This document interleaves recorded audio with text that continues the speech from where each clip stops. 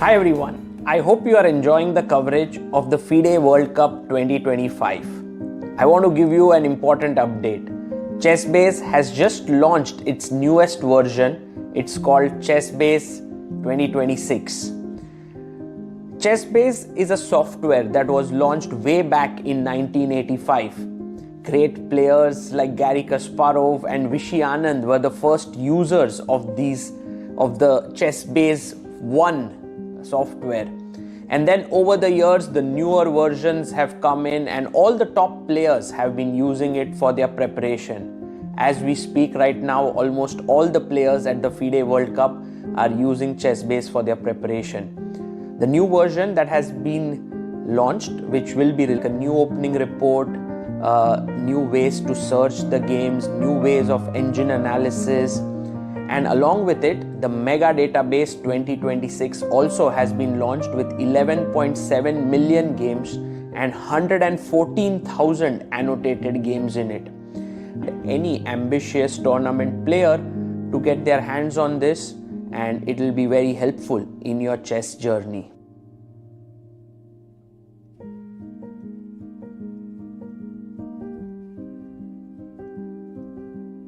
Want to play chess but don't know how to get started? Try chess.com. Play for free against someone at your level or challenge one of our friendly computer bots. Trying to improve your chess? Learn the Queen's Gambit and other openings with guided interactive lessons. Like chess but don't want the pressure of playing games? Chess.com has hundreds of thousands of fun puzzles to help you relax and sharpen your mind. Play your friends, make new ones around the world, follow the latest games and more. Sign up and play for free at chess.com today. A premium membership at chess.com will help you improve your game with full access to a powerful set of learning tools. Unlimited tactics let you practice like a master with more than 50,000 puzzles to challenge you at every level. Our library of interactive chess lessons created by master coaches will enhance every aspect of your game. And after each game you play, the computer analysis feature will give you feedback on every move you play, turning every game into a chance to learn. And that's not all. Premium benefits also include unlimited tournaments, video lessons, the Opening Explorer, and much, much more. Upgrade now to take your game to the next level.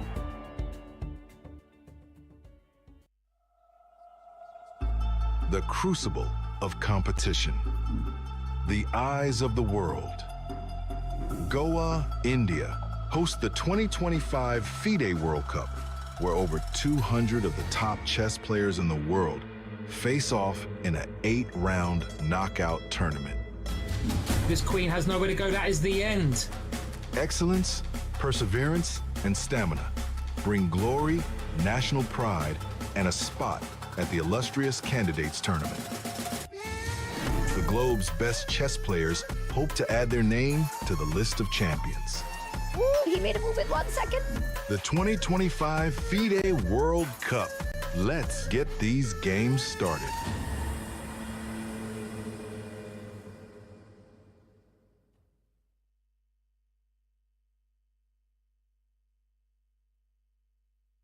The most prestigious tournament in chess has come to India, the home of chess. अरे यार अरे क्यों चालियो घोड़ो Yes! Yes! Yes! Yes! Chess chess chess chess खेल ये हमारा है। आओ दुनिया वालों ये वेलकम तुम्हारा है। अपना गेम भारी है, हैंडशेक की बारी है, अब इंडिया बोलेगा। It's your move, it's your move, Goa कर रहा है wait. It's your move, come don't be late. It's your move, ए तो कोई खोल। चतुरंग के सारे रंग सदियों से हैं अपने संग। शतरंज बिछता है हर आंगन, विश्व को दिया हमने विश्वनाथन। डंका बजा है, गोवा सजा है, खेल जमेगा खूब। It's your move, हो न जाए checkmate. It's your move, check में भी होगा just. It's your move, Goa कर रहा है wait. It's your move, come don't be late. It's your move. Ek do dhai. It's your move. It's your move. It's your move. It's your move. It's your move. The FIDE World Cup 2025, starting from 31st October to 27th November in Goa, India. It's your move. Namaste and welcome back. This is day 8 of the FIDE World Cup and we are here in the fan zone today bringing you all the live action. Lots of upsets happened. Jose Martinez led that when he beat Nodir Beg Abdusattorov in a thrilling back and forth game. But apart from that, we also saw nice wins by Idani Puya, Alexis Sarana and Radoslav Wojtaszek. And speaking of the Indian players, 10 of them still alive out of the 64 playing. None of them lost, which never happened at this World Cup so far. 3 Indians won, 7 Indians drew. So it's looking like there's very good chances for the local players.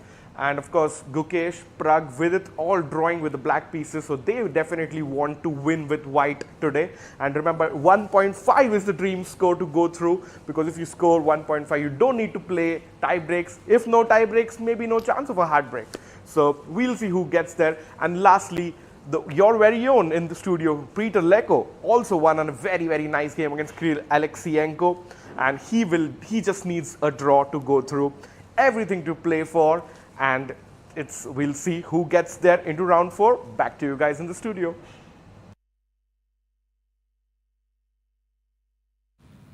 Hello, hello, hello. Welcome everyone to the 3rd round of the FIDE World Cup. And today is the 2nd day of the amazing battles that we will see. Yesterday was an incredible day for India. Ek bhi jan nahi hara. And to call out the action for today, I have with me Grandmaster Sahaj Grover, Amruta Mokal and Sahil Tiku bhai. कैसे हो सब लोग? बहुत बढ़िया. Very excited for the battles ahead. What do you think, Amruta? Any favorites today? 10 game है. कल तो जो हुआ 3 गेम में वो तो डेडली हुआ. Today I'm very excited if Arjun is going to bring another novelty on the board and Hari is going to sack all his pieces. ओह क्या दिन होने वाला है आज. बिकॉज कल तो लग रहा था ऐसे एफडी में इन्वेस्ट किया है, सेफ एंड साउंड, बढ़िया रिटर्न आ रहा है, कोई लॉस नहीं, चिल करके नींद आई. लेकिन आज ऑफ कोर्स बहुत इंपॉर्टेंट डे है बिकॉज 10 लोग हैं, कोई ना कोई आज घर जाने की probability very very high. Right, but ऐसे लग रहा है कि शायद no one will go back home today from India. Gukesh is playing against Frederik Svane. Draw हुआ था कल. Arjun just needs a draw against Vokhidov. Pragg drew against Hohanisian. आज white pieces के साथ he'll try to press. SL Narayanan and Yu Yangi. कल SL ने बहुत ज़्यादा press किया pawn up position में. Pranesh, well, that was an insane game. We'll talk more about it with his against Vincent Keimer. It ended in a draw. Vidit drew against Shankland. Diptayan drew against Sargisian. Karthik Venkatraman drew against Diach. And Hari beat Daniel Darda और Pranav we. भाई वो क्या ही खेल रहा है. beats Tremavicius. Pranav's game was, I think, very, very exciting to see. And yeah, I mean, Sagar bhai, any games that you think definitely are going into tie breaks? Well, I think SL Narayanan and Yu Yangi. That's a very safe bet. And Vidit and Shankland as well, yeah? 2 very closely rated players. I'm not sure. Vidit is white, really? na? So would you back Vidit to win against Shankland today? Yes. Yes, me too. I What about you, Sahaj bhai? I think Vidit for sure. 100%. Vidit white से बहुत dangerous बोल रहा है कि tie break में मुझे जाएगा. लग रहा है टाई ब्रेक में जाएगा. फिलहाल के लिए विदित के सारे गेम्स ड्रॉ हुए हैं आज तक. And by the way we see Anish Giri on screen, a super important game for him as well. I saw a tweet by chess numbers India today. अगर अनीश और गुकेश क्वालिफाई करते हैं टॉप 4 में, राघव भाई, तो Arjun automatically qualifies to the candidates because वो पिछले FIDE circuit के नंबर 2 पे थे. तो अगर ऐसे 2 प्लेयर टॉप 4 में आ जाए who don't need that spot, then Arjun qualifies to the candidates. And it is not unlikely because Gukesh can very well finish in top 2 यहाँ पर. So Arjun's chances are quite bright in that sense, even if he doesn't finish in top 3. But I think Arjun के mind में clear है कि भाई my future should be in my hands. It should not be somewhere else. By the way, on our screen is Diptayan Ghosh he could very well have been on 1 point today. Kal he got a big chance against Sargsyan. कल का deadly था वो रुक end game और night end game क्या ही blunder हुए पर miss भी हो सकता है so we understand that towards the end it may not be as easy if opponent make mistakes. And I hope I'm not reading too much into it. I saw him at lunch today. He felt a bit low. ऐसे थोड़ा सा होता है ना like थोड़ा सा mood morale थोड़ा down लगा मुझे. Maybe I'm just kind of reading too much into it. But I hope he holds at least a draw. यहाँ से upset करने का एक और सुनहरा मौका. You know, speaking of low morale, how do you think Vincent Keimer is doing today? Because he was playing with the white pieces yesterday and very, very close to victory, yeah. But lekin wo hua nahi. And today he plays with black. He knows the entire situation. He knows how Bishop A1 was that decisive blunder in that game, which of course we know how that turned out. But what happens today? Well, I don't know Vincent Keimer how he felt about that touch to move incident after going back to his room क्योंकि over the board he felt completely fine पर शायद room पे जाने के बाद he must have thought why did the arbiter come in between and make my opponent forced him to make that good move on the board. It was a unique incident yesterday what happened. And of course, Nodirbek Abdusattarov, who lost yesterday with the white pieces, will have black today in a must-win game. That's going to be a clash to watch. But you know, he's a player who in must-win situation always wins. So if today he's not able to win, it would be a big disaster for him. Right. And there we see Buddy Pranav on our screens. भाई बडी प्रणव इतना बढ़िया खेला है ये tournament he hasn't lost a single game I think yet and right now और may be he lost one but he is always come back and now today he takes on Stremavious with black pieces. Who will Buddy Pranav face if he wins here?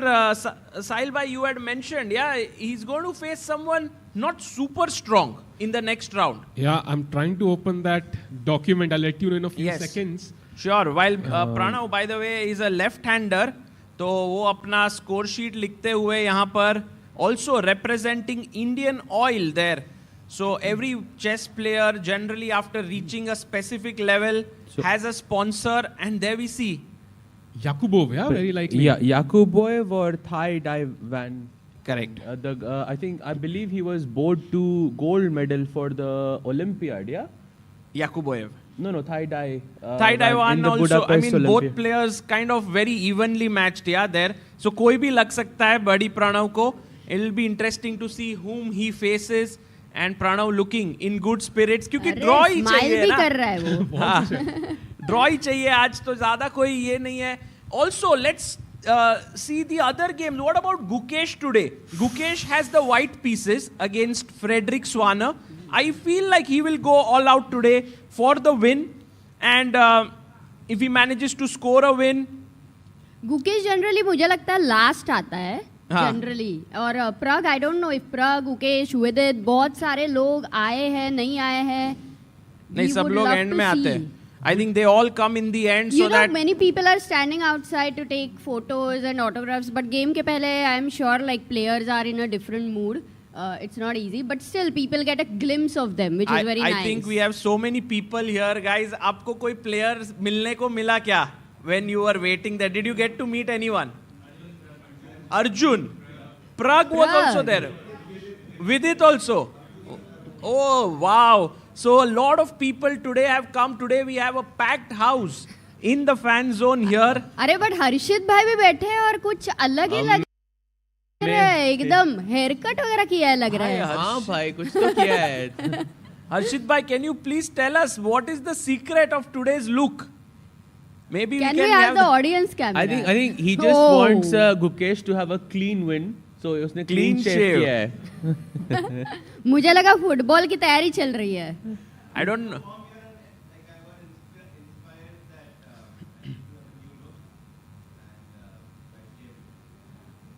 New year, new me, yeah. असली सवाल है वो look inspiration दिया किसने verbally? I don't know if it is inspired by whom, but Harshit bhai, you are looking at least 5 years younger today. Yeah. That players keep on playing the same like they did yesterday.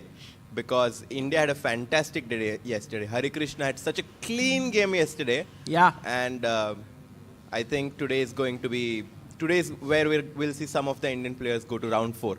Right. For every clean win today, we will dedicate it to Harshit Bhai clean shave today. So, aaj maza aa jayega. Let's go. So, Harshit Bhai will be joining us in the next panel at 4:30 p.m. So, we'll be very excited for that one. And we also will have a guest today around 3:45, 4 p.m. Is that true? Yes. Someone very special will be joining us in the fan zone. And hopefully, for every player who wins today, maybe few of them we can get them in the fan zone, because aaj jo bhi match jeetta hai gets a rest day tomorrow and also day after. There are 2 rest days. 10th is also a rest day. Wow. So I am pretty sure the players who finish their matches today will be very chilled. There we have Strema Vicious here. Kal unke beech mein bhi thoda, there was back and forth. Pranav did not write the score sheet. Oh, and by the way, there we have Pranesh and Vincent, and Pranav and Pranesh talking to each other. Ooh, interesting. वो बोल रहा है तू आज मुंह अच्छे से लिखना एकदम, और वो बोल रहा है टच मत करना. आज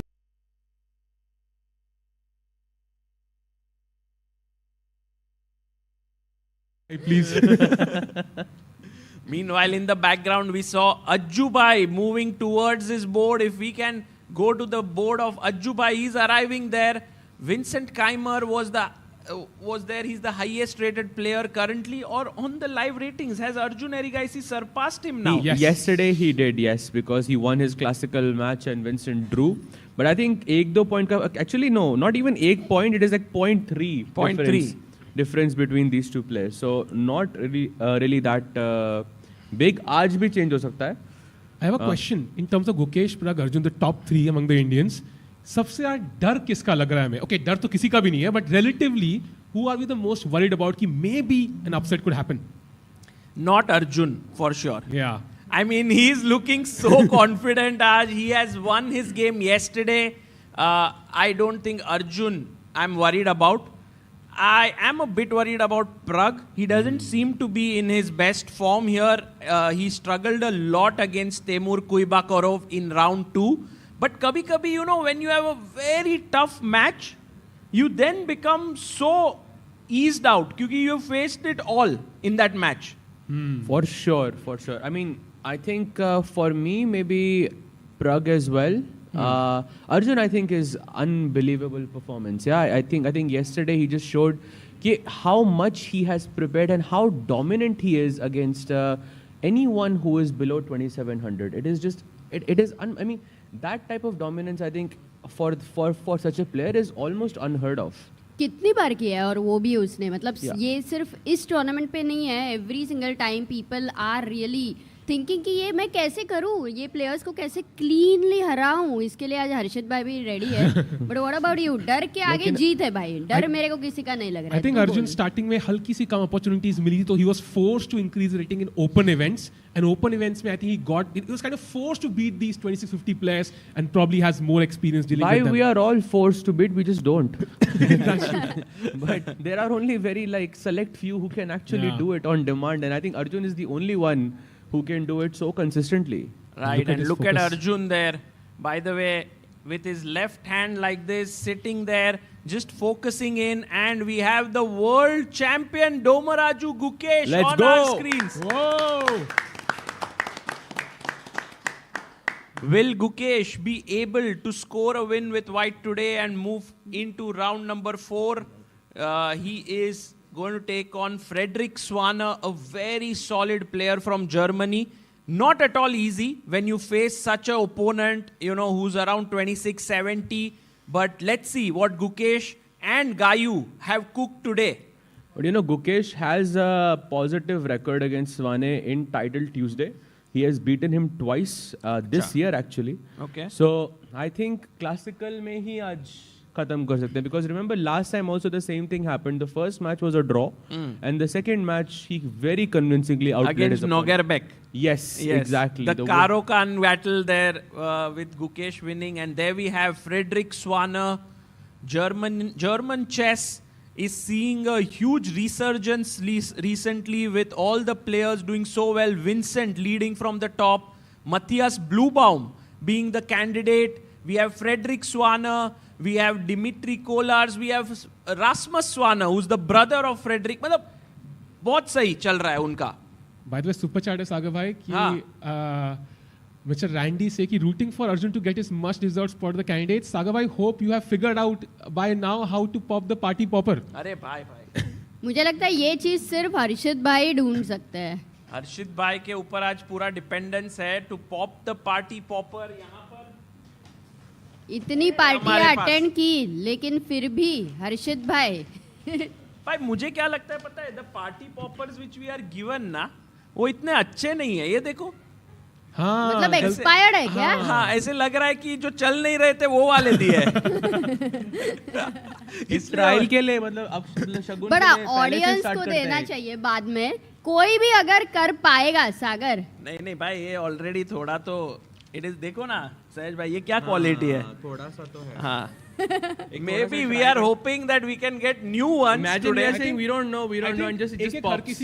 एक हर किसी को दे दो. We all four try the same time. एक तो फटेगा. करो भाई, let's do it. There's so many people in the audience. I mean, भाई ये तो सच में लो क्वालिटी लग रहा है. करो ना. नहीं हो रहा है भाई. क्या? पता नहीं भाई, नहीं हो रहा यार. यहाँ पे किसी ने भी कभी भी पार्टी पॉपर किया है? मतलब वो पॉप किया है? यहाँ पे है. You have one expert. हाँ maybe. I also did. भाई हेल्प करोगे? देखोगे आपसे होता है तो एक ट्राई करो भाई. आपसे नहीं होता है तो हमको पता चलेगा कि ये होने नहीं वाला है. From the Bangalore Chess Club. अच्छा ऐसे निकालना पड़ता है सच्ची? No way. अभी घुमाओ. क्या बात कर रहे हो यार? क्या बात कर रहे हो? Seriously. Do it. हो ही जाए. Just as a good inauguration. हाँ मोस्टली तो नहीं होगा. ये निकाल के तो नहीं होता है मेरे हिसाब से. नहीं. Then it's not a good quality. Not good quality, right? इतना टाइम तक अपने को लग रहा था अपने में ही कुछ फॉल्ट है. भाई आपने तो लेकिन ठीक नहीं किया मेरे हिसाब से ये खोल के. मुझे हाँ आप उधर से ट्राई करना. वैसे ही नहीं खुल रहा. A/B टेस्टिंग चल रही है भाई. नहीं है ना. अच्छा A/B टेस्टिंग चल रही है. I think you are right. But you have to twist it like one way, yeah. Right. Yeah. Well, anyway. नहीं anyway the idea is Sagar chess players और party ये combination थोड़ा opposite है. That's the whole point. The ceremonial move. Sorry. Ceremonial. No. The players, the clocks have begun. You can start. The games have begun. But I'm pretty sure this is not going to work. हाँ तो ऊपर से ऐसा करके खोलना है. पीछे से खुल गया. नहीं but you have to open it. But at least कुछ तो आया, कुछ तो फटा. At least we had some sound effects. चलो. मजा आया. Best move. Party popper of the day. I mean of the event and the games have started. By Pragnananda against Robert, but not Fisher. Oof. एक minute. Let me get the games on our screen. This is yesterday's game of Pranav V. And there we have Gukesh. तुम इतने delay पे क्यों चल रहे हो सागर? Sorry. मैं just party popper के उसमें थोड़ा ये हो गया था. But there we have Gukesh opening with E4, E5, Knight F3, Knight C6. And guys, what is the name of this opening? Anyone here? Yes, Italian. Named after who? Oh, named after who? मतलब there is an Italian player, yeah? Yes. Wow. There we go. Nice. Oh, very nice. Nice. Oh. Joko Piano is the person behind whom this opening is named. Gukesh Castles. Frederick now thinking, क्योंकि भाई कभी-कभी white castle नहीं करता. He goes C3, sometimes even H3, but here he has castled. And I think Swana is thinking what he should do. Bye. Let's quickly go to Pragg's game. Well, And Saga bhai, let's go. Hari 2.0 incoming. Let's go, Saga bhai. No way. धीरे-धीरे चलना. हाँ, आराम से भाई. Oh नहीं यार, Bishop D3. क्या तुम्हें क्या लगा था खेलेगा? No, Hari went D takes E5 and that queen sacrifice. No, Yeah. it can be the same opening. Guys, Hari's game went Bishop C5, Queen D5, take here, which was absolutely crazy. But Pragg says, this is not something that I am interested in. He goes D5, यहाँ पे normal Bishop D3, D5 and knight takes E5. By the way, in the chat we have not a person, it means quiet play in Italian. No, there is a player. But there was a player also, yeah. I mean, Greco, I think it was. Greco. Or, yeah, but it's also. Okay. हो सकता है. फिर देखना पड़ेगा. Amit Rao generally does share important. After Black's next move, knight D7, isn't knight F7 like a forced draw or something? If I'm not Yes, mistaken. it is actually. It is. Hopefully that doesn't happen. And also, I think Anish did a chessable course here after knight C3. But Pragg went castles. Castles. Okay, that's. He has castled here. And yeah, we'll get the bars in. Yes, there we have the bars on the bottom of our screen. We have the logos of all the people who've supported this initiative. FIDE, Sports Authority of India, Goa government, AICF. We also have a help chess widget there if anyone wants to contribute. And also on the top, 3 entities have come together, Chessbase India, Chesscom and Nodwin Gaming, to bring this broadcast to you. And for now, should we go and check what Ajuba is doing? Let's go. There we have Arjun. Same opening? ये knight C3 पे आया है तो okay, he played A6. So, यहाँ पे भी Italian, same opening, and somehow Shamshidin, who is in must-win game, plays knight C3. I mean, generally you want to put your pawn here. You know, आप knight नहीं लाते यहाँ पर, because the knight comes from D2, फिर कभी F1 जाता है, कभी यहाँ पर. I'm a bit surprised here. It's I think a more hyper modern play of this opening. Basically, the idea is as soon as Black plays D6 instead of let's say A6, A6 की जगह, then you can go knight A4 and you can capture this bishop, and then you can play like a long game with double bishops. Right. I also had a game in this very recently. Safety on the A7 square, and okay. With the bishop, I think you keep more chances for yourself. Nice point, Sahaj bhai there. So Arjun, of course, knows all the chote cheeze in opening theory. He's well versed with it.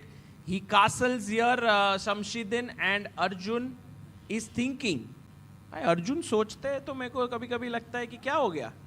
Why is he thinking in the opening? No, he is just thinking कि which file should I play? Probably there's like 100 of them in his mind. कौन सी खेलूं आज? मतलब इतना सब कुछ prepare किया है मैंने. मतलब तुम कहीं पहुंच सकते हो और तुम्हारे पास बहुत सारे रास्ते हैं. गलियों से जा सकते हो, मेन रोड से जा सकते हो. कहाँ से जाने का ये सवाल है. Which one leads to the victory quickest? Arjun उड़ के जाएगा भाई. And आज बहुत सारे Italian हैं on the board. What's the mood today? Yeah? आज शाम को तो पिज्जा खाना ही है. By the way, Vamsi Krishna कह रहे हैं heading to the venue now. Can't wait to see you all live in fan zone. Go Guki go. Wow, Vamsi Krishna भाई आ गए क्या आप यहाँ पे? नहीं, अभी he's still on the way. Interesting that he sent a super chat. Okay, so this is right now the game of Arjun. We saw the game of Gukesh. We also saw the game of Pragg. Should we have a look at the game of Pranesh and Vincent Keimer? Let's do it. We have a comment by Hans Wikstrom who says Hooper and Wild 1996 P183 Italian opening. Italian opening often called a Geico piano. Quiet game. I mean, I don't know how Gioco, how is it pronounced? We always used to call it Geico. My Italian is not very good, yeah. Your Italian opening? No. I meant the language. Yes. By the way, knight f6 played here. It was the Berlin that was chosen by Vincent against Pranesh. I think a very wise choice. क्योंकि Pranesh बहुत ही attacking and tactical player है.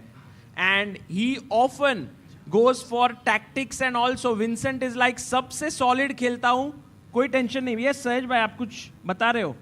No, I was just taking a look at all the games and I think this one definitely feels very, very solid. Do you think Pranesh has the best chance if things go into tie breaks?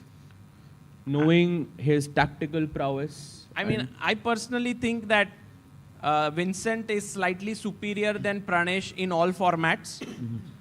Considering that Vincent Keimer also has won World Blitz में silver medal, so he's really good at short formats as well. But then again, you have to kind of take your chances.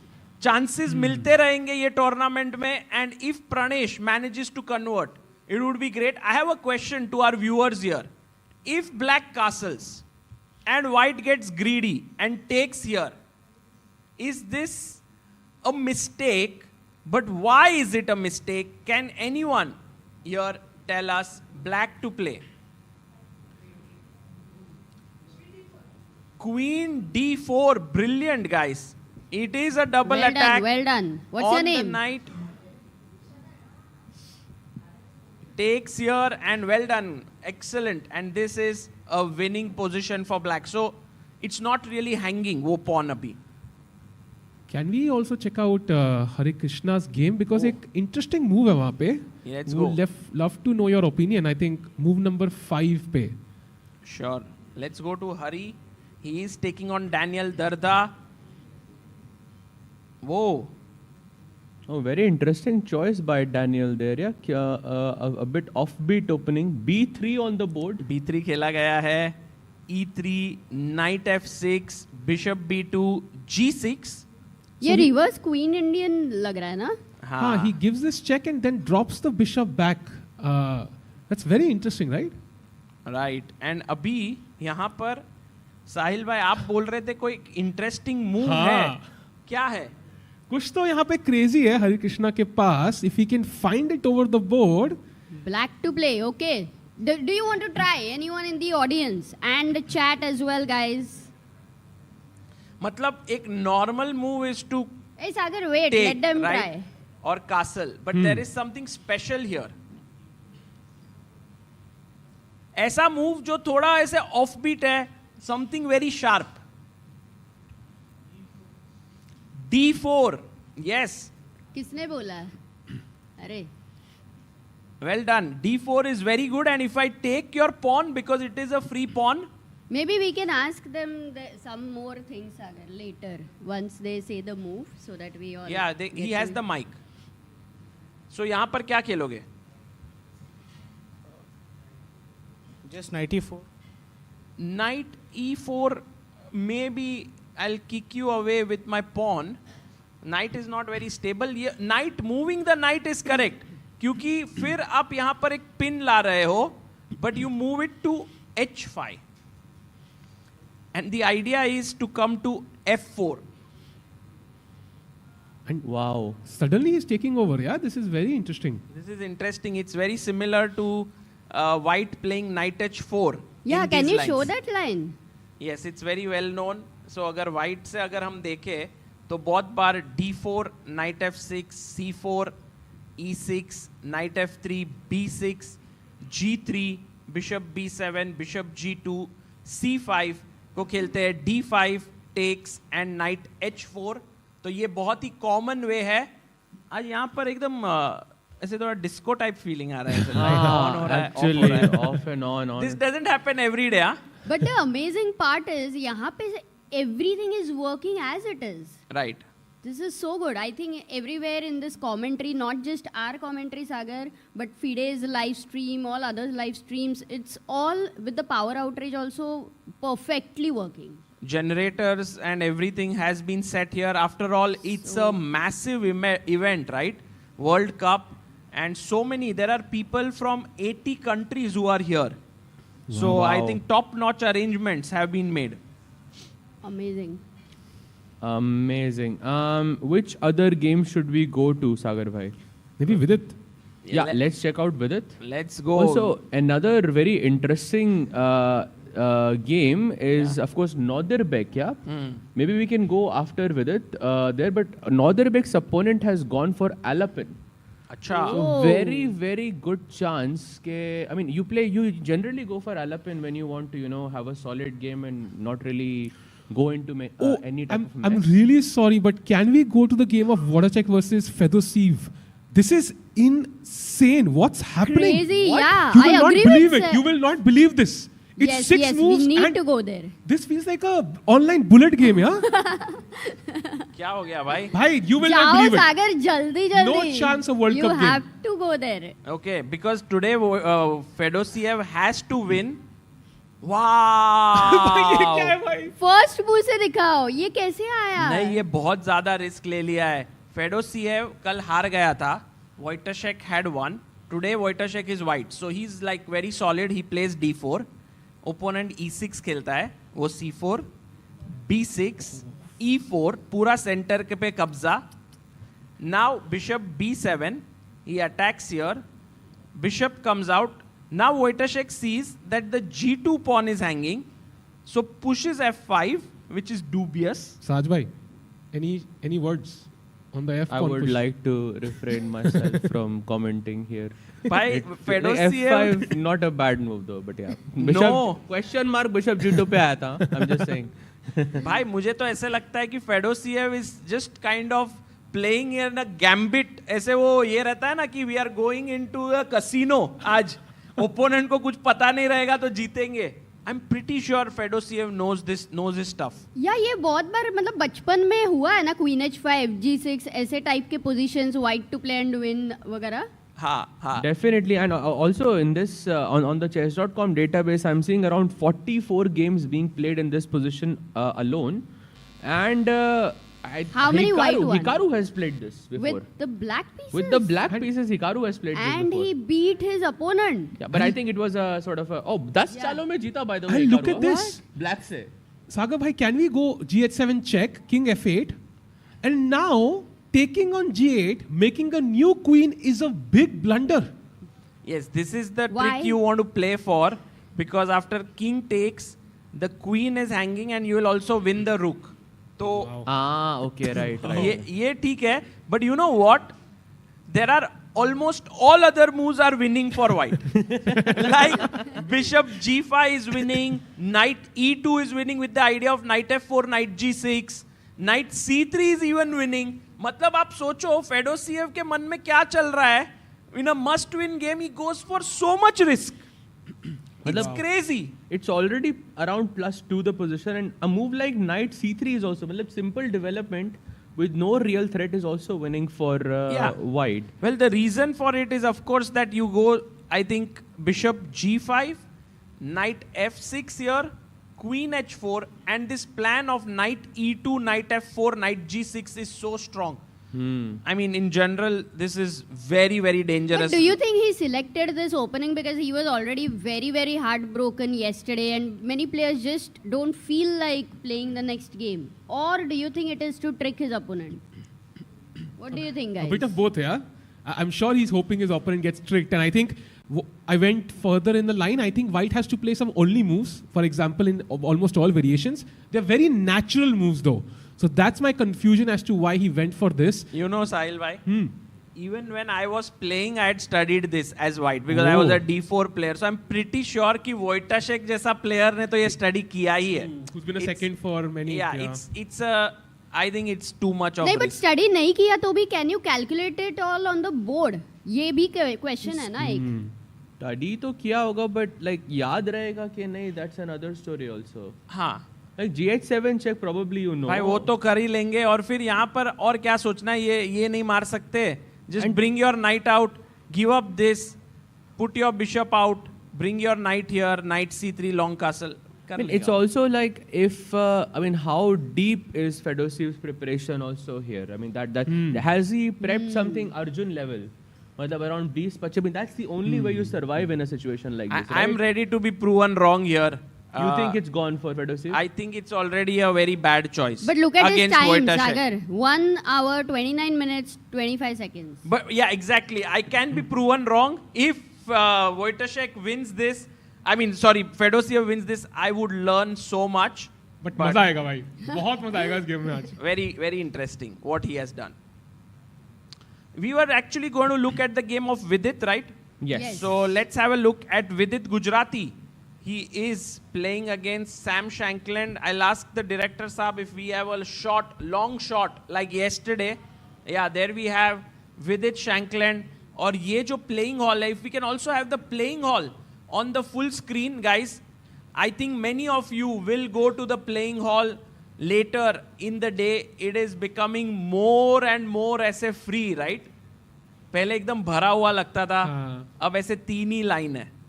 Because we are only 64 players left. How many of you have gone to the playing hall already? Raise your hands. Oh wow. बढ़िया. Did you notice मेरा हाथ ऊपर नहीं गया by the way? तू नहीं गया अभी तक? अभी तक नहीं यार. मतलब I also, by the way, you guys are way, I mean, more fortunate in this sense because I haven't even seen Arjun. I'm living in the same hotel as him and I haven't even seen Arjun yet. And not even at dinner, not anywhere. Gukesh? Gukesh I saw, yes. अच्छा. But Arjun, I haven't even seen him. अच्छा. मिलना तो दूर की बात है. हाँ भाई, end में सब लोग मिल लेंगे आपको. Oh. Because there will be so less people left, right? Less players. Yes. So, I think right now it's good to meet people like, let's say, who are going to get eliminated, क्योंकि वो चले जाएंगे. तो आज किससे मिलना है ऐसा करना है? Like Arjun से, there is no tension. You will meet him later. वो तो चिल्ला तो किससे आज मिलना चाहिए मुझे? मैं तो बोल रही हूँ अर्जुन से मिलो ही मत अभी end तक. तो अगर मैं किसी से मिलूंगा तो do you think that I think कि वो बंदा अभी eliminate होने वाला है? नहीं भाई ऐसा सोचना तो नहीं है. By the way, in the Vidit game, का game में सागर Sam has 1 hour 33 minutes on the clock क्या? Yes, he has played this variation called Archangels, in which Rui Lopez, you put your bishop actively on c5, d6, d4 by Vidit, bishop पीछे जाते हुए, bishop comes out, and of course one very important question for all of you, why is knight takes pawn a big mistake? थोड़ा जोर से कोई bishop d5, well done, brilliant answer. Bishop to d5, attacking both the knights, you can't defend them.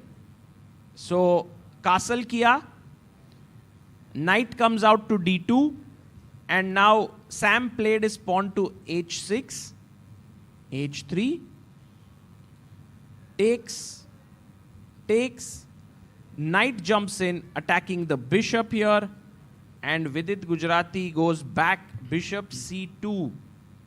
And Sam sort of thinking for the first time, with an hour and 30. Actually, no, he just made a move, rook to e8. भाई मेरा एक सवाल था, सहज. Oh, there's no. Sorry, I was thinking if knight c4, but यहाँ पर knight है to take it. I mean, otherwise this would have been very nice to attack these two pawns, bishop and pawn, but rook e8. But और एक question है कि generally इतना early e takes d4 और c takes d4 हुआ नहीं रहता है, right? It's like a tension रहता है. Actually, great point, but I think it's Sam's way of kind of creating an early imbalance in the game, and also maybe after taking e takes d4, Amrita, maybe he wants to put some pressure on the e4 pawn. जैसे bishop b7 पे ले आए हम, rook e8 पे तो आ ही गया है. But clarify हो गया है तो white I think should be happier, right? Yeah, white has a nice opening position. For I think sure, a nice edge here. Just that, as Sahaj rightly pointed out, there will be pressure on the e4 pawn. So how to deal with it is a big question. But preparation तो है because 1 hour 33 minutes. So that's not a joke. And Vidit is down to 1 hour 18 minutes. Generally opening, he does use a lot of time. By Vidit, थोड़ा तो slow खेलते हैं. In fact, I watched his vlog yesterday, and Nidhi was telling him, I have only one advice for you, play fast. So he is coming under time pressure often. आप क्या खेलोगे यहाँ पे as white? What moves come to your mind? Anyone here wants to think like, black wants to go bishop b7, put pressure here. What would you do? There is a nice move, here, Amruta. Black to play? Yeah, white to play. Sorry, white to play. साहिल भाई Yes, you said something. That's a very GM level move, yeah. जिसने भी बोला Rook E1. Who said that? भाई बहुत strong हो आप. क्या rating है आपका? 1500 ही है. भाई crazy. टूर्नामेंट्स खेलते हो क्या? But that's a very good move, and I think the main point here, and Sahaj bhai, correct me if I'm wrong, is to push the pawn to d5 so that if bishop e3, you can take back with the rook. I think that makes a lot of sense, and now you have this great majority in the center, yeah? So much space. And Archangel Bishop भी चला गया. हाँ.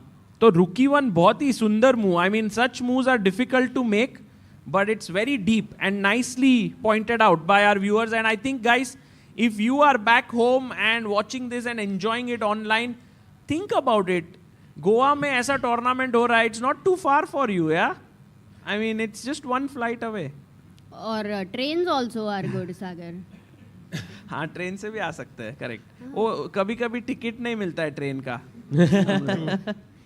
पर सोचो ना, अगर chess board है साथ में, ठीक है, किधर भी बैठो ट्रेन में, आरएसी रहेगा तो भी उसकी किसी को चेस सिखाओ, उसको दिखाओ, कितने लोगों को चेस में मिला सकते हैं. That could be such a nice journey, right? You can actually shoot it entirely coming from somewhere to FIDE World Cup in an unreserved train compartment. Playing chess with everyone. मैं क्या बोलती हूँ, एक बार train में ऐसा जाता है कि we can sell the chess boards. ऐसा करके जाते हैं, चेस बोर्ड लेके जाते हैं. अच्छा. एक चेस सेट 100 रुपए, 50 रुपए. कैसा लग रहा है? To spread chess. बड़े सागर भाई, अगर हम चेस खेल, जिस बंदे की सीट है कहेगा चल निकल भाई मुझे सोना है, चेस खेलने आ गए. Chess Khelo and if you beat me I'll give you my seat. Oh, nice. Everything about chess. Oh, yeah? I like that idea. Yes. That's a very good idea. Yes. I don't think anyone will take it, but still. I was really a bit impressed. Like, what do you have to say about Amruta's idea of this, which she just mentioned? Yeah, it's a nice idea. Nice. I think 50 rupees में business नहीं हो पाएगा, सागर भाई. Maybe price can be higher. अरे but chess हो रहा है ना, spread. तो फिर. True. Interesting, guys. Yeah, I like your idea. Which one? Okay, beat me and you can have my seat. Yeah, I think in general it's a nice content idea, which Sahil bhai generally does on the streets of a city. He goes and plays and asks, do you know this player? Do you know that player? Maybe Sahil bhai, something in the train. Why not? Actually, something in the plane. जो बंदा middle seat में फंसा हुआ है, उसको बोलते हैं भाई, beat me at chess, get the window seat. ये भी बढ़िया है. Yeah, that's possible. That's also actually, truly speaking, since last few years, we've been traveling a lot in wherever. We've seen people actually spending time playing chess on their phone when they are in flights or when they are traveling, and this has increased. Yeah, this time when we were coming back from USA, Sagar, we saw so many people, right? हाँ, on the बहुत phone. लोग खेल रहे थे. Crazy Yeah, so I time. think in general, lot of people are playing online, lot of people are playing bots and so on, and I think it's a very nice thing in chess that you can improve your chess just by being online and, you know, with one phone. And in this tournament, we have a very special offer for all of you. There's a 1 month free premium membership of chess.com. So if you are looking for chess improvement, check out the link in the description to improve your chess. It's very cool. Amazing. By the way, let's get back to the games. There is one game we did not check, that is between Yu Yang Yi and SL. Yes. जो आपको लग रहा है जो directly tie break में जाएगा. However, SL did play Dragon. What? Wow. No. SL playing Dragon Wow. is a rare thing, I think. SL Narayanan taking... मतलब आजकल ड्रैगन ही कम होता है, right? Already people right. don't go for that. But this is like, okay, it came from accelerated Dragon, but उसने वो C4 वगैरह का option नहीं दिया. And now this is Anish's Dragon, yeah? This is the LTR of Anish. And आजकल जो भी लोग ड्रैगन खेलते हैं वो यही ड्रैगन खेलते हैं because LTR of Anish. क्या रहता है? Lifetime repertoire of Anish. LTR of Dragon, of course the author was Anish, and ever since he made a course on this, so many top players have started playing Dragon, but only this Dragon. जिसमें you take the knight in the center and then you put your bishop here. And this is somehow very weird because white can take and double your pawns, but black is saying I'm okay with it. yes, you are okay with it because you will get some b5, b4 type के ideas and you will create some counter play on the queen side. Whereas white will play some h4, h5 stuff, but वो उतना fast नहीं रहेगा इधर. Right. Because वो queen जो a5 पे बैठी है, it guards the h5 square. And also really g4 nicely. is difficult, f3 weak हो रहा है f file में. But Correct. I think Oh, Sagar, it is coming from that's a good queen point. a5, right? Yeah, I mean. क्योंकि bishop c4, bishop b3 थोड़ा early गया यहाँ पे. Yeah, this is queen different. a5 is forcing that. Yes, so queen a5 यहाँ पे if इसलिए you don't go bishop b3, then you can go f3 queen d2. Will we still get into that?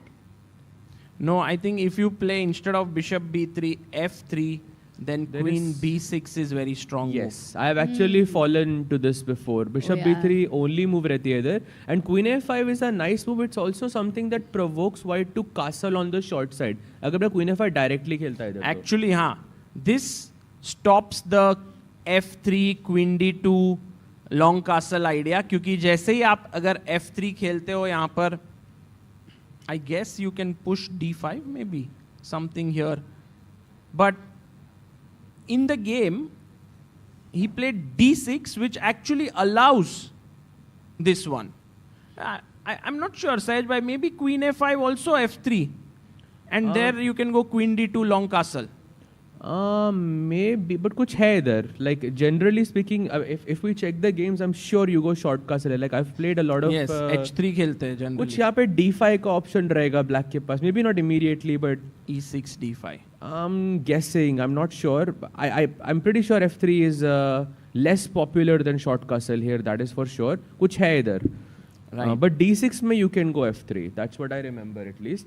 Guys, but you can check it out. यहाँ पर क्या खेलते हैं लोग? Queen d2, knight takes, bishop e6, take long castle, b5 played. Yes. King b1, b4, and after take, you go knight to e2, queen b5, and this is the live board position. Risk taken by SL Narayanan against Yu Yangi. Pawns आगे बढ़ेंगे black के.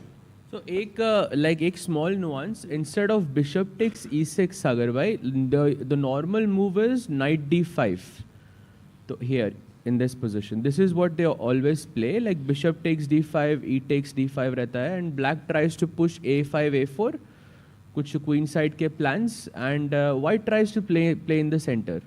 But bishop takes e6 feels some new prep by Yu Yangi. As if I can see on the database here, only 8 games have been played in bishop takes e6. So might be a slight surprise for SL, but looks like he also had this prepared, yeah, because he's playing pretty fast despite being surprised with bishop takes e6.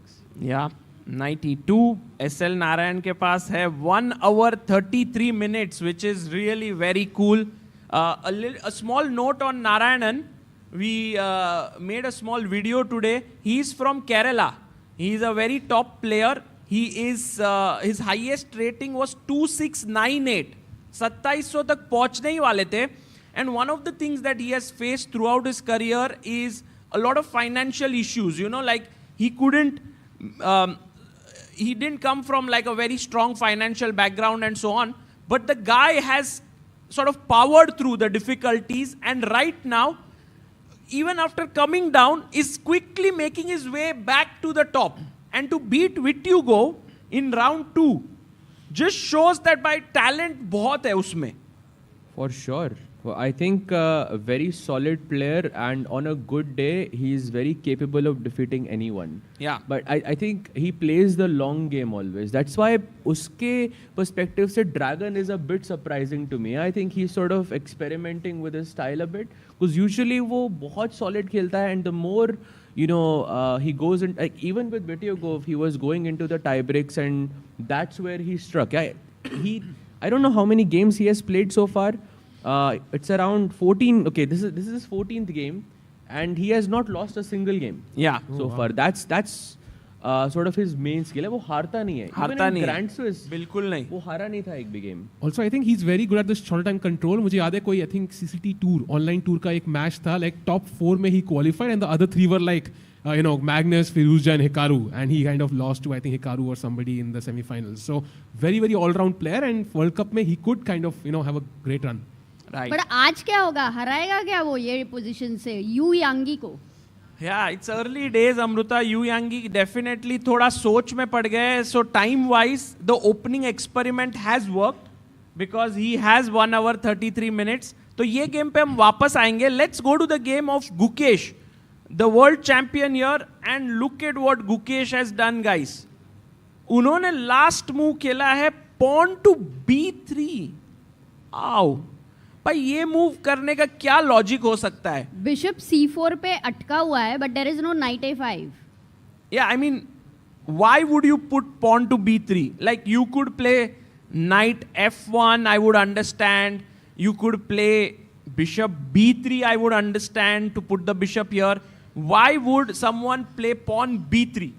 Because it is his preparation. Because the engine says it's the best move. Huh?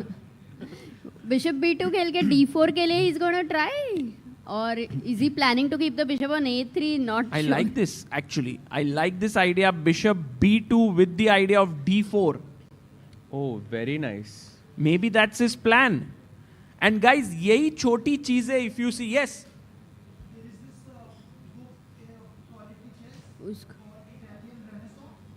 Can you speak in the mic? Yeah. चालू है mic. There is the book by Quality Chess, yeah? Yeah, there is this book by Quality Chess. I think it's by Martin Krassev. It's called Italian Renaissance. In there, they show this idea that what Amruta was saying was the reason why you play B3 is bishop B2, and then you arrange the C3 D4 break.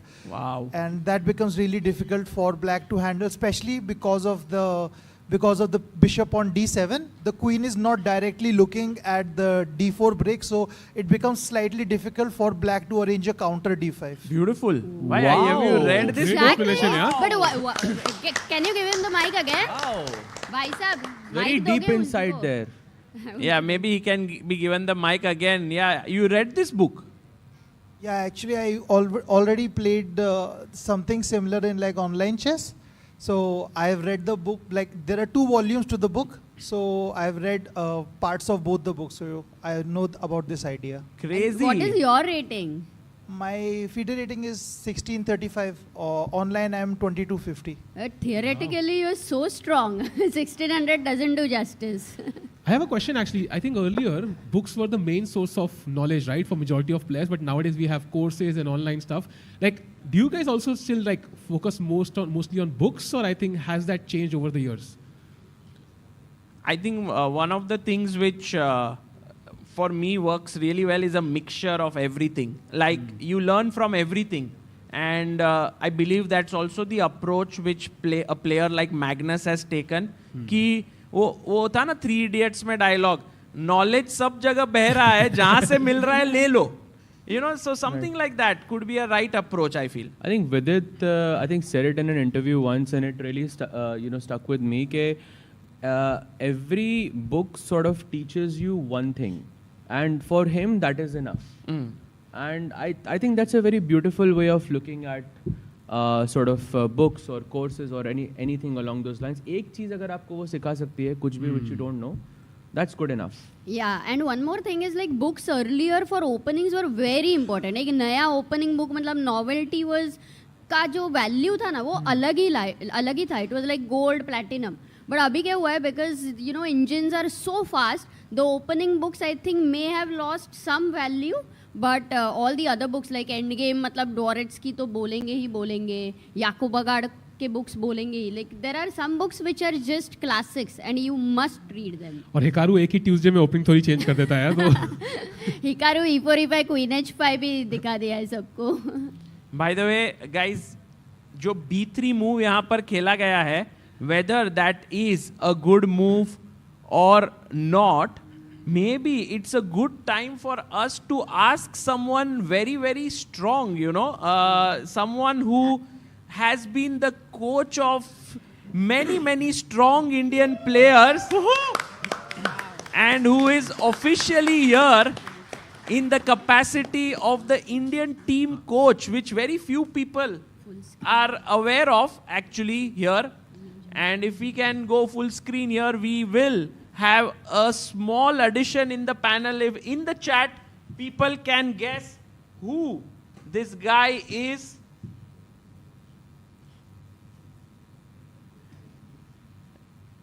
Yes, we have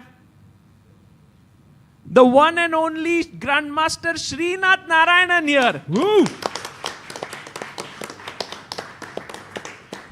Srinath, we know that you are part of the Indian team, gold medal winning Olympiad team as the coach. There it was very obvious you were sitting in the playing hall and so on.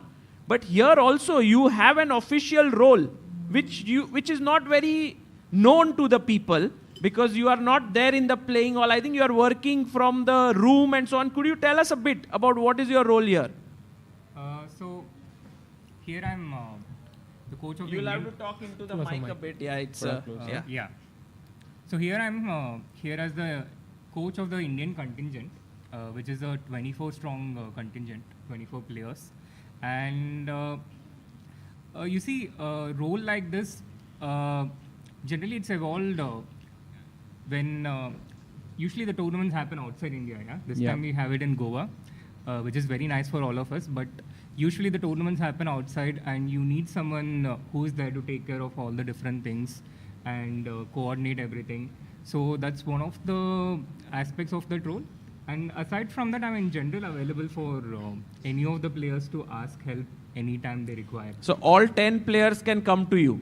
Any of the 10? Yeah. Technically? Right, technically, yes. So which one? Yeah, who was the most recent one who kind of... who demands most time from you?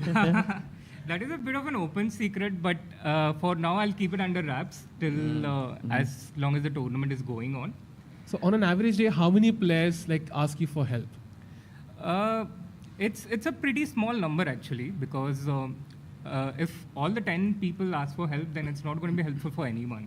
Because it's not the kind of thing where you can spend 15 minutes with each other, give directions, and then have them figure out the rest. Because you need to be really involved with what the opponent has done here, what the opponent is doing in general. So you actually go through really deep, you prepare files for them and such? Yes. Oh. Yes. So if all 10 of them asked you, what would you do? What would be...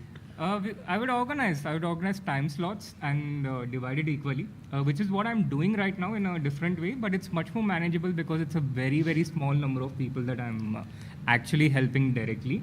But it works with time slots because otherwise it just becomes unorganized, messy, and then there is a chance that one player might feel like they got less attention and another player, so there is a chance for things to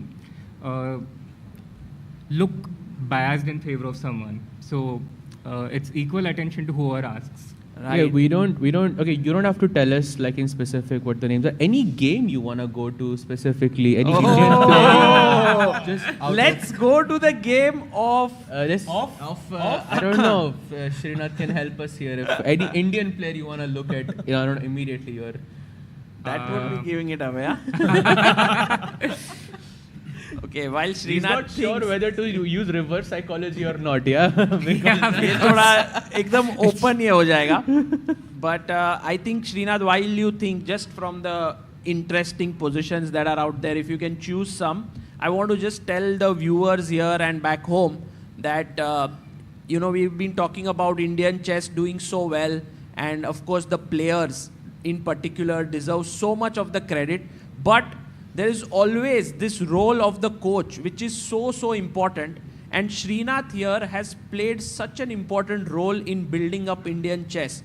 Right from training Arjun Erigaisi when he was moving up the ladder, to youngsters like Raunak Sadhwani, Divya Deshmukh, Nihal Sareen as well. And now he's taken up this role where he's working with lot of players who are in 2300 and 2400, helping them become IMs and GMs. Recently, Ethan Vass scored a GM norm, and Srinath is working with them. So you can see the backbone of Indian chess is built by trainers like Srinath Narayanan. So really a big hand to the work that he's doing.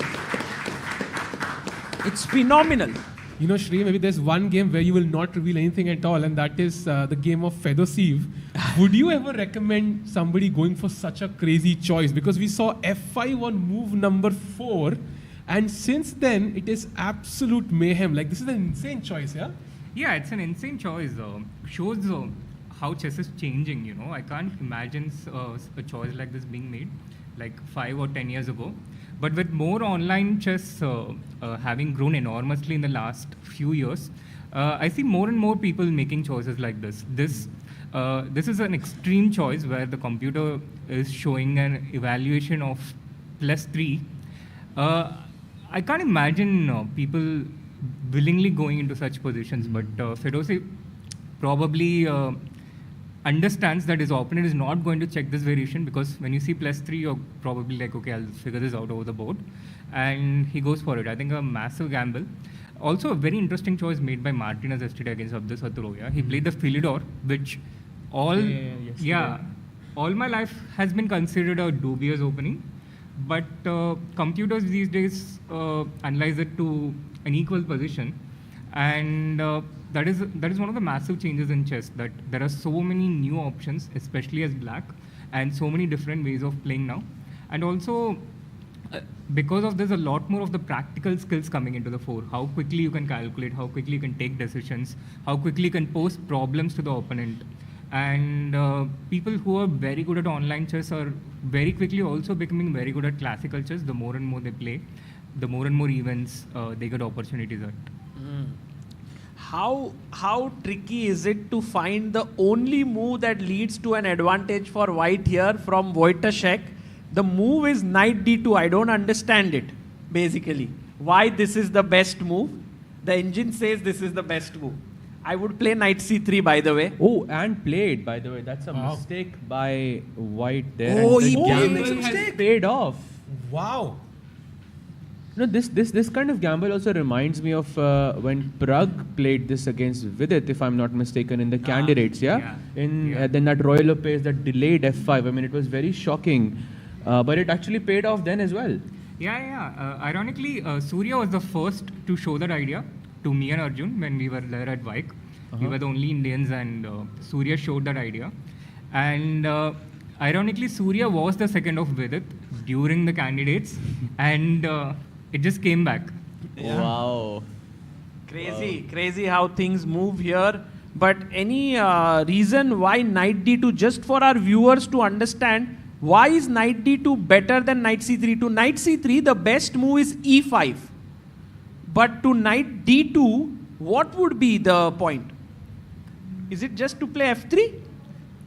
I guess e5 maybe after black's next move, maybe it's e into d4, attacking the knight on c3. And maybe the knight on d2 is better placed, because you next want to castle long and capture that bishop on h1, which has no squares out.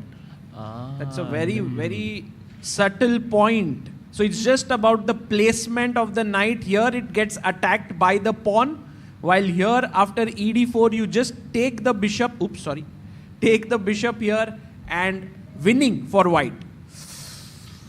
Wow. Well, modern chess, guys, is a lot about opening preparation and memories, Srinath. I think remembering things is very important. Yeah, absolutely. But we are starting to realize that it's impossible to remember everything, which is also one of the reasons why choices like this come into play. And I think more and more, your practical skills are becoming more and more relevant, as much as your memory is, or even more so than it was maybe 10, 15 years ago. Well, talking about memory, there's one guy who remembers his lines really well, and that is Arjun Erigaisi. And I think, Srinath, you spent a lot of time with him. Would you say that he's someone who has a great memory? Yeah, he has a phenomenal memory. I think we can clearly categorize certain players who have a very good memory, and then there are certain players to whom you can show something in the morning and they forget the first move in the analysis when they go to the game. So, and both these players, they can still be at the top, so it shows a lot of diversity of the skills relevant to get to the top. How does it compensate then? If you are not very good with memory, then how does it compensate? How do you still remain at the top? despite not having a great memory? So I think there are two aspects. One, you have this memory where you remember the exact move in this position, like this position, this move, and black plays this move, etc., etc. And then there's another memory where you just see, okay, this knight goes to c4 in this structure. This knight goes to f3. You have pressure on e5. You have to put the pawn on e4. So this is the exact kind of memory which helps you build your chess understanding. Your intuitive sense of where the pieces go and things like that. So this second type of memory is where the difference in skills generally show. And top players always have this kind of skill. They have this feeling where the pieces belong and what is the important characteristic in any position. But the other type of memory, the rote memory, where you're mugging up things and remembering and then you're quickly forgetting. This is not something everyone has, or it's more like there's not something that most of us don't enjoy this, as we can all relate to from our exams. Is it really like exams? Do you think, like many people think it's a joke, but do you think like top level chess opening preparation is a lot like before the exam, how we study all the answers, they go through all the files? Yes. Yes? Yes, indeed. Wow. This rote memorization is exactly like your exam, except that your syllabus keeps changing every game. So once you play that idea in the second round, for the third round you need to have something new. So you need to go through another set of fresh information.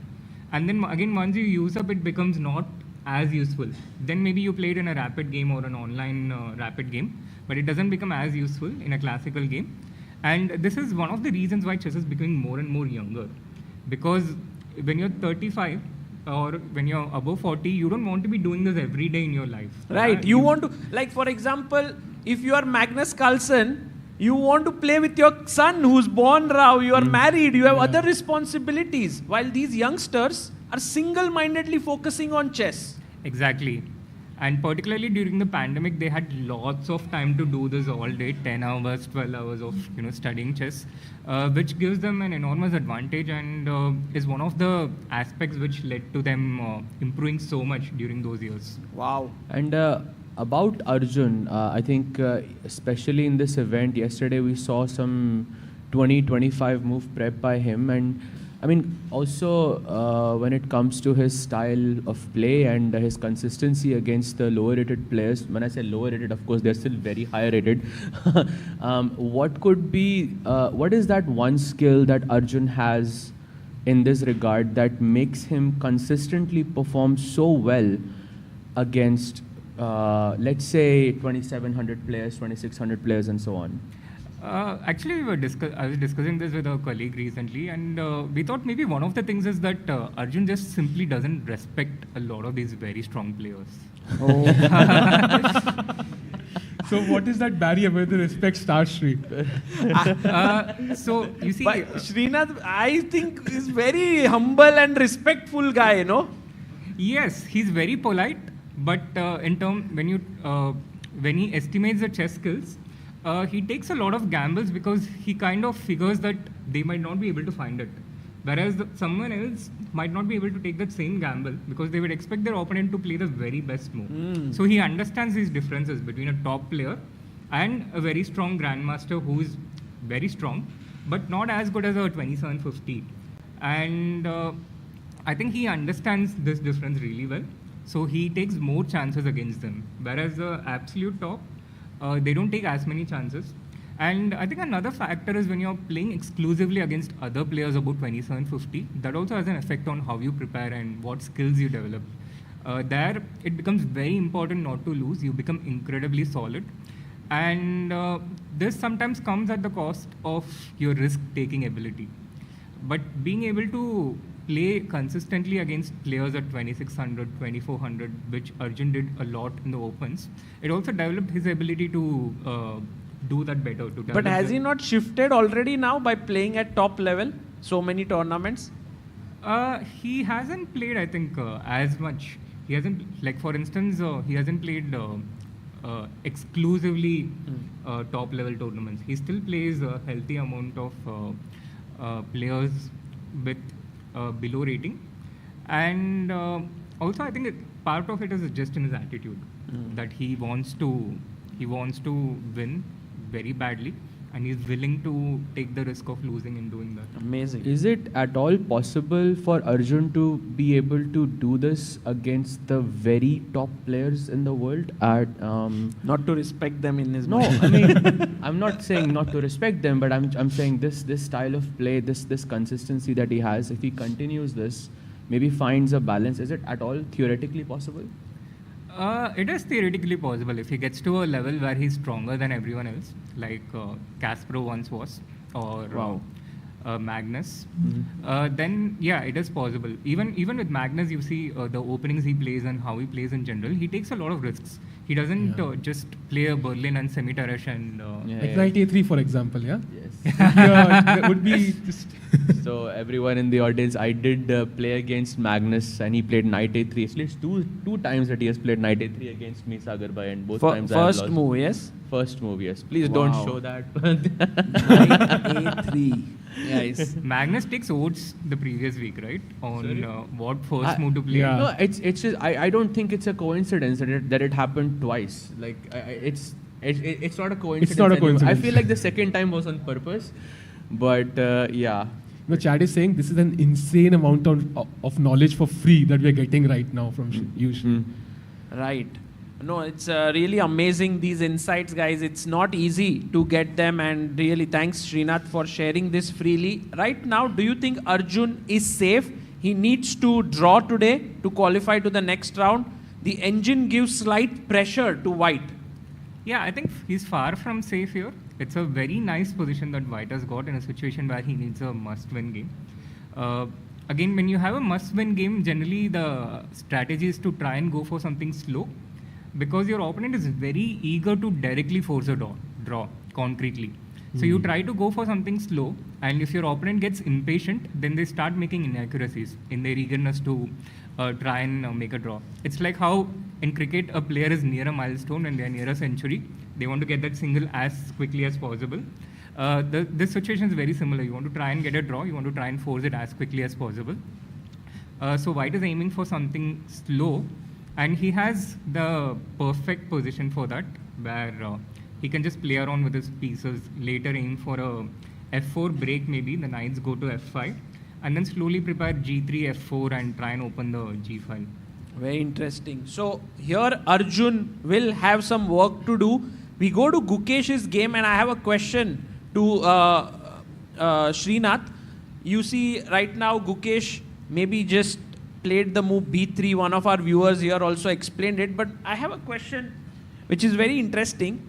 When you face, let's say when you're preparing, and let's say now Uzbekistan is a rising chess power and so on, do you also try to understand like, oh, who is the Uzbek coach? Like Samshidin Wakidov is being trained by XYZ person, so he will choose this as a trainer. Do you also go into that? Who is the trainer of the opposing team?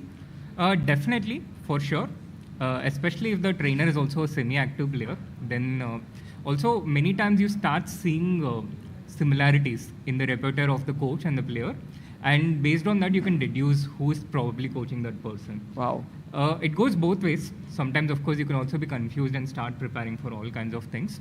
But yeah, that is one of the reasons why seconds coaches are always kept secret until the very last moment, because the games that you play, the ideas that you show, can always give a potential clue on the direction of what your opponent is likely to choose.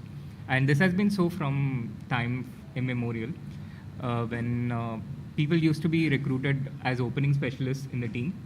And if someone is very good at a certain opening, Karpo or Kasparov would pick them in their team. And just by knowing that this person is part of their team, you could kind of guess that, okay, so this person might play the French defense. Now things have become a little more fluid. Like you don't have particular opening specialists as much, but still, just by seeing the games of the second who's helping, that gives a vital clue. And a lot of seconds, a lot of coaches do also tend to be at least semi-active or active players, because opening preparation is also a very, very fluid thing. You don't see something for 3 months or 6 months, and a lot of things change. Right. And if you're out of touch for, let's say, a year or two, then things change completely. There are just so many new things to catch up with when you're actively playing, you're in a certain mode of intensity where you have to see things in a certain way with a certain level of efficiency, and you accumulate ideas. Then that doesn't happen on that game. So then again, you keep accumulating ideas. Keep you building build up things. So yeah, it's a skill which requires you to be very, very dedicated to it. Spend a lot of time. You take some time off, and then you're already starting to catch up. That's amazing insight. Yeah? Amazing. Yes, Wow, it's like music to my ears, I think. This is beautiful. Actually, chat has a very good question. So I think most players we see right now started the game very, very young, got those opportunities. If somebody is watching this, just wants to get better at the game, what's the best formula for somebody who's a bit older, maybe not trying to play professional chess maybe? How can they improve at the game? I think everyone should play a lot of games. Playing is very, very important. Guys, playing is important.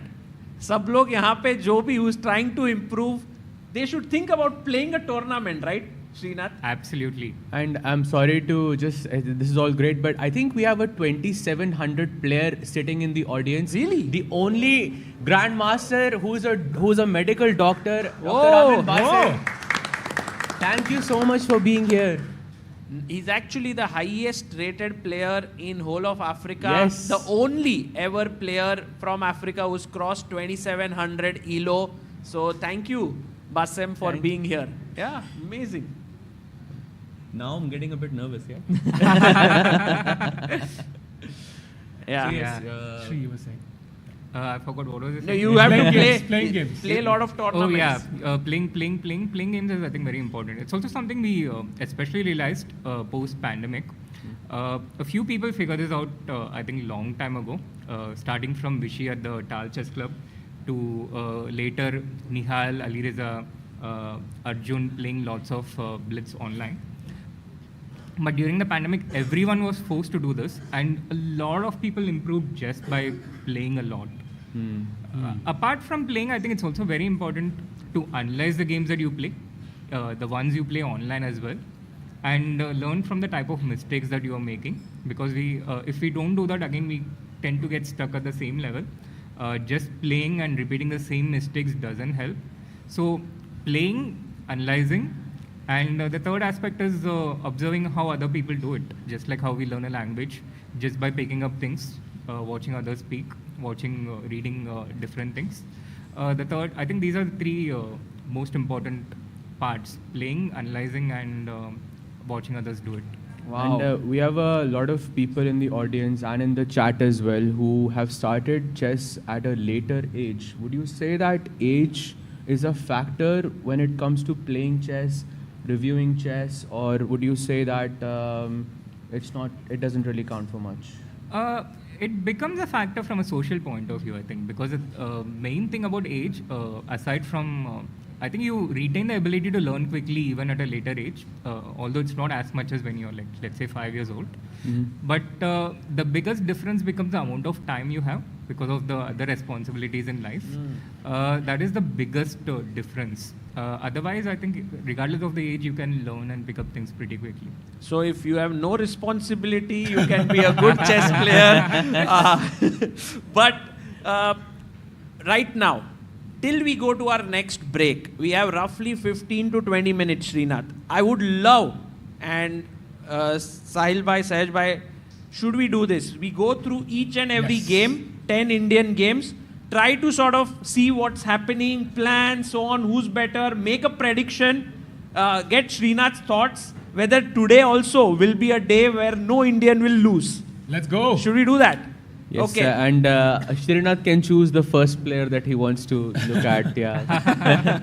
You can choose another way, yeah. I think we have looked at Gukesh.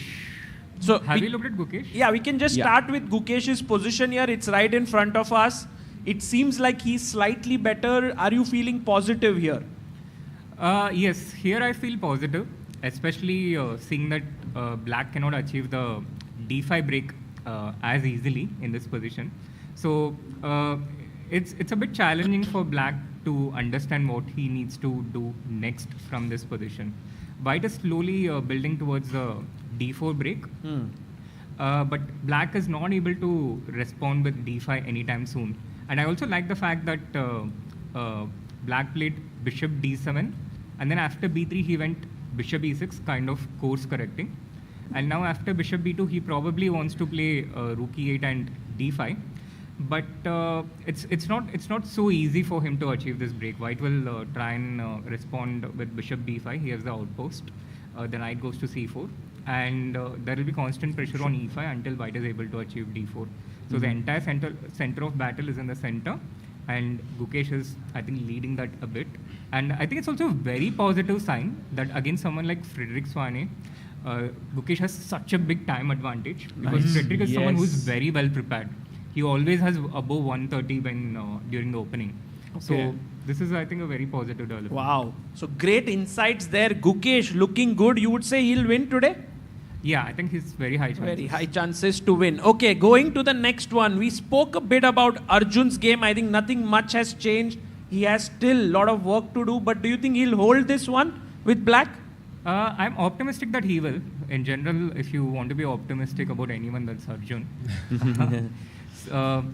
But yeah, from an objective point of view, he has quite a bit of challenge remaining. But yeah, let's see. Okay. Next up, Pragnananda. And Pragg has just pushed his pawn to b4 here against Robert Hovhannissian. Very complex position. Let's break it down a bit. So from my initial perspective, this looks nice for white.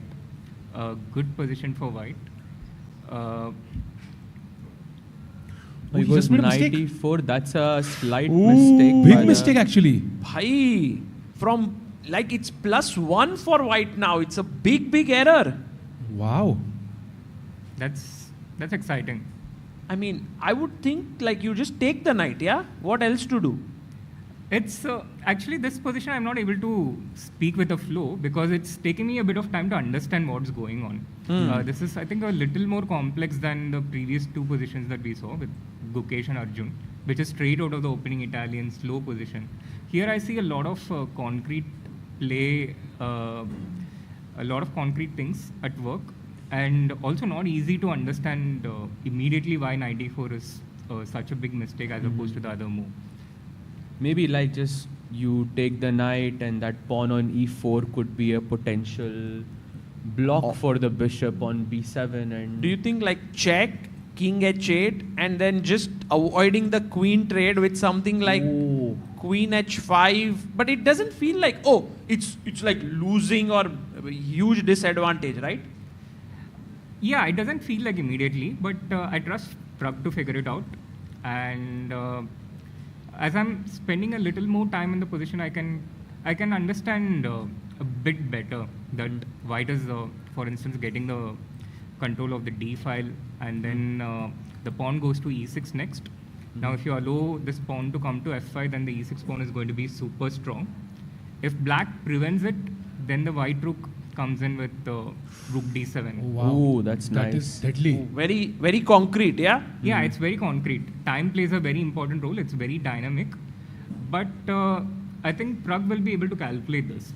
It's not, once you spend a little bit of time into the position, it's possible to see this. Right, so good news for all Pragg fans here. He's better, could very well win, yeah, today? Yep. Yeah, and could qualify to the next round. Moving on, let's go to the game of Pranav V. He's taking on Titas Tremavicius and he needs a draw only. Is it looking a bit worrisome for Pranav here with this isolated pawn on c5? Slightly, yes. I think nice strategic advantage for white. This pawn structure is just a bit better than black's pawns on the queen side. And with these pieces still not into the game, it also allows white to take control of squares on the d file, the d6 square, for instance.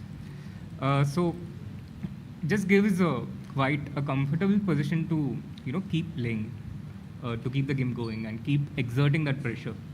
Would you say there is a chance it can go into tie breaks this game, or would you say that Pranav is going to be able to hold this? I think that right now there's a higher chance that Pranav will hold.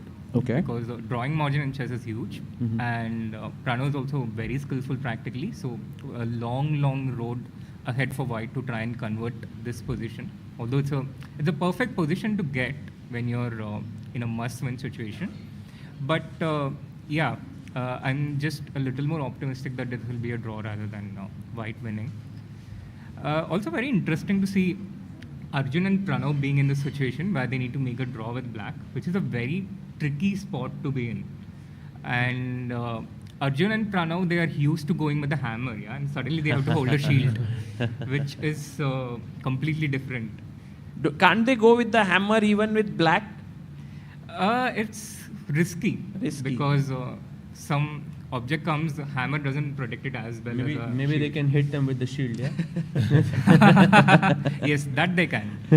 Let's hope that Pranav manages to hold this. It's not an easy position for him, but... Maybe let's check Vidit's game. Yeah. Vidit? He's an hour behind, apparently. Yeah, Vidit is in slight trouble there. 1 hour? 1 hour behind. No way! Wait, I don't know what is surprising, Vidit having 37 minutes or his opponent having an hour and 37 minutes. 1 hour 36 minutes for Sam, and still Vidit is slightly better. I mean, I don't get it.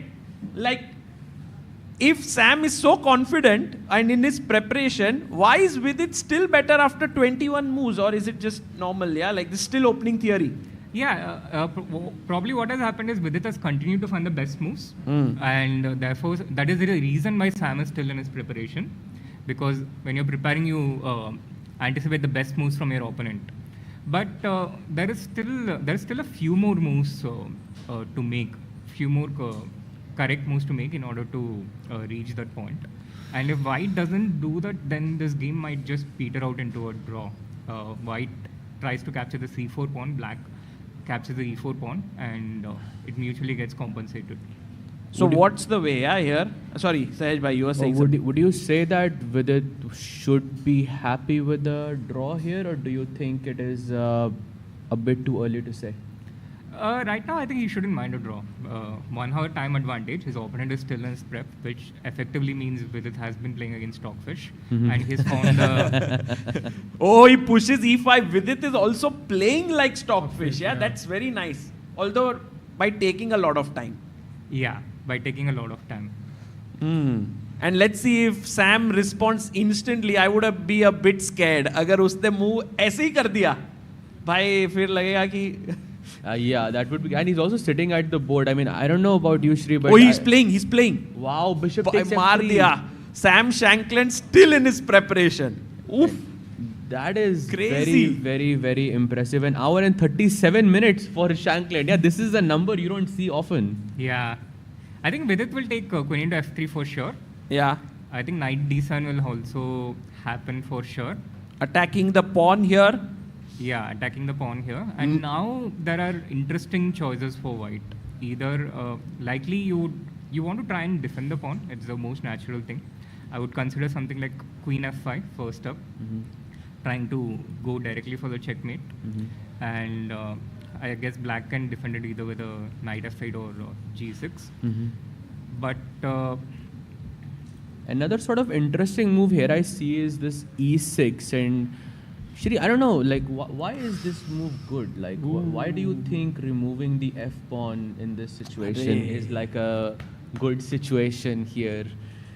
Let's see if for all our viewers, if you could explain it to us, that why is it so important? Like, why do you think so? To be honest, I don't quite understand it myself. It's very concrete, I think. No?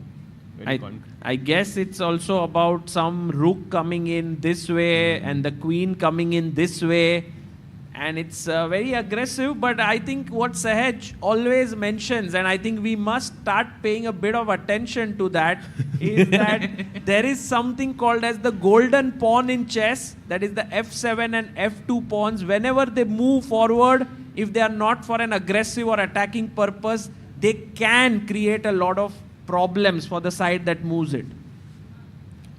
please don't like completely like deny this instantly. Like I've been working on this for like 2 years. It would be so cool if you said I disagree. End of it, yeah. Sej bhai, how are you working on it for 2 years? Like just by talking, right? Yes, just by talking. Yes. That's not too much hard work, yeah. No. It's just not catching on. I need to do some other things on it. It's catching on like crazy right now. But Everyone knows Golden this. Pawn, yeah? Yeah. Actually, I'm pretty sure we did a commentary once. It was, I think, in 2021, if I'm not mistaken, you and I. And I think I mentioned it there as well. Like it was very, very long ago. At that time, it didn't catch on clearly. Yeah. Now it's catching on. Forgettable thing, yeah.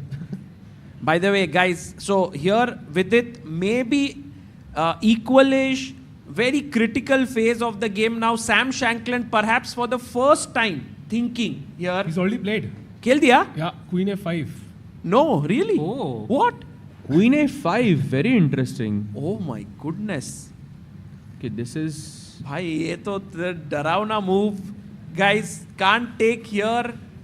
No, but it's not scary at all, no? Like, Queen A5 is attacking the pawn. I'm scared that he played it so fast. Like, just that fact. But the thing is, if I can capture the C4 pawn of black, then I feel very safe as white in this position. And my next move, Queen F4, which is a very natural move, defending the pawn and attacking the C4 pawn. And it gives me confidence that I have the C4 pawn under my sight for the moment. Right. No, what I really find strange is that Vidit is not on the board, and Shankland, despite having an hour and 36 minutes on the clock, is still trying to calculate. Maybe he's not sure of his bow. Yeah, maybe he's just trying to remember his theory, and Vidit has gone to the washroom perhaps because 1 hour say he's been put under pressure. You never know what's going on there. Let's go to the game of SL Narayanan, because this guy who has a very similar name to you, Srinath, you have had these instances where people have confused you for him, right? All the time. All the time, but right now he is actually doing something really special. He played the Sicilian Dragon against Yu Yangi and is better. Yeah, it's brilliant actually. Brilliant choice by SL. And he's doing really well in this position. His king is super safe because the white pawns are gridlocked and there's no way to open lines without opening up the dragon bishop. So I really like how black's position is on the king side. On the other hand, on the queen side, these pawns can be advanced. Black can play on the queen side to try and open up lines against white's king. So this practically gives a very nice position for black here. And it's actually a good idea for white to try and go into the endgame to try and make things a bit safer. Which also explains why something like a king h7 is a strong move here. Just to deny white the opportunity to trade the queens, keep the queens on in the middle game. And then keep pushing these pawns, opening lines against the white king. Wow. Seems like someone really smart has helped SL Narayanan for his opening prep. Yeah. Don't know who, but yeah. Tremendous. I think this is a great choice, and I hope it works out for him. If he wins today, he'll move to round number 4, beating Yu Yangi. Not at all easy. Absolutely, not at all easy. Yu Yangi is very solid. 2700 play for a really long time, and also I think he gained some substantial rating recently. Right. We were all kind of thinking that SL and Yu Yangi for sure is going to go into tie breaks because SL has he's known to be a very solid player. Same goes for Yu Yangi, but this is a huge surprise, and it's a good surprise, yeah, because of course getting this type of a position with black pieces in under move 20 is I think beyond impressive. Any other game, Sagar? Yeah, I like just to take quickly want to do the roundup. Karthik Venkatraman, quick thoughts here, playing against Bogdan Diach yesterday, draw. Today they have a position that's just been 12 moves old. Your feeling here, Srinath? It still looks quite complex. There is I see some pressure around this region. The bishop pinning the queen and exerting some pressure on the d5 point, trying to get a favorable pawn structure. And for black, he's yet to develop this bishop and the pieces on the queen side, which is also a strategic problem that he needs to solve. So a few problems still to solve for black out of the opening, I think. Right. Okay. And then one more very important game which we must just go to is Pranesh versus Vincent Keimer, because Vincent is the highest rated player, at the start of the month in the World Cup. And here we are. Pranesh yesterday held Vincent to a draw in a tough position. Here with white, what's happening? Yeah, another exciting angle for this matchup is this is the winner of the Chennai Masters and the Chennai Challengers. Yes, we spoke about it yesterday. It's amazing. They will face each other maybe in the next year's Masters if Vincent decides to return. But before that, we have this clash. Yeah, I like black's position straight off. Very super solid pawn structure, good center, and the pair of bishops. For white, the thing is again not so easy to play, I think, because the d4 break, whenever he does it, will actually open up the black bishops, make it nice for black. And black, on the other hand, has a much easier pawn break on the king side, opening up the light square bishop. I think pawn breaks are in general a very important aspect in the early middle game once you finish developing, because pawn breaks is what will help you open lines for your pieces. So in that sense, I think the player who has an easier pawn break in these early middle games, it's in general a little bit easier for them to play. And right now black's position seems a little more solid, more preferable. And I think it's also more in the style of Vincent as opposed to Pranesh, who is in general, I feel, a little more dynamic. Right. Would you say, again, if you had to make a prediction here, what do you think this goes into tie breaks? Do you think Vincent takes this? Do you think Pranesh takes this? What's your take here? I would predict that it goes into the tie break, because again, it's a long way to convert an advantage. But Vincent certainly has a little bit of upper hand objectively for now. And before we go to the break, one look at the Nodrbek game. I think, as you mentioned, Shri, I think we saw an upset yesterday with the Philidor. And it seems like we might have a 2-0 result as well. What? No. Jospem, and that's insane. I mean, the H pawn has moved forward. What do you make of this game? Crazy. The Harshit pawn, yeah? Yeah, Harshit Bhai here. Guys, H pawn no longer Harry the H pawn, it's Harshit the H pawn. He will be coming in shortly, yes. Definitely looks exciting for white. Potential black lacks space around the king side, and when you lack space when you're defending, that also means less squares for your own pieces to come and defend. Like for instance, if white tries to threaten checkmate with bishop c2 and queen d3, black cannot put that knight on f6 because white is controlling that square. So this is how the extra space helps white in preventing black from placing pieces favorably. And for white, he has avenues to try and bring his pieces to attack the black king. So super exciting, but also it's a dangerous situation in general, because the play continues to remain complex. And if black somehow manages to defend, then the game can turn around completely in these kind of situations. And when you're in a must-win situation, it's a very, very long way to go, especially against someone like Nodrbek, who is very slippery, as we have seen so many times. But I'm really happy also for Jose Martinez, who has been playing spectacularly online on chess.com for many, many years. But now he's also showing that it translates to his over-the-board performance as well. And it's also super exciting players from South America coming in and playing so superbly. Brilliant. Absolutely. And okay, before we head into a break, one last question from my side. If you could pick, let's say, 3 players or 5 players that you think have the highest chance of making it into the candidates, who would be those players? From here, of course. So 3 players, we are not counting Gukesh because it's candidates. Yes. Okay. Do we count Pragg? Yes. Yes, we count Pragg. So Pragg certainly, Arjun, Vincent, and I think these 3 choices are almost pretty much by default. I would have had Nodrbek, but not right now. At the beginning of the tournament, he was certainly in my list.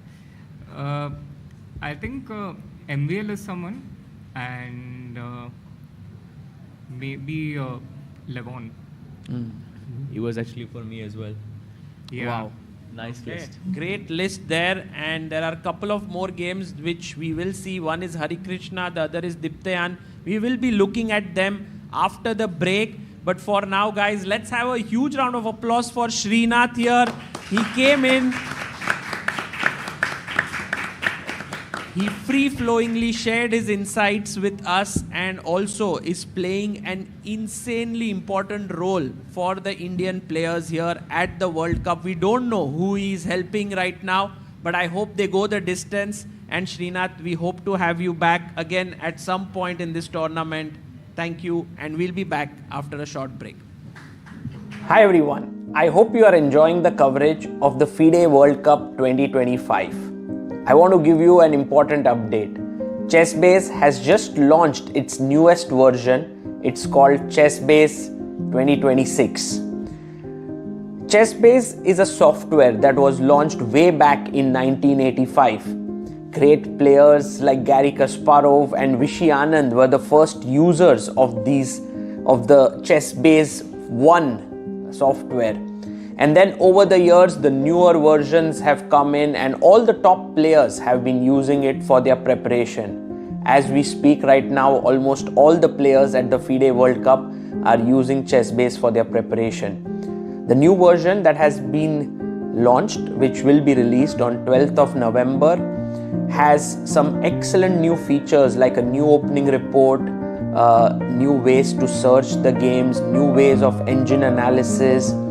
And along with it, the Mega Database 2026 also has been launched with 11.7 million games and 114,000 annotated games in it.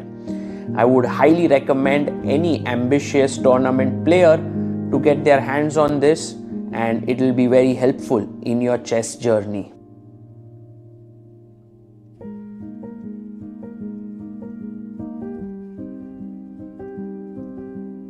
Want to play chess but don't know how to get started? Try chess.com. Play for free against someone at your level or challenge one of our friendly computer bots. Trying to improve your chess? Learn the Queen's Gambit and other openings with guided interactive lessons. Like chess but don't want the pressure of playing games? Chess.com has hundreds of thousands of fun puzzles to help you relax and sharpen your mind. Play your friends, make new ones around the world, follow the latest games, and more. Sign up and play for free at chess.com today. A premium membership at chess.com will help you improve your game with full access to a powerful set of learning tools. Unlimited tactics let you practice like a master with more than 50,000 puzzles to challenge you at every level. Our library of interactive chess lessons created by master coaches will enhance every aspect of your game.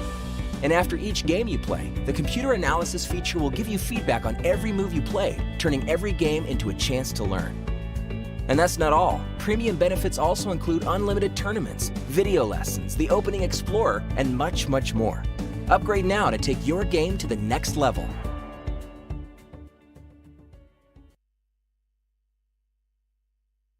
And we are back after that very, very short break. And we have an amazing guest with us right now. Harshit bhai, I think the ear of the panel is going up very quickly. Yeah, I'm so happy that I'm no longer the strongest player here because we have Grandmaster Amin Basim joining us. Can we just welcome him here? Thanks a lot. Thank you. Thanks a lot. Yeah, it's great to be with you. Very happy to join today's commentary. First time to come actually and see here. It's a great job you are doing all, so I'm very happy to be with you. And how has your experience been here in Goa at the World Cup? Is it your first time in India? It's my second time. I played the Chennai Olympiad. So it's my second time only in India, but first time in Goa, of course. Yeah, it's been nice so far, but okay, I didn't go out so much. Only once we went to the beach to walk a little bit. Yeah, it's very nice place. I mean, nature is great here, of course, and just chess part was not so good for me so far. But yeah, it's anyway great always to be in India and see all the fans who really love chess and enjoy being here. And yeah, atmosphere just being great so far. And we've seen so many upsets in this tournament, like, you know, some of the top players getting knocked out. Today, actually, the board we have in front of us, Nordirbek Yeah. lost the first game with black, and if just because we have it on in front of our screen, what do you think about this position? Yeah, very.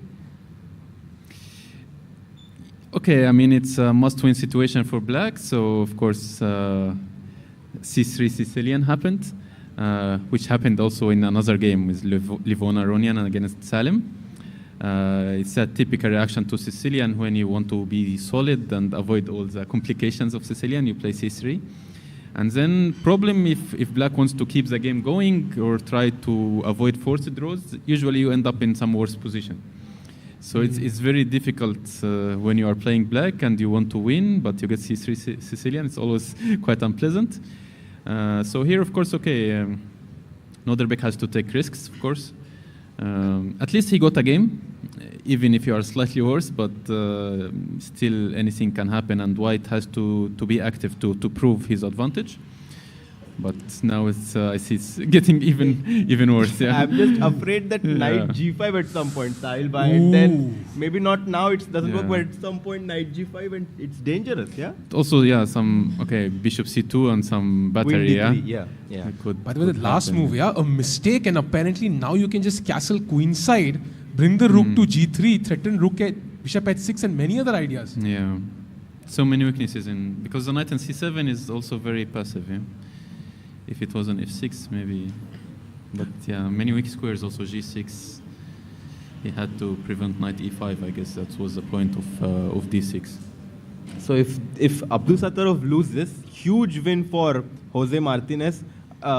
Is there any... Harshit, I think Pragg is clearly better, or what? Oh, can we go to that game? I think this is where we left it, right? Knight d4 was the critical move, a mistake, and now check came in, king comes to h8, takes the d file, pawn to e6, as Srinath was telling us, and now rook d7 is a potential idea. So f5, but now rook d7 maybe?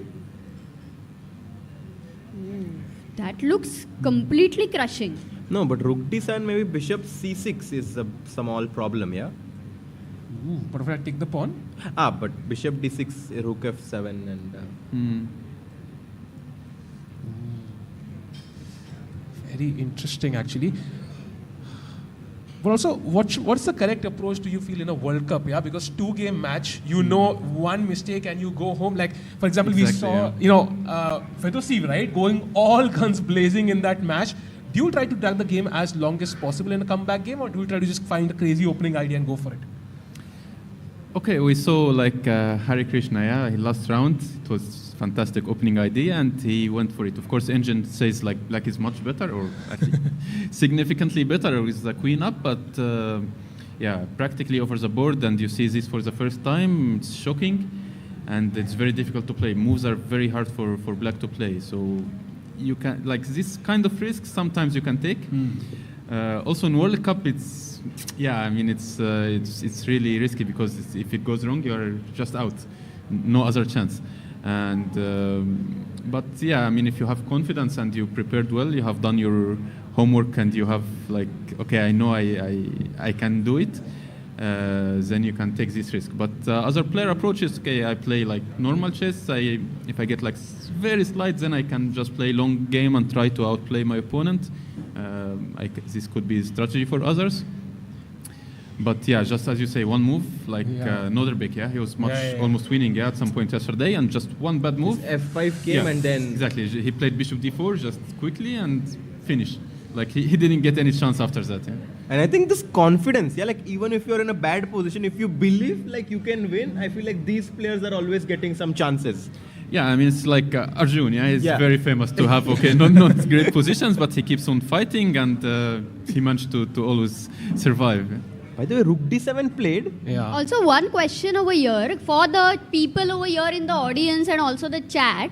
If black goes bishop d6, what should white play? Ooh. What should white play here? Activate the rocket. Wow, that's a great hint there. Anyone? Yes? Ooh, not e7. That's going to hurt after queen takes d7. The rook is actually hanging. You might win the rook. His rook is also hanging, so he must have but thought... you lose your pawn, yeah? Yeah. Yeah. important hero is gone. I think the objective of the game is to get to the king, Harshad bhai. If we can get to the king, that will be awesome. But chat has found a move. Chat has found bishop d4 and then you attack the g7 point. And yeah, this is exactly what we are hoping for. Yeah, like bishop d4, at some point even c4 queens. I mean, these concepts can exist. But after rook d7, do you think white is like much better, or how do you evaluate this? Okay, it's easy to tell with the bar, yeah, but but yeah, practically, of course, bishop c8 was played, yeah. So if rook c7, bd6 now, Oh, you can actually just take on e6 apparently. Oh. And bishop But c5, it's not yeah. very clear. Wow. Crazy. That is amazing. Ooh, what a move. Yeah, it's nice find, yeah. Did Pragg miss this? Do you think so? Could have missed such a move? Because he's still better, yeah? Yeah, question is what he has to play now, because if the rook has to go back, then it's something have gone wrong, of course. Yeah. No, I think, the engine suggests But he rook can takes protect, c7, bishop d6, and over there for white, there are some good ideas. No, rook c7, bishop e6.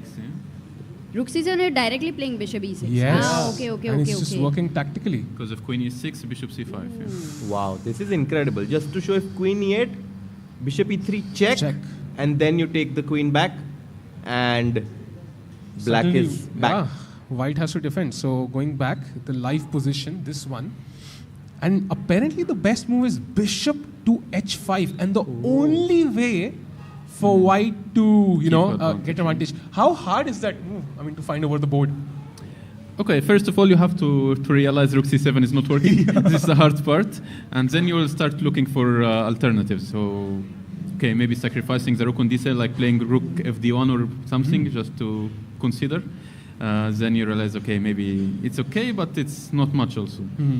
Maybe to put the pawn on d7, but yeah, it's because the pawn is really blockaded, yeah? So it's not much. Then you realize, okay, if I go back with the rook, then the pawn on e6 is just weak now. He can start like rook f6 or bishop d6, and the pawn could eventually fall. Then, okay, what else? What can I else do? Then maybe you start, okay, bishop h5. Okay, because it's queen is trapped, so it's only two moves: queen h5 or g6. G6 gives bishop d4 also, like any moment, yeah. So maybe queen h5 and rook e7, and you save everything.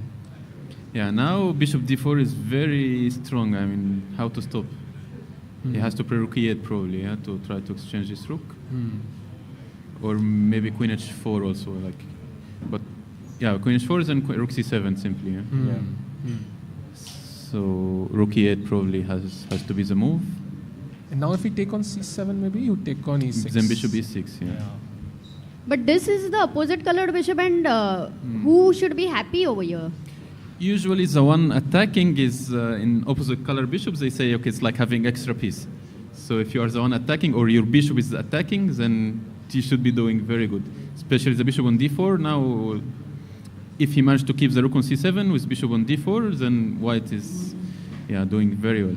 Wow. Sahil, it's so nice to have a top player analyzing with us, because now we can actually understand what these players are thinking. Yeah, exactly. And also, as Pragg thinks, would love to know, now the players kind of fighting it out right now. What were your predictions for the players who make it to the candidates? In World Cup? Yeah. It's almost impossible to predict in World Cups, of course. But I think Pragg, after surviving his last round, usually when you have some luck, it gives you confidence and big chances. So I would say Pragg has a very good chance. Also Vincent, I think he's doing very, very well recently, and and so far he's still here, so it's a good start. Gukesh, I mean, he's not qualifying to the candidates, but of course he can affect the results so much. Yeah, if he make it to semi-finals, then already the third player qualifies. So it's interesting to see how far he goes. Yeah, of course, some other big names like Maxime, you know, he's Vincent is always a candidate, to go to the end in this format. Especially, he's very strong in classic and also in rapid and blitz. So, and also some other rapid specialists, they can always do well in this format. I really want to take a look at the game of Levon versus Salem. Yeah. One moment, Harshit, there's a big thing. Fedosiev is better against Wojtaszek. It would be the most shocking thing ever. Yeah, I think it started off. Did you see the opening? It was unbelievable. Yeah, I saw. No, but yeah, okay, let's enjoy it again. Yeah, once just to see. Oh my God, check. He did play F5. Yes. Yeah. And we are told that never play this because usually white is completely winning. Yes. Wow. Takes 90. And now apparently he had to play knight to d2, but he played knight to c3, and that was the big mistake here. Wow. And suddenly e5 comes. Now black is equal. Now suddenly knight f4 mistake. Bishop c2 mistake, and now he's just better. Not just on the position, but almost 50 minutes, on the clock. And which move is this? Like 16 only. 16, wow. And he was, it was plus 3 for white. It was almost white was a piece up. I mean, what a gamble in the opening, yeah? Yeah, this is what we were saying. If you have to play for a win with black, you have to take risks. But this is such a big risk. But maybe it works, yeah? So. These are the Goa vibes, Harshit Bhai. Yeah, of course, Fedosiev is one of these like very creative players, and he just goes and play. But also, I mean, he should have analyzed something, and maybe he realized like knight d2 maybe he analyzed like it's not logical. Usually you play knight c3 without much thinking. So and it's so bad that you don't expect your opponent to prepare it. Of course, nobody. Okay, like first few moves, it's like +3. You say, okay, I will figure it out. Exactly. I should be able to figure out the board. But it's also tricky, right? For example, the best move here is knight f3, allowing knight g6 check, which would be like optically very dangerous. Yeah, also like both kings are like cb2, like do I play it or no? Yeah, like you usually take a pawn with check, but then you see it's just spoiling all your advantage. So it's also still not very easy for both now, but at least with extra time he should find something. He should be happy at least with the outcome of his opening choice. We have a question in the chat. Maybe if we can give the mic. The front row? Yes.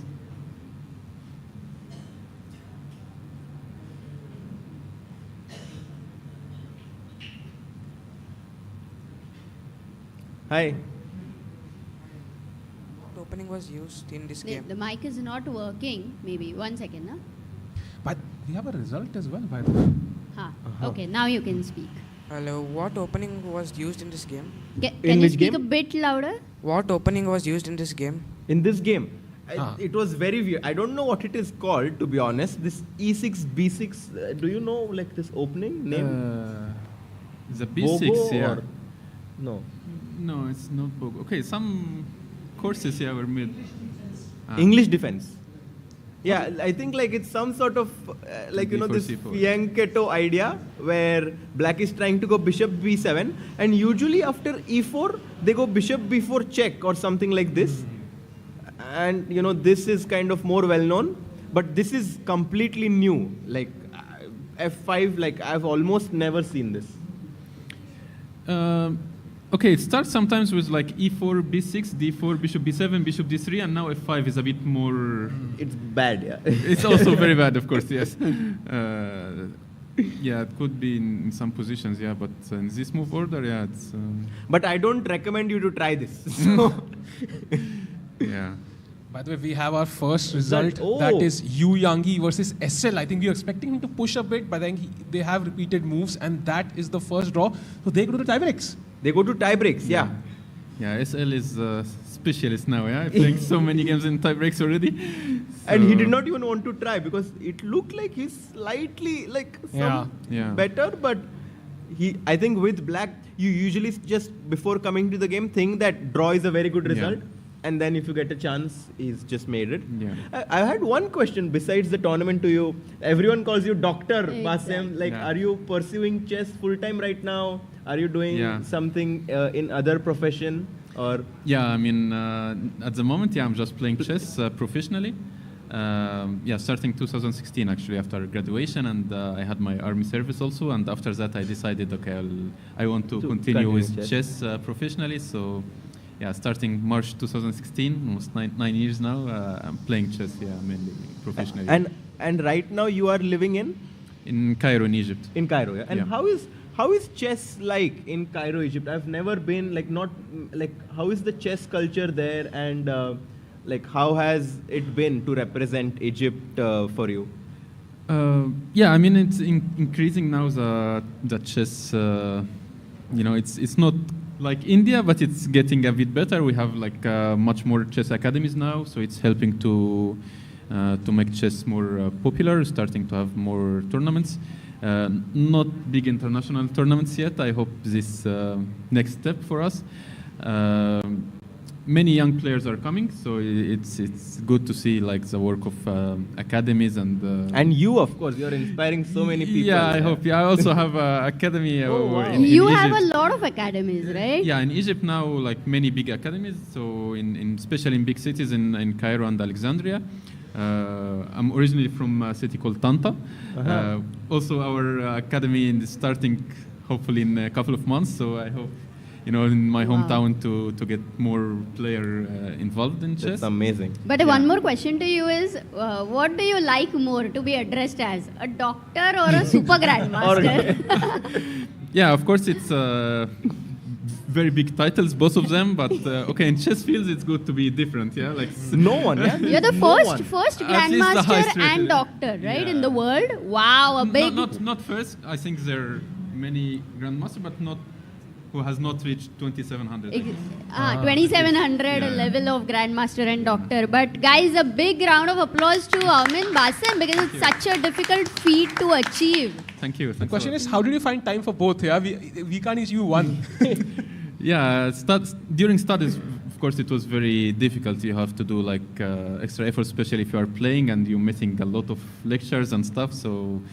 Before exams, you have to be completely only studying. So it's efforts, but I think if you know your goals and try to organize your time, you eventually manage to achieve. Yeah. And is it true that you have won the African Chess Championship 7 times? Yeah. Oh wow! Wow! Yeah, 7 times. Okay, that's insane. I'm just seeing if there are By any... the way, Yes? Gukesh is slightly better, yeah? But look at the last move, he played Rook A2. And he took Can you explain this? Because that Rook... I think you have to ask Gukesh about it. Because he took 31 minutes for this move, by the way. 31 minutes. 31? Yeah.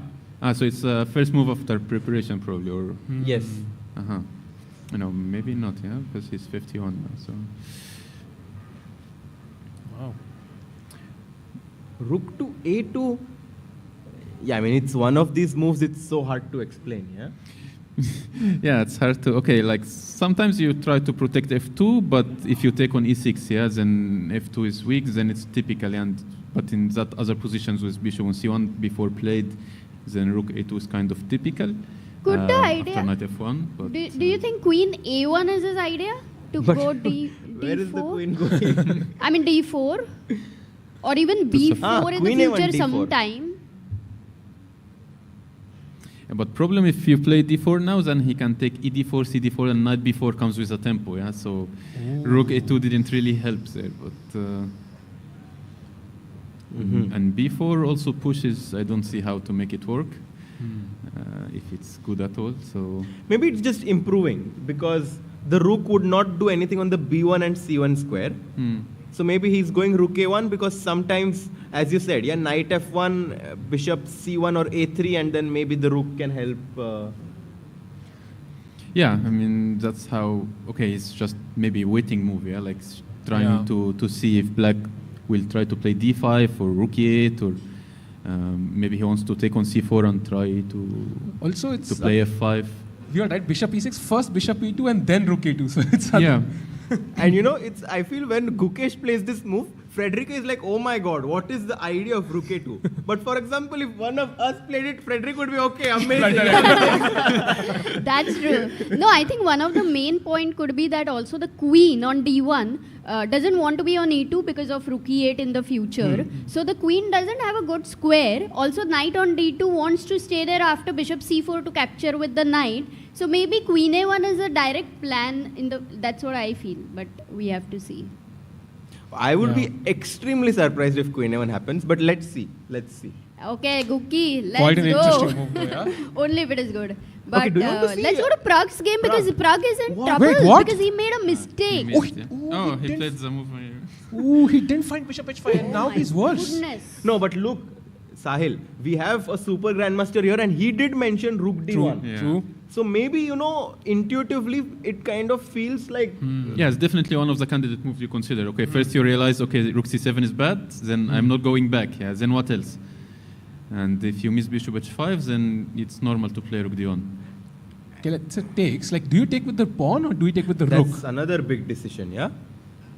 Rook should be natural, no? Otherwise, rook fd1 didn't make much sense.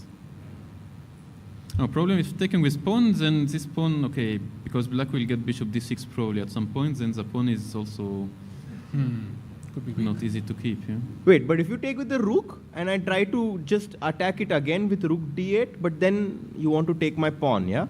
We are at the same position, yeah? Can we maybe get Pragg's camera as well? Yeah, there we go. Rook d1. 33 minutes for Pragg. So he spent a lot of time in last move also. And later we also need to check Vidit's game because it seems that Shankland has made a mistake. Oh, wow.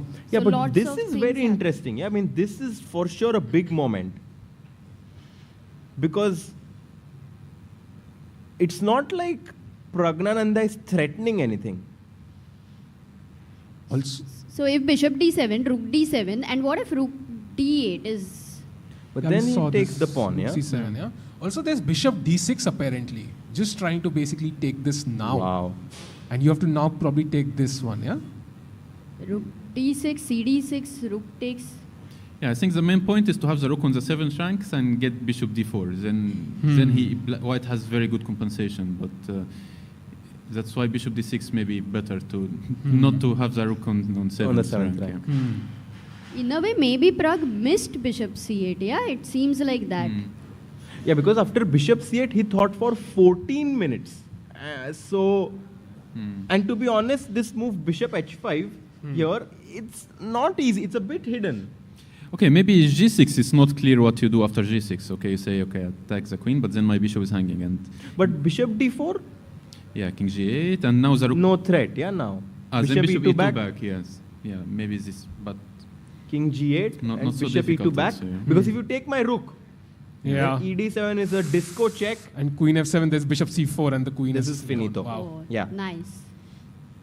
So, he played. He took the rook. Oh, he takes it. He took. Wow. Okay. Now, crucial decision, yeah? Pawn takes, rook takes. So actually for black, bishop d6 was an important move to make, which he did not. A good news for Pragg. But these moves are tough, yeah? Like when you're playing... Now also it's because like giving this dark square bishop, then you feel, okay, like now his bishop on d4 is unopposed, so even if I win exchange, then he still like has this monster on d4. d4, yeah. So he's about to take, he has to take with the rook. With the pawn, black is much better. Yeah. So Pragg must take with the rook and he's about to play, but he's thinking again. I mean, would you prefer to face this position with the white pieces or the black pieces? Oh, that's a good question. Yeah, some position you don't like to play with both colors. No, but okay, if you take with rook, still I think it's easier to play with white. Because, okay, like with extra exchange, but black has to defend and he has to be very accurate because I think one bad move and maybe it's game over. Also, like there is no entry points for black. Like if you even in d-file, even if white rook goes, He takes with the rook, yeah. Then, yeah, still the rook is not doing so much and there is no bishop c5, so it's not easy to exchange like one pair of bishops. Because usually if you exchange one pair of bishops, then maybe black's job is much easier. So it's still difficult for black practically at least. But okay, Robert is a very solid player. I mean, he's very solid and good in defending, so it's also not going to be easy. But you know, Robert loves to play end games and simple positions. So He doesn't like queens. Exactly. So I think this, in general, is an interesting strategy by Pragg Yeah. to just change the like character of the game, make it very, very complex. Yeah, I mean, it's important if you know your opponent quite well and you know what he likes, what he doesn't like, and then you try to also, like, your choices is affected by this. And yeah, it's always a, strategy, game strategy to go for what your opponent doesn't like. Yeah, and Vidit's game. Yeah, And also, Amit, have you played with Pragg? And how was the... Pragg? Yeah. No, I don't remember. We played like tournament games. Once we had some online games, but yeah, he was much younger then. Yeah. Jumping to Vidit's game. He won.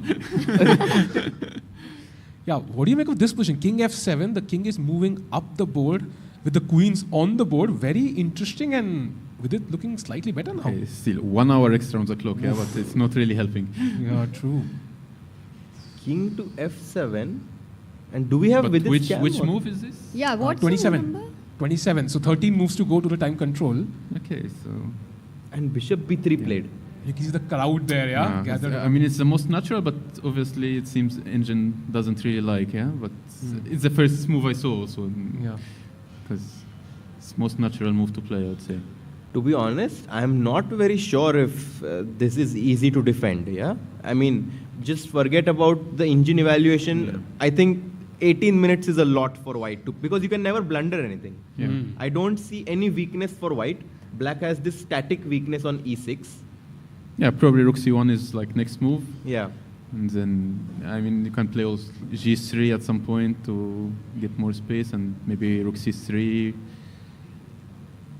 start Queen C8, Rook C6, I mean, just pressure, yeah. So Vidit playing for 2 results, yeah, for sure. Yeah, definitely, yeah. No way Black can play One more for a win. update is that Michael Adams is actually completely crushing it against Lorenzo, which is... Okay, he missed a completely winning position yesterday, so I thought it would be like heartbreaking, yeah, but... what is this? this? Is French variation, yeah? Yeah, can we see it from the beginning? So, yeah, French. Advanced variation. Yeah. F6.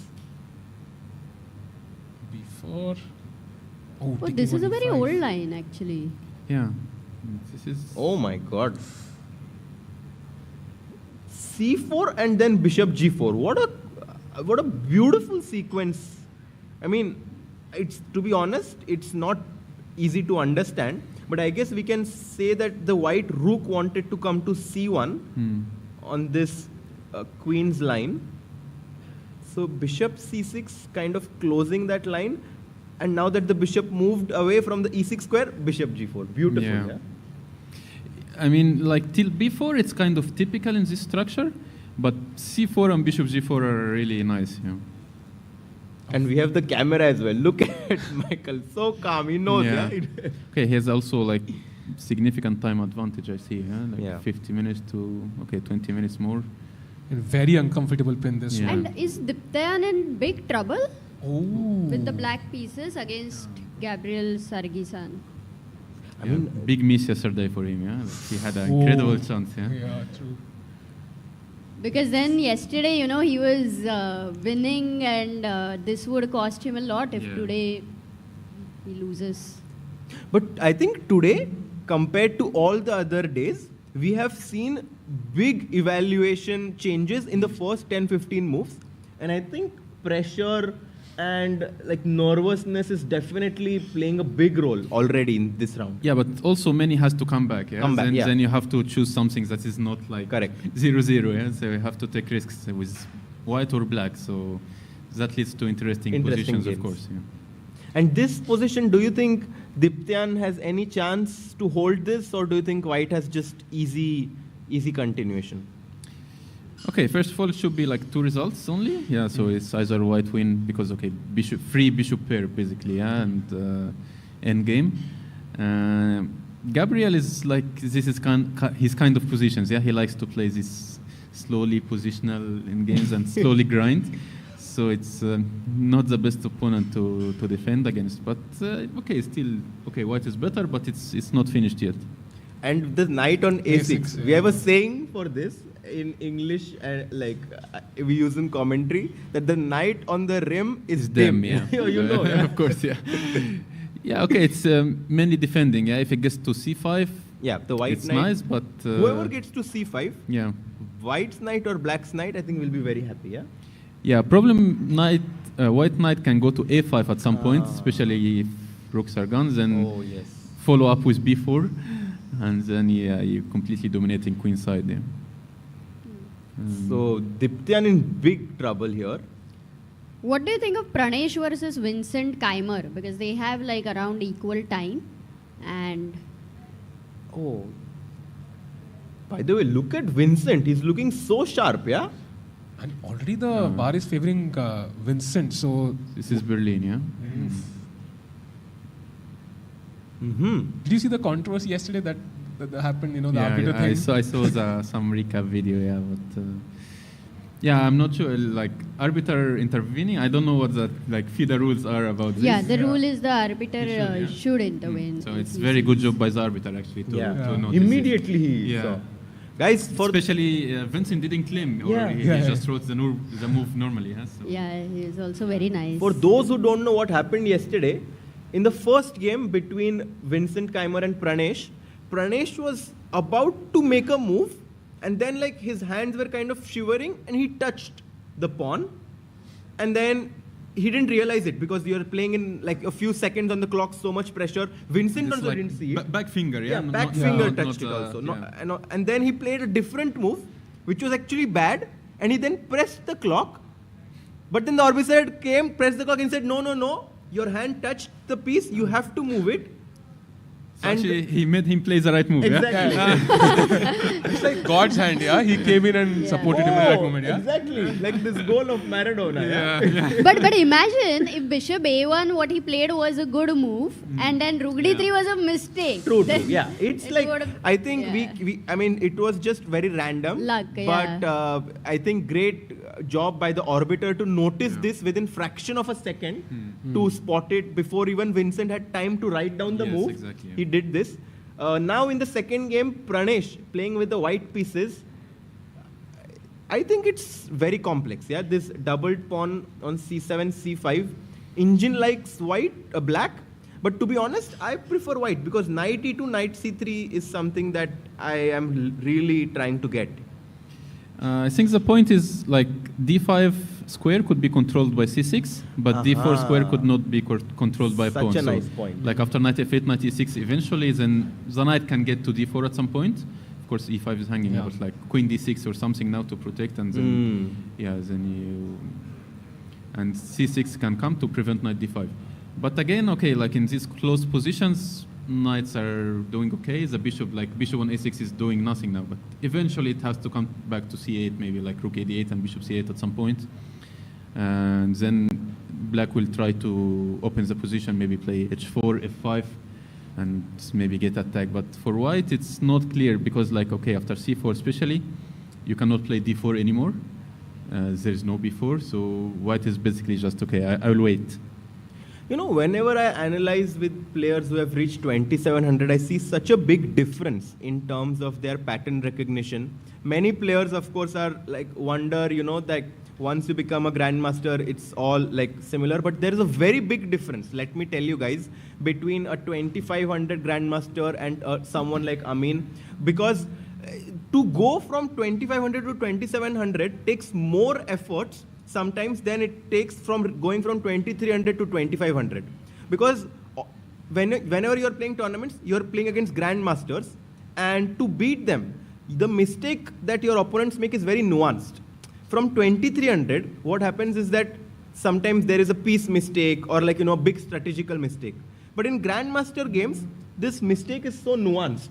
So I'm actually wondering how should one go from a grandmaster to, let's say, to the next level? Harshit, how should he reach 2700? Basically, that's the question, yeah. Just looped in.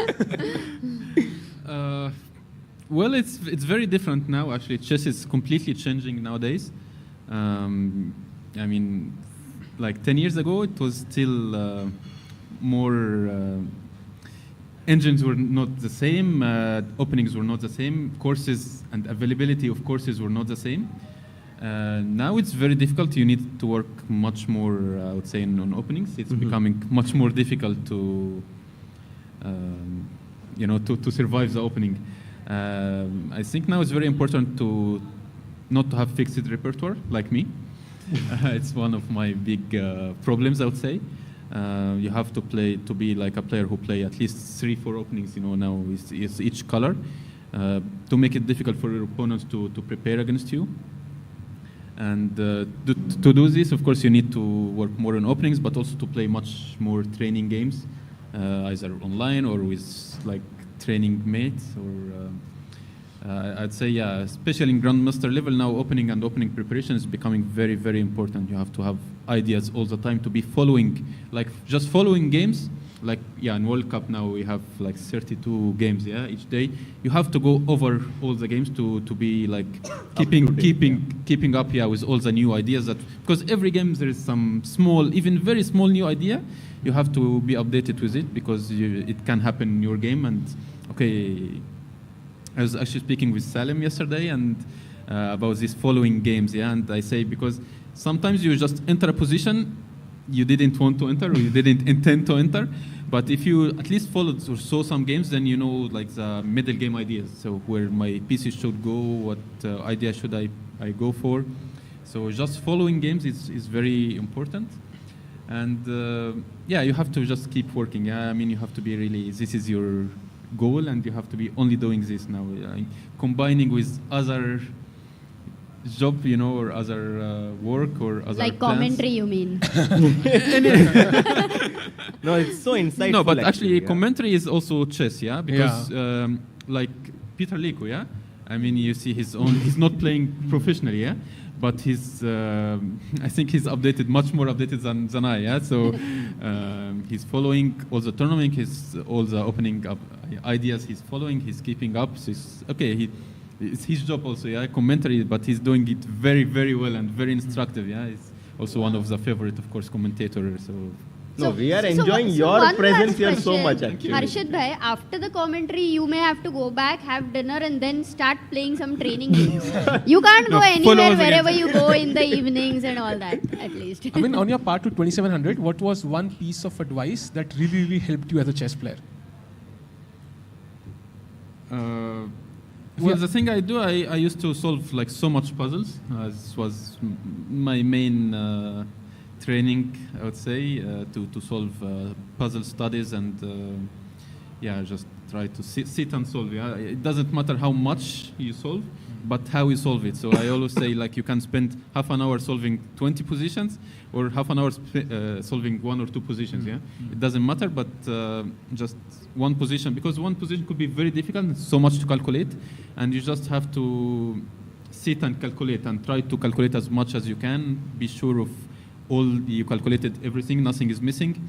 Because if you do this in training, you can do it during the game. So you know when it's critical moment, when there is during the game you feel okay, this is the moment I have a win. I should have a win here. Then you know, okay, I can spend 20 minutes, 30 minutes even in one move. Usually it's not advisable to spend so much time unless you really know this is the winning moment. I have not to let it go. Then of course, okay, by time you get the feeling of this moment. Yeah, it's very important during the game to know that this is the critical moment, that I need to not play quickly and spend the time here. So yeah, we are getting. So is this position in Pragg's game? Because after C5, black, like Pragg is back, but I overall find it very difficult to come up with the best moves for white. Okay, c5 is actually a logical move because the pawn was hanging and he wants to prevent bishop d4, so it's kind of doing both in one move. Also, if white, let's say, take bc5 at some point, then you open one more file for your rooks. So it's very logical move actually to play c5. And okay, it seems computer, of course, not impressed, but why now? I like b5. Just saying that the bishop on e7 is absolutely terrible. And then go queen d5 or bishop c4, bishop d5 somehow. Yeah, and then c4, and then now your bishop is very good. But Indian is happy with b5 because of bishop f6, and then maybe the bishops will get exchanged. You can't, yeah. Yeah, because c3 is hanging, and if rook d8 comes, then you cannot play like queen d1 or queen d5. So c5 actually was a good resource found by Robert, and I think he's trying to play fast to ask Pragnananda some questions on the clock as well. Yeah, 20 moves to be made, and Pragg has only 26 minutes. And right now also, I don't. Oh, he played think b5. he's- What did he Oh, play? wow. Played it. Oh. So Your natural move, Harshit Bhai. This was his first instinct. Somehow feels natural, yeah, to block this bishop on e7. Yeah, because it fixes like black queen side also. So and this bishop in e7 is. Maybe black can play c4 also, but yeah. Actually, c4 is so sorry, tempting, yeah, to just go bishop c5. Yeah, but like not immediately, yeah, because now white want to play bishop c4 anyway, yeah, and then bishop d5, so it's kind of helping white, yeah. Any other critical moment, maybe just to see? Vidit, I think everyone is saying It Vidit's has game. 11 minutes, by the way, on the clock with 8 moves to go. I think we did trade rooks. Oh, rooks have been traded off. It's a queen bishop versus queen knight. I think you often heard queen knight is a better combination than queen bishop. Would that apply here as well? exchanging rooks maybe was not really good for winning chances, yeah, because rook e5. So he That's forced a nice it, yeah. move, yeah.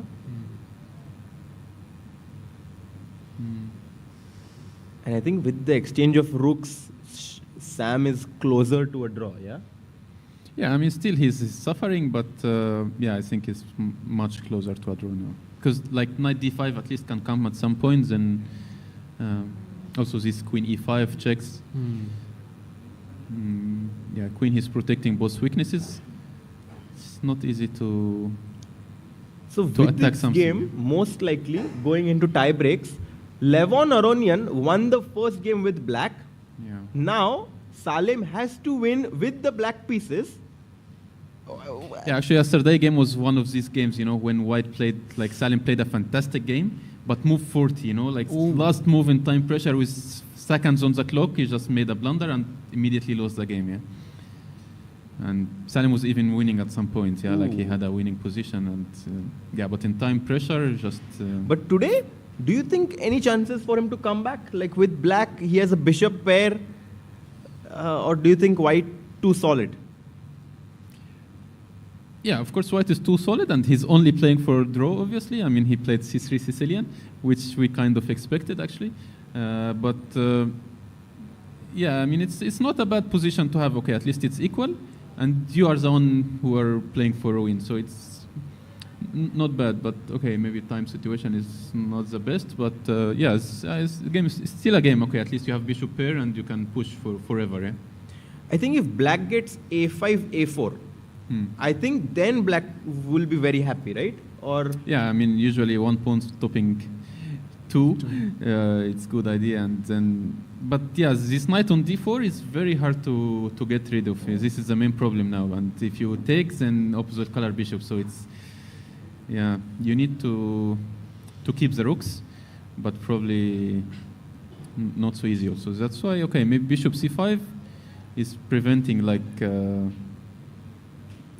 Okay, rook e3 is not really a threat because he has queen f2, so like after taking on d4.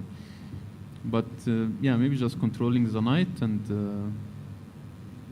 So I think right now we can say that Levon looks like he's a favorite for sure to go to round 4. Yes.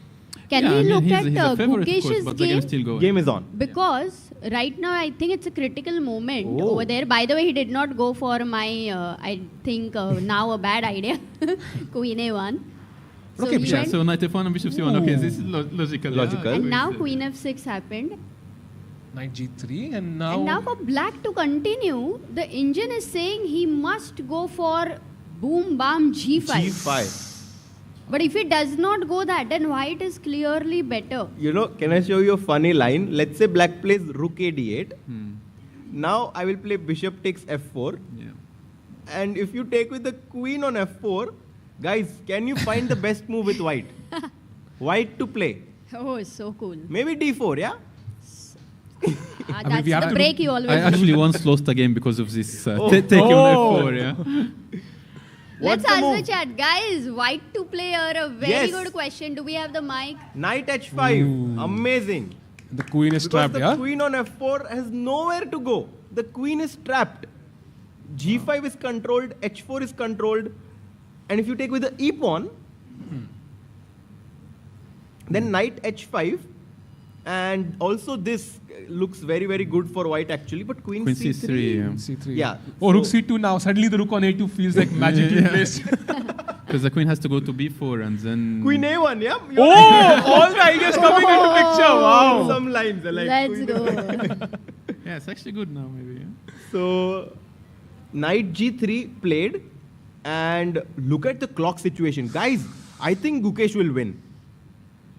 Almost 30 minutes ahead on the clock, and this is move number 16. So opponent has to make 24. 16 moves. Wow. Oh, that's a big time pressure for Frederick. Yeah, we are not at all biased here.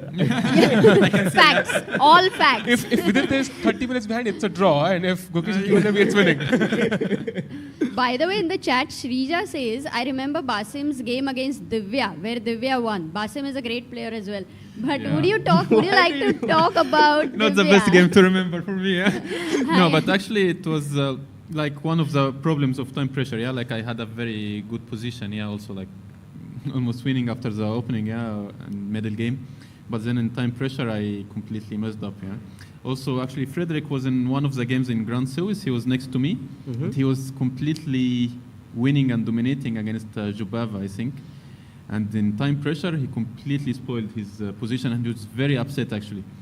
So yeah, I mean, being in this now, It's not easy, yeah, in Yeah, this. 24 moves in 17 minutes. This is already serious time pressure. Yeah. Question to you. Somebody is trying to escape this problem. Like, what is the best solution? Because it's a universal problem for all chess players from yellow 400 to literally 3000. Yeah, what's the solution? Yeah, okay, like usually one of the biggest mistakes is that you can in one move spend like 20 minutes and the next move another 15 minutes and then one move 30 minutes. Then, yeah, usually like nowadays you should try to make decision in about 10 minutes maximum, yeah? Like, because if you don't, unless it's like the critical moments that we are saying, okay, you should take your time, but in a normal position, normal developing move, okay, 10 minutes maximum should be the way to go, yeah. Do you think this move g5 is like what he will play Swane? Or like, is it like Okay, so natural? it's also a typical move, yeah, in the position, of course, g5. First of all, you see is that bishop f4 is a threat. And once you already have knight f4, so you're king on h8 also. So it's kind of, okay, not only protecting knight on f4, but also preparing for attack, yeah, g4 and rook g8 and all this. So it's typical actually for black. Maybe he's calculating, okay, what if he plays bishop e3, then I cannot take, and because he takes with pawn, and then all the rooks comes to a file. So it's also, I mean, he has to calculate. But maybe he can go for g4 and start attacking. Yeah, this Yeah, looks then a it's bit scary also. But okay, maybe g5. Now the rook a2 is important because f2 is protecting. So maybe a move like knight h2 could come. Yeah, then knight g4. Knight e3. Yes, and play for the f5 square. And yeah, so all this he has to consider. Yeah? But naturally, yeah, g5 should be played. Yeah, I mean. But one thing I really love in this position is that rook on a2. You know, वो सब कुछ बचा रहा है. Do you understand some bit of Hindi, Amin? No, not much. Like if I ask you कैसे हो, no guess. No. Okay, so Anish is definitely much better. If you had to teach Amin one Hindi word, which Any word do you know? Do you know what bhai means? Yeah. Bhai. Everyone knows that. Okay, that's cool. By the way, can we go to Anish's game because it seems that he's in big trouble. What? Ooh. Wow. Going from one German player, Frederick Swane, to another here, Alexander Donchenko is much better apparently. What opening was? Yeah, let's go. Look from the beginning. And please, you can have some water also. mistakes. What was that? Yeah. E4, yeah? D for Nimzo. Yeah, okay. Nimzo is all normal. Rook A8, D5. Okay. Bishop F8. And some crazy F5, E5 business. F6, C5. Queen F7 was the first sign of a mistake. F4. Ooh. Another slight error. And I mean, Anish again, yeah? Another strong contender struggling. Yeah, problem bishop on D7 is very bad, yeah? I mean, and also on F8, of course. But Yeah, both black bishops are doing nothing, whereas these white bishops, at some point the bishop on G2 can surely reroute from F1 to C4 yeah. or D3 as well, putting pressure on the F5 pawn. And the only thing working for Anish right now is his clock. 20 minutes up on the clock. yeah, but like all black pieces are like knight on G6 has no squares, bishop on F8 has no squares, bishop on D7 has no squares. So it's really difficult to play a move, yeah, for black. What if he trades rooks, maybe rook E1, Okay. rook E1? Yeah, he should try Rook to, but E8. then F5 but is F5. hanging. Yeah, Ooh. he would love to do that actually. is but, tough. And if I go knight E7 actually, can we Takes, yeah. continue that? Like Yeah. knight E7 or knight F3 is a Yeah, problem, then- or soon as the knight moves from G6, knight F3, knight E5. And this would be a huge upset if Anish loses. But I think he will somehow make a comeback. He has more time on the clock. And also he will be there in candidates no matter what. Oh yeah. So right now he is much less under pressure. Guys, and a quick look at Arjun's game. Yeah, because- Anish has already qualified to the candidates because he won the FIDE Grand Swiss this year. The same tournament that Vidit had won and qualified for the candidates. That's what You know, Vidit, by the way, has Anish 6 did. minutes. 6 minutes on the clock now. No reason to worry, right? Yeah, no. Yeah. So Vidit's game still around equal. But it's already should be close to move 40 already, I guess. Yeah. Yeah, 4 moves to 36 go. moves. Yeah. So more than enough time. Yeah. So let's go to Arjun's game. This is the current position. You know, Arjun is one of those players. I don't know if you have ever played with him. Many times. There is such a big, I played with him in freestyle, and it's impossible to play this guy, yeah, because he's so stone cold. He plays so fast, and he never shows any expression. Yeah, exactly. Yeah, this is one of his. You don't know he's happy, he's sad. You know, what's going on in the game? Yes. B5. No, but okay. I mean, it's must win for white, so it's I would say very good situation for black now. For yeah. Arjun, yeah. Yeah. Okay, because now only chance for white to play f4 at some point. But then, okay, like EF, GF, F5. I'm sure Arjun is waiting. He's like, push Yes. F4, Yeah. create some weakness, Come, and he yeah. wants to win for Yeah. sure. Oh, this was a beautiful idea, by the way. F5, such a classy idea. Blocking the pawn on F4. Yeah, fixing, because white has to play E5, and then you get more squares.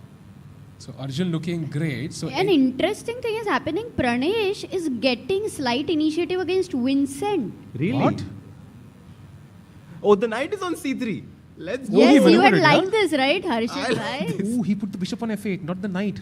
And now this is the position. Yeah, I guess A4 idea was maybe quite unnecessary, yeah? Because, okay, you need... Okay, he was thought, okay, my rook on A8 I want to open the file for, but the rook is not really going anywhere, yeah, in the A file. But eventually you give white some play, and because you will need to play C6 to prevent this knight D5, but then B6 is much weaker now.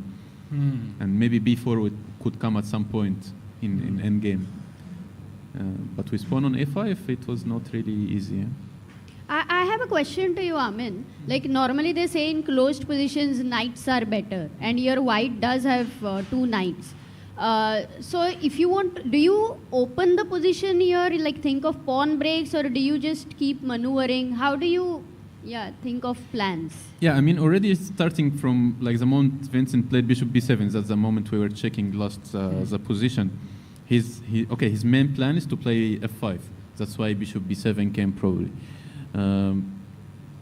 Because he wants to open the position and use a bishop pair, yeah. But usually when you have bishops, you try to exchange as much pawns as you can to open the diagonals for your bishops. 95. Yeah, 95 is a dream square for the knight, yeah. But Only that's thing why black eventually c6 has to come to kick this knight away. So queen d6? Yeah, queen d6 What is his like idea? Most natural move, yeah. No, he want to provoke c6 because then once played, then f5 is not that danger anymore. So he doesn't mind seeing it c6, I would say. Guys, if you just forget about the engine evaluation completely, okay, let me play bishop h6. If you play c6, I will take on g7, play knight e3. If white ever gets to push like b4 or f4, I mean, I feel like white definitely has some like ideas, no? Yeah, okay. First of all, there is no bishop pair advantage now. So white should not be worse, at least. And the bishop on b7 is really unhappy here. Yeah? You need like bishop c8, then knight f8. Then still it's not clear where is the bishop going. Like bishop on e6 still doing nothing, yeah? So we really need f5. But now if like f5 is almost impossible now because all your pawns will be very weak. King side is very weak. So it's not clear what can black play here. He's about to play a move. Queen d6 played. Yeah. Yeah, it's so it's happening. Natural move, yeah. Maybe he can think about taking on d5 now even, but also not so good now because he has the wrong bishop because all his pawns are dark squares and white has a very good bishop then. But yeah, the question would be like which pawn to take back with, because if you take with e pawn, black gets f5. So usually you will have to take with c pawn and then maybe c6, and then maybe it's wow. It's okay. I actually did not consider bd5, but it's now that you like explain it, you're getting rid of your worst piece. Yes, exactly. So this game, it's like, we can maybe say it's kind of around equal. Like it's balanced. Black has some trump cards. It's balanced. Okay, if somebody takes like a big risk, he could be in danger. But if both play solid, it should be around even, yeah. Yeah, and we have a question. If we can maybe give the mic.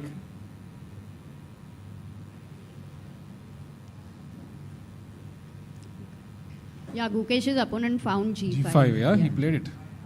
To the grandmaster, like I find the good, nice moves in the position, but how to find the brilliant moves?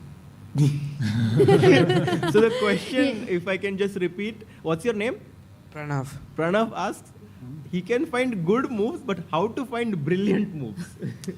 I would say actually finding brilliant moves is easier. Because usually a brilliant move comes like especially like chess.com, yeah, brilliant moves are just usually tactical moves. Yeah. So tactical moves I would say is not very difficult because you solve a lot of positions, you have all the patterns, you usually feel there is something in the position that you can play a brilliant move. But like the small positional or strategic moves I would say is the hardest one to find because this is the real chess understanding, yeah. So like a move like, let's say in this position, yeah, knight b8 if it's a good move, yeah, then it's such a difficult move to play, like in some positions. So you need to know, okay, I want like this square I'm playing, so I need to get the knight, reroute the knight, and like it's a deep idea, yeah. But usually brilliant moves are some tactical, or you sacrifice a rook or queen for some clear. Something you can calculate, yeah. So it's just more calculation, of course, but also solving a lot of tactical patterns. You see a lot of tactics, so it's not very difficult, I would say. I would definitely say that was a brilliant answer. Yeah. So keep solving puzzles and try to because at your level, I think most of the times the games are decided by blunders or big mistakes. Yeah. So if you're good with that, then your rating will go up immediately. Meanwhile, Gukesh's opponent found G5. Knight H2, your move again. And now Queen G6, sidestepping. Yeah, because Knight G4 was coming with a tempo. So it's a normal move. And only 13 minutes for his opponent, so definitely a lot of pressure there. And also in Vidit's game, if we can shift over there, What's happening? maybe he could have given checks and could have repeated, but Is the game ended? no. Not yet. He could have given Queen B8, Queen A7, right? This would have Oh. ended in a draw, but he goes Bishop C2, Knight D5. Do we have Bishop G6 maybe? With no threats, yeah? There is checkmate in one. Yeah. Knight E7? No, okay. Knight maybe E7 is quick, a quick, great quick. move Yeah. for white. Let's ask the chat. Chad, white to play. Here in the audience, anyone wants to try? Yes. Yes. Exactly. Yes. Well Queen done. to B8 because the king has nowhere to go. Back and rank mate. This Yeah. is completely winning. Kind of. So Bishop C2, Bishop G6, decent idea, but I think Queen E5, Queen F6 maybe. Yeah, also Queen C7 maybe. Yeah? Queen You C7. have both. Even like, nice, yeah. Mm-hmm. Oh, 5 minutes for Vidit after Knight D5. I don't think he's very afraid about He the needs, like, time. 1 or 2 moves, yeah? Or Three moves. Yeah. Okay. We can do a He quick can repeat roundup again, for actually. all the played it. games. He played Bishop G6. Ooh, would love to see how quickly black plays actually. Queen yes, E5 check Sahil only Bhaiga move. move. He played played, it. yeah, in a second. G3 has to Only be played. move, yeah. And you can see Vidit there in the camera. So, with this also recording vlogs, what do you think is the title of, let's say, this round? Calm before the storm. G3 played. And now actually it's somewhat of a decision, yeah? Do Yeah, you Queen go? C7 or F6, yeah? Both are...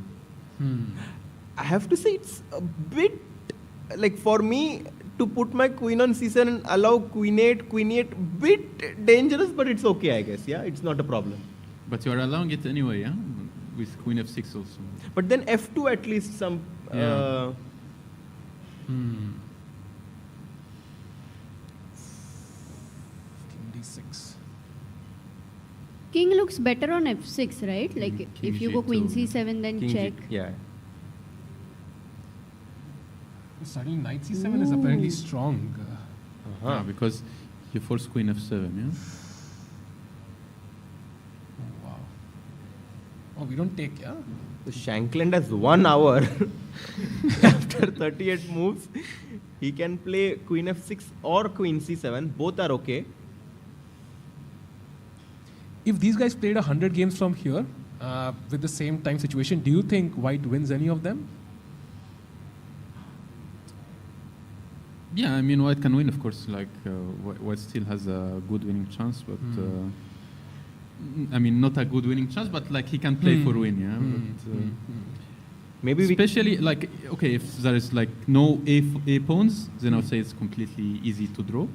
But with A pawns, there's always a chance. Got it. Queen F6 played. Maybe we can just take a look at all of the games. Just a big news though, what yeah, happened? while What we do happened? the roundup, Diptyan is completely lost. Yeah, that's... Like dead lost. Oh, man. Yeah, so it happened, Knight A5 and B4, yeah? I think we left it somewhere around here, right? It's fine, After the we queen can go trade, to the right? live position. Ah, Bishop F. Oh. Oh, Knight B6 was the mistake in Knight A5. And E4. and this is going to end Diptyan's chances in the World Cup, unfortunately, because C5 followed by B5, just blasting open the position, is going to end the game. I don't think there's any stopping C5, B5. But C5, Knight D5, yeah? Maybe? Okay, let's say he plays Bishop E6 now. Uh-huh. And then if C5, Knight D5, maybe it's not so... But maybe B5 immediately, I'm afraid, yeah? Like before C5. This is a real B5. threat, I would say, because you cannot take actually. Yeah? Oh. because the knight is trapped. If CB5, the knight is trapped on A6. Yeah. And if knight C5, then how do you... Just C6, Then you yeah? just take pawn, Yeah, no, this is over. This is over, guys. Diptyan Ghosh, who had a fantastic run, he defeated Jan Nepomniachtchi, had a brilliant chance yesterday to win, did not take it, and now Sargsyan is doing the job. So this game, like we may have the first loss for an Indian player. We can do the roundup from Gukesh's game maybe, while Amin is there, and we can also ask his predictions. So in the Gukesh game, Gukesh. D5 played, breaking in the center. But what did white? Oh, he played Bishop E3, yeah? and now D5. So what do you make of this position? I mean, I think the chance is very dynamic position. Not sure who's better really. Yeah, I mean, here one move can change evaluation dramatically, I would say, yeah, because like taking on D5 would, like, yeah, after Bishop D5. And now suddenly that F5 square is no longer weak. Yeah, I mean, Black will try to play F5 himself to cover both E4 and G4.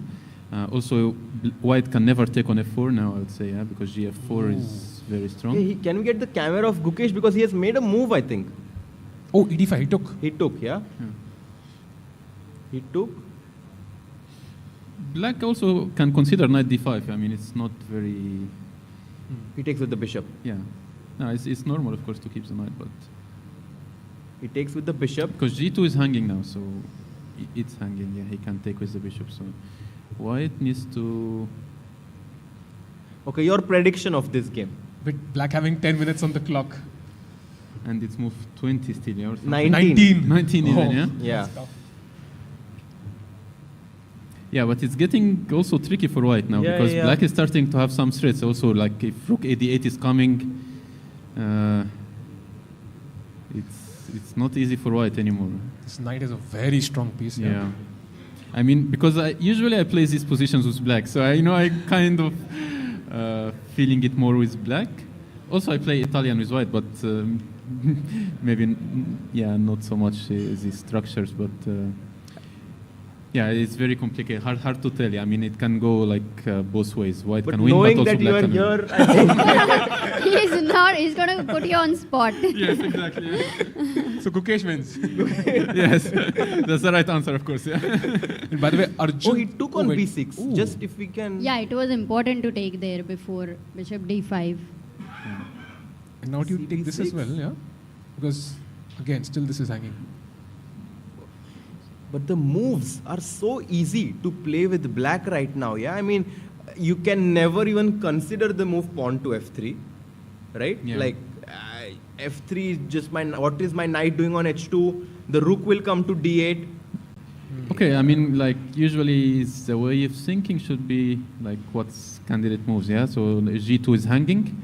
So what are my options? Okay, first take on D5. Okay. That's always a move. Knight takes. Yeah. But okay, then C3 is hanging, so we will not easy. Yeah, it's not easy. But what other moves? Like, okay, F3, as you said, it's not bad. a move Yeah, I would true, even true, consider. true, like, true, okay, true. yeah, it's not happy to see. Then you have knight F3 or knight E4. And okay, knight E4, you are just giving free F5. F5, yeah. So it's not really. So knight F3. You have to go here, yeah, I guess. Probably, yeah, but then Black can also take, yeah? Yeah, then after, yeah, exactly. Take you, D3 is hanging, so you have to take with D pawn. Then rook AD8 might come and you... Okay, at least the rook on A2. Yeah, but then knight D3 is also there. Actually, objectively, I think we can agree that Black is actually doing quite well here. Yeah. Black is doing...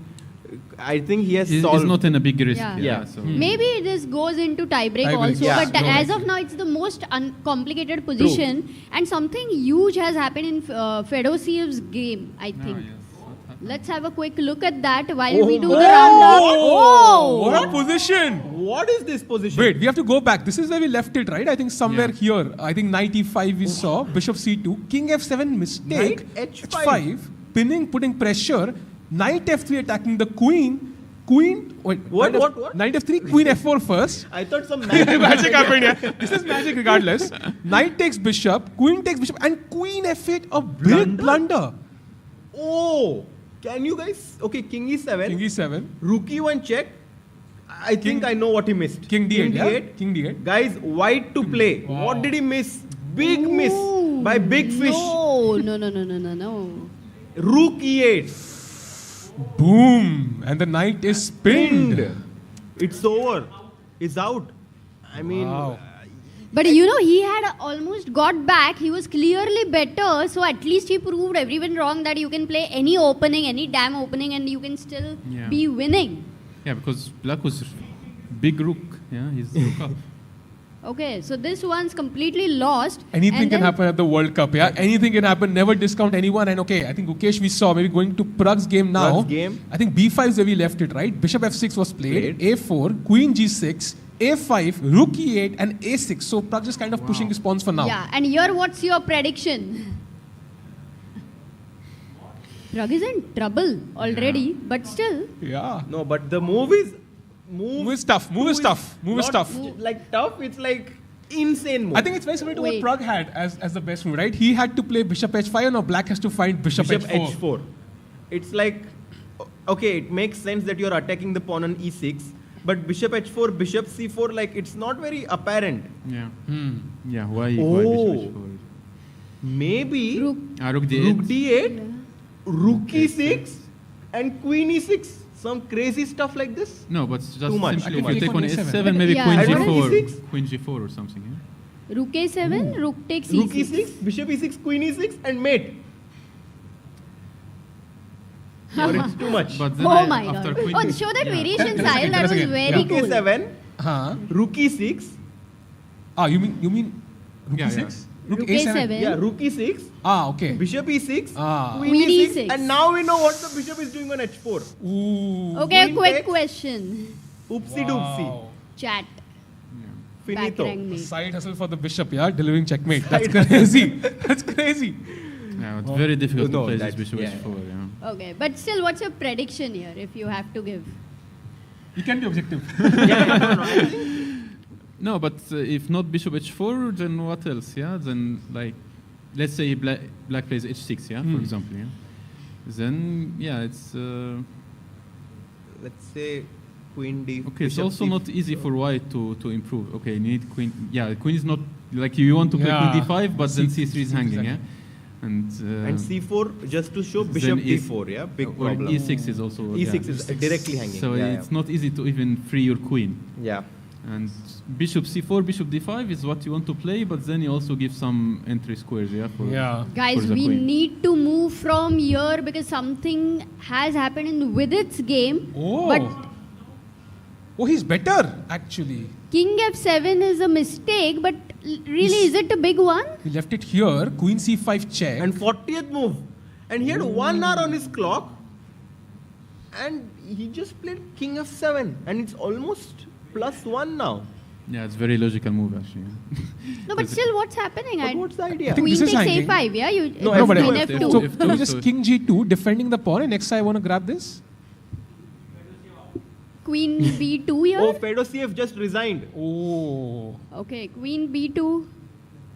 Yeah, Fedosiev, I think, resigns. Wow. And also, we have What a not game. seen Hari Krishna's game after this. Maybe we can have One a quick second, look let's first before our understand 6. this game. Because King G2, And now, only move is Queen G5. And then you trade queens, you double black spawns, and maybe bishop against knight, maybe there are some chances, yeah? maybe more than chances, yeah? Yeah, because the white king is quickly like f3, e4, and he can always go to the a5 pawn. Yeah, as we said, this is the main weakness. Yeah. Queen B2 को क्या है लेकिन? Queen B2, Bishop B3. Yeah. You have a threat? Queen A5 takes is it. hanging. And What if A4? Oh, Queen H5 check apparently is the only move. Okay, maybe something like... King F8 But and then Bishop E6. E6. Yeah.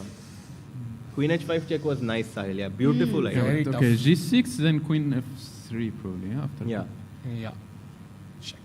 And then you have to play Knight F5, but then there is always G4. Yeah, you just take on A4 maybe, and then Bishop B. No. Yeah, first you take on A4. Yeah, this take on is A4 so after nice. Queen A2, Bishop B3, attacking the queens, then G4. Yeah. Brilliant. Wow. Brilliant. Tough. And luckily for Vidit, now he has more time on the clock at the Yeah. right moment. Yes, yeah? exactly. Yeah. So Vidit actually has a great chance. I think I personally had a fantastic time actually, like getting insights from you and Thank like you. going about the games. It was great. Many people also had some questions. Thanks a lot actually for joining us. Thank you for having me. Pleasure. We have one question for you. Maybe we can Yes, take it of as the course. last question. Can we give him a mic, please? Yes. Is it on? Yeah. No, it's not on. Yes.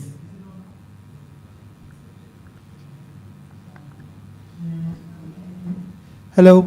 Hi. Fine. Yeah, actually, I had a question for both Harshit and Amin. So, I've seen, let's say, for the Pragg and the game, and I just want to take the question of Pranav a little further when he asked, oh, I can find good moves, but I can't find brilliant moves. Like Pragg made the move bishop to h5 in the analysis that we were seeing, and generally for very strong players like you guys, it's really easy to find the thread once you are given the starting point, and it's really easy for moves like this to make sense in retrospect. But a player like Praggnanandhaa not being able to find such a move is already a sign that this is not very positional or not natural move to make. Also, it's not really a brilliant move in the tactical sense, because this is not like a very common tactical pattern or something like that. And I've seen that, especially for a lot of the players, when I'm analyzing the games, when I check it with an engine or something like that, I generally see the mistakes happen very early on in the selection of the candidate moves, when grandmasters tend to make mistakes, or very strong players, stuff like that. Because once they settle on a candidate move, it's really easy for them to calculate the rest of the thread really fast, because they're really good at that. How can we train ourselves to find these really illogical moves, which kind of seem very obvious for engines because they don't have biases that humans have? But how is it that top players, and I've seen that 2750 players are able to find these really moves, illogical moves, but somehow they work tactically? How does one prepare for such moves? Because it seems to me like this is how engines actually beat super grandmasters, because they keep on finding these really weird moves which are not positional, they're not really tactical, but somehow they work. And it's generally early on in the thread search. Let's say when you're following like Kotov's analysis of like candidate move selection, let's say, these moves just generally don't appear to players of any caliber. But once you show them to a grandmaster, it's really easy for them to make, okay, yeah, this works because of this. How does one train such really brilliant moves, I would say, but how does one come about such moves which are very strong but not very logical? Yeah, it's an interesting question, of course. Yeah, especially in this position, maybe it's, as we said, the way of thinking. I think the most just to spot the move, just to like see it as a move that exists. This is the hardest part, but maybe he just like he was so focused. Okay, like the rook is hanging, so rook c7 or rook go back, or maybe rook d1 or bishop b5. That's this side of the board he was only looking, yeah. Because once you see bishop h5, because it's also forcing move, so it's actually easy to play. It's not like the most difficult move, I would say. Like. But the hard part is just to consider it. Just once you see it, you will definitely, okay, it makes a lot of sense. But to see that this move exists is maybe the hard part. So, yeah, I think it's just a way of thinking. Maybe he was already happy with the alternative he saw. Yeah. So sometimes you just see a move, you feel it's good, then you don't look for more. And somehow it's sometimes being practical, because, okay, if you like keep like every move seeing all the candidate moves and considering it all, then you spend so much time. So it's also, you know, kind of being practical sometimes. But I mean, of course, as you said, if you tell Pragg, you know, once he finished, okay, in this moment you had a move, what was it? He will find like in immediate, yeah, seconds, yeah. Then also in sports, I think like sometimes it's easier to find the move from a third perspective. In football, for example, it's so easy for a spectators to see that someone is running and you could make that pass. Yeah. But during the game, you're just so focused on, you know, with your own play, there's so much tension. Maybe one way to improve that is put yourself in many of these scenarios and try to solve puzzles. But of course, this is why chess is always so rich, because the move is always in front of you, but still we cannot find it. And I think this is why chess makes it interesting. But guys, again, big round of applause for Miss Grandmaster Basim to join us. And maybe we'll go on a short break Very and short we'll be break right back. and we'll be back because a lot is happening, guys. Wait for it. Hi everyone, I hope you are enjoying the coverage of the FIDE World Cup 2025. I want to give you an important update. ChessBase has just launched its newest version. It's called ChessBase 2026. ChessBase is a software that was launched way back in 1985. Great players like Garry Kasparov and Vishy Anand were the first users of the ChessBase 1 software. And then over the years, the newer versions have come in and all the top players have been using it for their preparation. As we speak right now, almost all the players at the FIDE World Cup are using ChessBase for their preparation. The new version that has been launched, which will be released on 12th of November, has some excellent new features like a new opening report, new ways to search the games, new ways of engine analysis, and along with it, the Mega Database 2026 also has been launched with 11.7 million games and 114,000 annotated games in it. I would highly recommend any ambitious tournament player to get their hands on this, and it will be very helpful in your chess journey.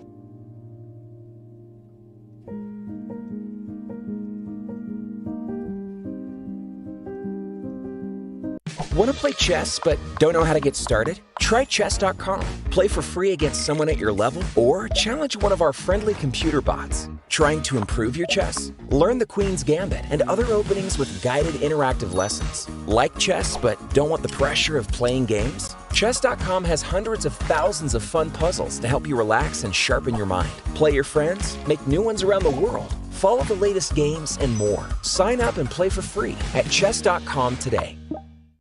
A premium membership at chess.com will help you improve your game with full access to a powerful set of learning tools.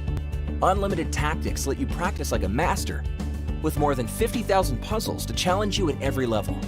Our library of interactive chess lessons created by master coaches will enhance every aspect of your game.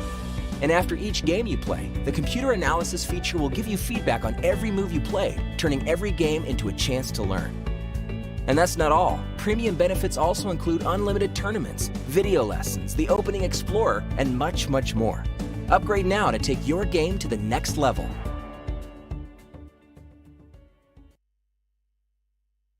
Welcome back everyone to a huge shift which has happened in the last few seconds. Pragnananda is back. And he's back winning. With the bang. He's winning. Yeah, Let's go.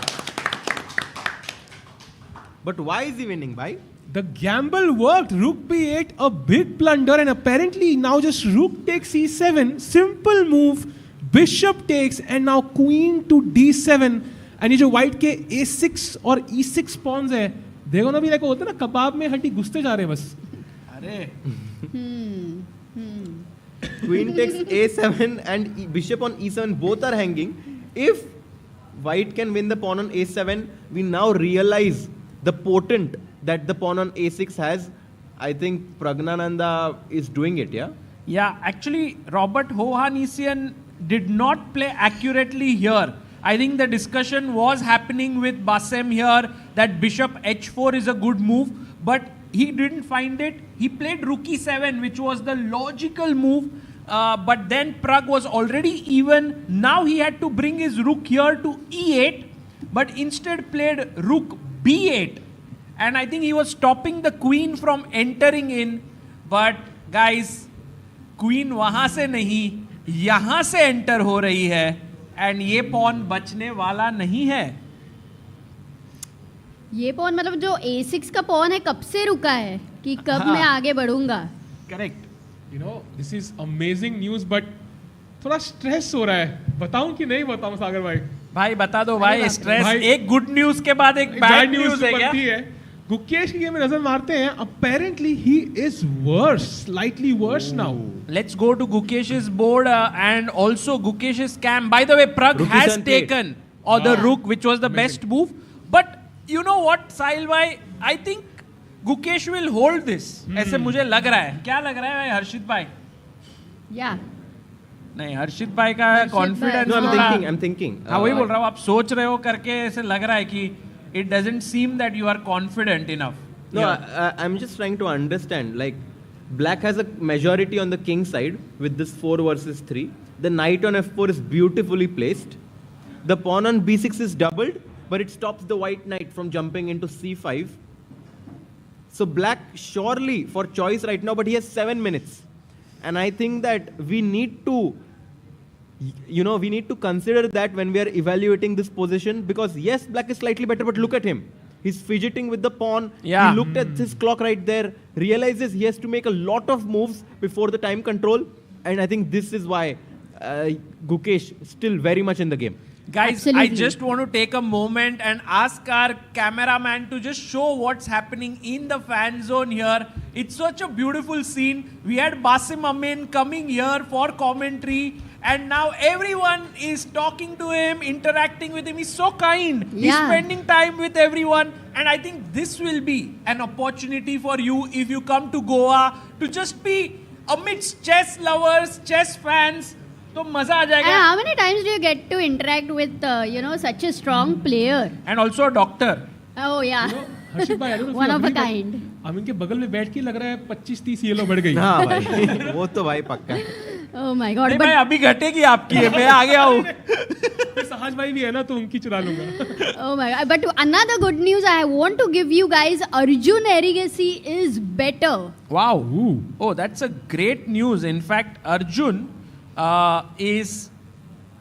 he has won all of his games so far. Wow. He's 3 out of 3. If he wins this game, he'll be 4 out of 4.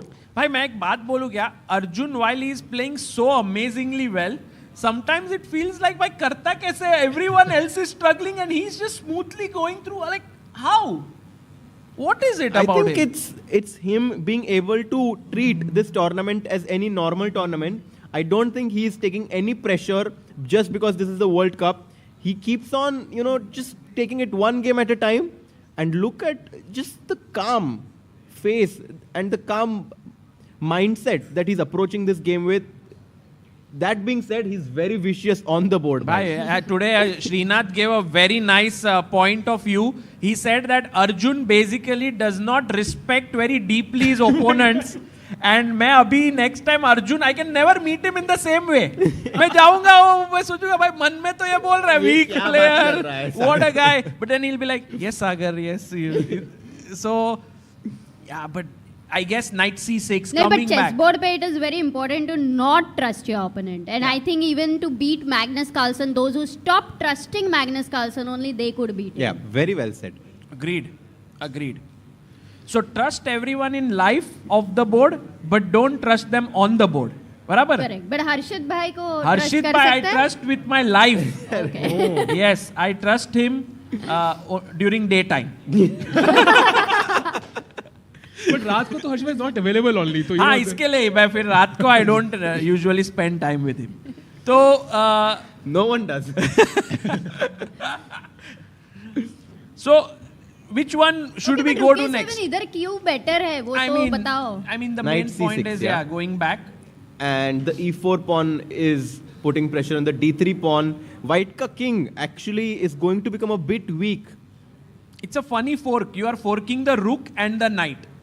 So if you, he has to take, and then you take back, you attack the rook again. Rook c7, ed3. In fact, the engine even Queen suggests takes. to take with the queen lining up here. Yeah. And defend everything, yeah? And then take here. By the queen has been set up like an arrow. The Gandhi worm ready to strike by. आज भी करना पड़ेगा भाई. भाई रोज करेंगे. रोज. भाई वो ready है क्या? Party offer. पार्टी पॉपर भाई एक जन ने किया आज पॉप तो उल्टा पॉप हुआ मतलब everything came on him, not the other direction. So I am a little bit scared of the party poppers. If Arjun wins 2-0 4 games तो करना ही पड़ेगा. करना पड़ेगा. और तो फिर सक्सेसफुल वाला भाई big news, Michael Adams who was beating Lorenzo has blundered. No way. Wait, what? Again? This is unbelievable. Lorenzo Lodici He's seems winning. like a cat with 9 lives here. Why? What is happening? What the hell? He beat Hans Niemann. He eliminated him. And now, yesterday he was totally lost against Michael Adams. Usme he saved himself. And today he's winning. अरे today look at it, he was lost. He was completely lost. What was You know C4 क्या ही crazy attack किया था Michael Adams ने, like it was beautiful attack in French defense, advanced variation. Can't So believe. here Lorenzo blundered with bishop takes f3. I mean Michael Adams, you mean? No, No, Lodici Lorenzo blundered and Michael should have was played Rook G7 here, simply.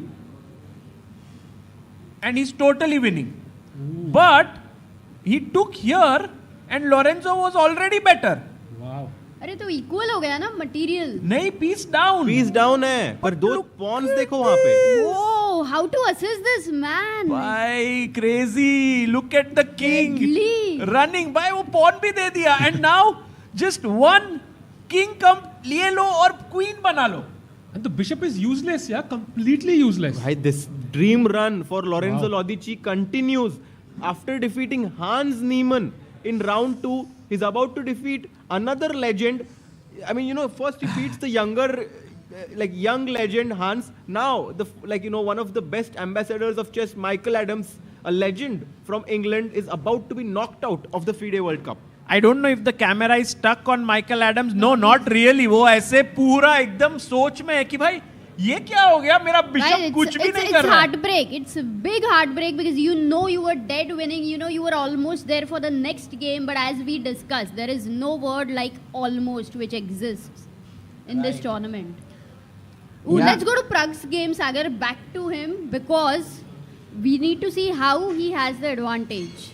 So Pragnananda has found Queen D7 जो हमने बताया था, attacking the bishop and the pawn. लग रहा है. Yeah, he will win. Pragg is going through here. Should we check quickly what Pranav is doing, because a draw for him Is and enough to he's qualify. through, yeah? And the white king is on h3. But ये भी तो weak है. ये king भी weak है. This is not clear according to me. But Buddy thrives in these kind of positions where there is some sort of a chaos on the board. I think he will draw the game and qualify. Right. By the way, Vidit has spoiled his advantage completely now. Feels like a dead drawn position. दो मौके थे वहाँ पे and he missed both of them. Simply went the wrong way with the king. Really? Yeah. Can we just check what Vidit, because I thought it was a risk-free edge that Vidit had, but the fact that he has spoilt it is not a good news. So I'll just get this. You can go to recent games. Uh-huh. पे दिखेगा तुमको. Vidit Gujarati versus Sam Shankland. तो क्या हुआ? Because at this point Vidit was better. Queen G5, he took. King F3, good move. Knight came forward. And now Vidit made a small inaccuracy with Bishop B3. Looks fine though. King E7. And he had to go to E4. He had to go with E4 with the king, which looks actually quite natural to me. Very surprised King E4 was not played. Yeah, I'm also surprised that why didn't he centralize his king here. But I think Vidit was a little bit like, my pawn mil raha hai, a little greedy there. No, but King F6, no, kaise pawn mil raha hai? And I don't know what is his next plan now. Maybe he thought king and pawn endgame mein kuch ho raha hai. Take. Did he calculate something here? Maybe he thought takes, outside passer here, and now I can go here and win. Maybe this is his calculation. Yeah, I think this is what he was banking on. But actually this is winning. Can't push the pawn straight. I think this will happen, guys. We might go into this king and pawn endgame. है ना? लग रहा है. Any chance of white winning there? What do you think? I think with 1 hour 30 minutes on the clock, Shankland has plenty, more than plenty of time to calculate this completely and hold this. He's a calculation monster. Yeah. And I think King E4 would have definitely given Vidit big chances to win. Now, I feel it's heading towards the draw. But by the way, let's go to Gukesh's game. Yeah. Because F5 played. Whoa. Guys, Gukesh को हराने के लिए Frederick Swane has to not only beat him on the board, but also take care of the clock. He has only 3 minutes 53 seconds to make 13 more moves. That's a lot. That's a lot of time. Let's go full screen. Look at him. Look at his reactions. He's like, क्या हो रहा है? समझ में नहीं आ रहा है. I'm so close to getting an advantage with the world champion. And you know, it's like this, yeah. It's chess is not just pure moves and bar and all. It's also emotions. You need to understand that. बहुत nervous है वो. Stress बहुत आ रहा है. ज़्यादा. And look at this. I thought, why not Rook D3 attacking the queen? But Yes. Rook D3 is game over. Gukesh wins. By 95, 95, right? exactly. Let's go, Oh, Sahil little bhai. traps. Very cool. Sahil bhai, ऐसे सवाल पूछते रहो. We have a special gift which we can give our viewers here. We have some chocolates to give them if they give a right answer. So So अगर कई मैंने question. सवाल पूछा, मैंने आंसर किया, तो can I take the अरे chocolate? भाई, of course भाई. अरे मजाक कर रहा हूँ. एक तो ले लो. पर आगे से तुमको आंसर करने का मौका नहीं मिलेगा. भाई मैं आपका फेवरेट स्टूडेंट हूँ भाई, मुझे भी दे दो. अरे नहीं You मजाक. can check out the stall. These are very healthy chocolates there and really loved by all of us. Tanya also, we are missing Tanya a lot. Melted She's right joy. now Yes. at Delhi for celebrating her father's 75th आज है, I birthday. think. Today is the birthday, so very happy birthday Oh. to Tanya's dad. Maybe after time pressure, we should later give Call her a her. call. Call Yeah, her, that yes. would be amazing. Would be great. Would be great. Yeah. But Frederick Swanner is not enjoying himself here. 2.5 minute 2 बच minute. गए. 20 second बचे and Knight has to jump in now to D3 by, so that it not only attacks the rook but also defends the pawn behind. I think ये Pragg's- बहुत important है. Pragg's opponent has made a mistake. Now he's even Well, more let's winning. stay here. भाई 1 minute इधर रुकते हाँ, हैं. हाँ, Frederick Swanner may come down to 2 minutes. Oh my God, he's down to 2 minutes. But at least there are 30 seconds more, guys. पुराने जमाने में game adjourn होता था, गेम चलते जाता था, लेकिन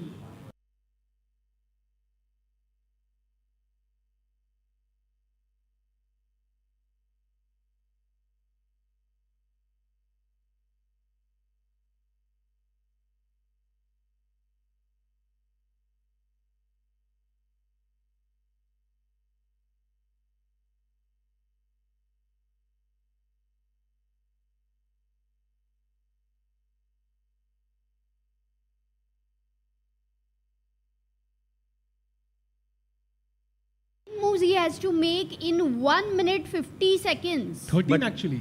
भाई नेक्स्ट मूव तो पक्का है ना, F4 खेलना है. तेरा मुंह. हाँ, actually one good news for Frederick is that queens trade होंगे ही होंगे. So like how it works is, I move my rook. Let's say I move it here. Pawn push. Now if you move your queen anywhere else, you lose a knight. So you have to come up here.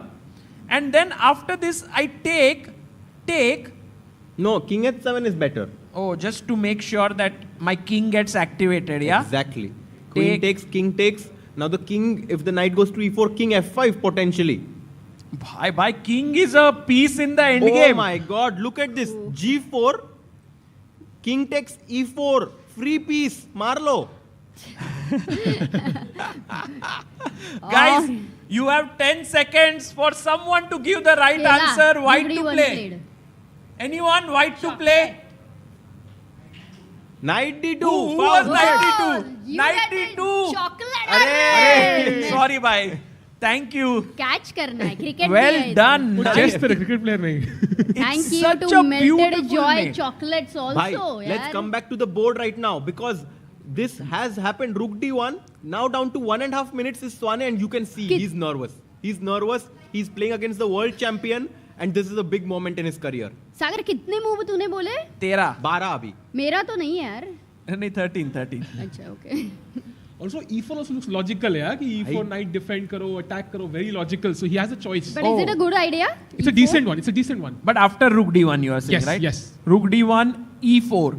Attacking the knight, but then Gukesh gets slightly superior chances, maybe because of Knight D4. Yeah, I like this move. Guys, do like the stream. This is the final moments, perhaps, of an elimination because this is the second day of round 3. Whoever gets 1.5 points in the classical segments eliminates the opponent right now, and with 40 seconds, he can make a mistake. But no, he plays he does not. F4. F4. Wow.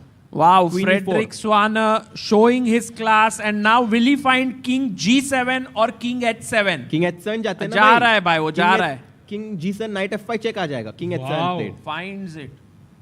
क्या खेल रहा है यार ये? Frederick Swanner showing his class here, and Gukesh in some trouble. Yeah, if he has to play an only move now. He has to take the queen. Because if you play Knight F5 here, let's tactics. Should we ask our viewers here what to do? Because it seems like there is one move which is superior to everything. Tough one, guys. Tough one. Attack the queen? But how? But how? That's a very good thing. But Yeah. how? Great. Oh, Yes. bhai. C5. Too good. Too good, bhai. You get this Catch chocolate. karna, bhai, This catch was karna. really.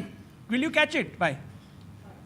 What a catch! Knight C5 attacking the queen. Queen goes back, and then rook takes D1, queen takes D1. Unfortunately, you lose the knight. And He's this has about to happened. play. He played Queen G6, King G6, and is bringing the king to F5. He's about to play King F5. Frederick Swanner is feeling the energy now. He's Goes in. Rocking his chair back and forth. Oof, oof, oof. King to F5. And this is getting scary. हर्षित भाई आपका move हो जाए भाई G4. Oof, will it happen? It may happen. But Gukesh, is it actually a good move? Like It you is can one go of the for top it. moves. Wow. हर्षित भाई ने फिर ऐसे तो मस्ती trap मस्ती लगाना ही में है. हर्षित भाई तो पूरा मस्ती trapper मस्ती है. में ही ट्रैप लगाते लगाते GM भी बन गए, मस्ती भी हो गया. ये देखा है? He is a trapper. हाँ. उसमें रैपर भी आता है. On the board, yes. Yes, on the board. Played? Oh, okay. No, I think one more move which he can consider is Knight FD2. But the knights usually not really the best pieces when they're defending each other. Yeah. H5 now, G4. Black is definitely for choice right now with such an active king on F5. Yeah. Guys, let's hope Gukesh manages to hold this. Let's head over to Pragnananda, who has just snatched the pawn in the corner of the board on A7. He's still an exchange down, but by ये pawn का मूल्य किसको पता है? भाई वो A6 की pawn की कीमत सिर्फ रॉबर्ट को ही पता है या रमेश बाबू को? वाह सागर वाह. चुटकी भर एक दूर की कीमत तुम क्या जानो? रमेश बाबू, राइट? नहीं नहीं. हाँ. अरे मूवी में थोड़ी रमेश बाबू है. तो क्या है? कीमत की तुम क्या जानो? रमेश बाबू ही तो. रमेश बाबू है. And Ramesh Babu Pragnananda. Oh my God! Wow, that's Crazy. insane. And now this E pawn, A pawn, all of these are priceless. Like Priceless. they are too good. Devesh Chaudhary बोल रहे हैं ऑडिशन दे रहे हैं सब बॉलीवुड के. भाई कुछ तो गलत बोल रहे हैं मुझे भी शायद. लग रहा है. Chat ने क्या? It's too good to Nah, I be mean, true. too many people. Otherwise, someone would have pointed out here. So right Guys, now, almost 9,000 people watching. Pragnananda about to win his game and go to round 4. Let's not forget, if you get to round number 7 here, you are in the finals. yes. Round 8, if you win, then you are the champion. 7th round is finals, semi-finals. 6th round is quarter-finals. So right now, if Pragg wins, he reaches round of 32. 4, yeah? Round 4. Round 4. सब By- chat में बोल रहे हैं Mahesh Gukesh बाबू Blanda? है. Mahesh By the way, Babu. Diptyan No Ghosh. way, right? Diptyan Ghosh is about to lose. Really? Wait, Yeah. first let's take Gukesh Gukesh's did. game. I think not that's a- very not exciting. No, blunder. it's the Knight same D2, position, It's fine. Is Arjun winning still? We need to check that also. Yeah, he's because, better. You know, He's I better. don't remember anybody winning 4 classical games back to back. Right. It's a very rare kind of a feat, even for highly top-rated players. Correct. So first, shall we go to Arjun or Diptyan? Arjun जाता है because Arjun is winning. Diptyan is right now, I think he's lost. Okay. So let's just have a look at Ajubai. Oh, not so clear, huh? Yeah, Ajubai did not make the best move here, which was bringing back the knight. He played his queen to the side. Rook went back. Queen b7. A little bit of inaccuracies there, but remember, guys, Arjun needs only a draw. Yeah. And practically he's playing very well. I mean, the king on h3 looks very weak now. A move like queen c8 threatening h5. Very, very natural for black. Actually, I am thinking, let's trade. You bring your knight and I would bring my knight back and trade. So like keep trading. I don't think Arjun has a problem of holding this. He might even want to win this game with black. I think Arjun will qualify for sure. Yes. And we hope we can get Ajubai here in the hall. It would be amazing if we can make that happen. Trying to manifest it, कि कैसे, but I don't know who Sahil will make भाई it. सब manage कर लेता है, तू सिर्फ भाई बता ना राकेश भाई को एक मैसेज करे उसको. अगर मैं बोलता हूँ. By the way, let's go to Gukesh's game again because Frederick may have not made the best move. Oh, so it did go to knight fd2 happened, and then Swana had to go h5 g4, the idea that Harshit Bhai had mentioned, but he went back, a question mark move, when actually the best move was now to go g4, which is insane, guys, because if you take fg3, would you take back with the knight or the pawn, guys? What would you recapture with? Of course, right? Knight. Of course. Anyone wants to take with the pawn? No one, everyone's so strong here. No, fg3 is the best move. F takes g3, guys. Look at this. Because knight takes knight Rook is F1 met with check, and I take here, and I'm better even. But that वो bouncer out, bhai, ye move. Intermezzo. This Too is good, just too tough. Yeah, too much. It's a too deep move, and it's not sometimes possible to find such moves over the board. The engine finds it like this. Rookie one, played by Gukesh, and black is still slightly better. Wait, does this mean Gukesh is fine with a draw? Because black can play knight d3 if he wants and repeat. Yeah, I think Gukesh is happy with a draw. For sure. For Also, sure, 10 में Gukesh. से 2 Indians बाहर होने वाले हैं, I think. दूसरा कौन? One is Diptyan, second is Pranesh, who's much worse now against Vincent Keimer. But bhai, 30 seconds, I'm just so excited for this game. I don't want to leave Yeah, somehow. let's होने के बाद stay he. here. Yeah, let's so go full exciting. screen on this board with Frederick Swana having just 20 seconds and a decision to make. Yeah, Draw or not? Did you see Gukesh just glanced at him? कि भाई क्या करना है? 15. Draw लेना है? 10 seconds now. He has to अरे play. भाई He will repeat. Oh, Knight he d3 खेलेगा. Plays knight Oh, d3 he's back. repeating, I think. 10 seconds में क्या ही खेलेगा? Knight d3 जाएगा. back. You know, he played with 1 second on the clock. No way. No, Amruta, he played with 3 3 seconds. Yeah. अच्छा 31 दिखा पहले हाँ. Rook d1, Rook b1 now. भाई Gukesh is अरे like- no draw. क्या No हो रहा है? draw. Draw नहीं देंगे हम, Frederick. Now you have to find. This is what Gukesh, you know, he takes risks. वो chance ले रहा है अभी. Because his opponent has 30 seconds. भाई Maybe this मैं is रहता smart. ना तो I would have said कल अभी आज का enough हो गया. हाँ, कल जाते टाई कल ब्रेक देखते में. हैं. Gukesh is like कल नहीं आज. By I want to h5. play now. Brilliant move by Swane with just 13 seconds on the clock. Gukesh's idea was, मेरे opponent के पास कुछ भी time नहीं है. Let me try to trick him before he reaches the time control. Swane is saying, let Gukesh take risk because I think I'm objectively better. No, bhai. Swana is saying that I want to draw. Yeah, after knight d3, he was happy with it. But he if you has to push make me- 6 more moves. Do you think he'll go wrong? I don't think so. No? No. I think Gukesh should bring his king in. So- Anyway, Gukesh is famous for no draws. वो तो सबको पता है, तो कोई chance ही नहीं है. in नहीं, such Amruta. list. I thought he would take a draw. And now rook h1 is planned. I have a feeling that white has play. No, certainly. But I don't know how easy it is to play king f1, king e2. Yeah, that is an important Okay, move now now. maybe we can check other games quickly because Okay, first this Pranesh game against Pragg is Vincent. clearly winning again. Yeah, we have seen that. Going to Pranesh. It's over. Diptyan lost. Diptyan lost. Wow. Diptyan Ghosh is out of the World Cup. Great performance by him. You're defeating Jan Nepomniachtchi. I think we definitely deserve the round of applause, Diptyan. What a fight he gave. You can see him with the black pieces who resigned here.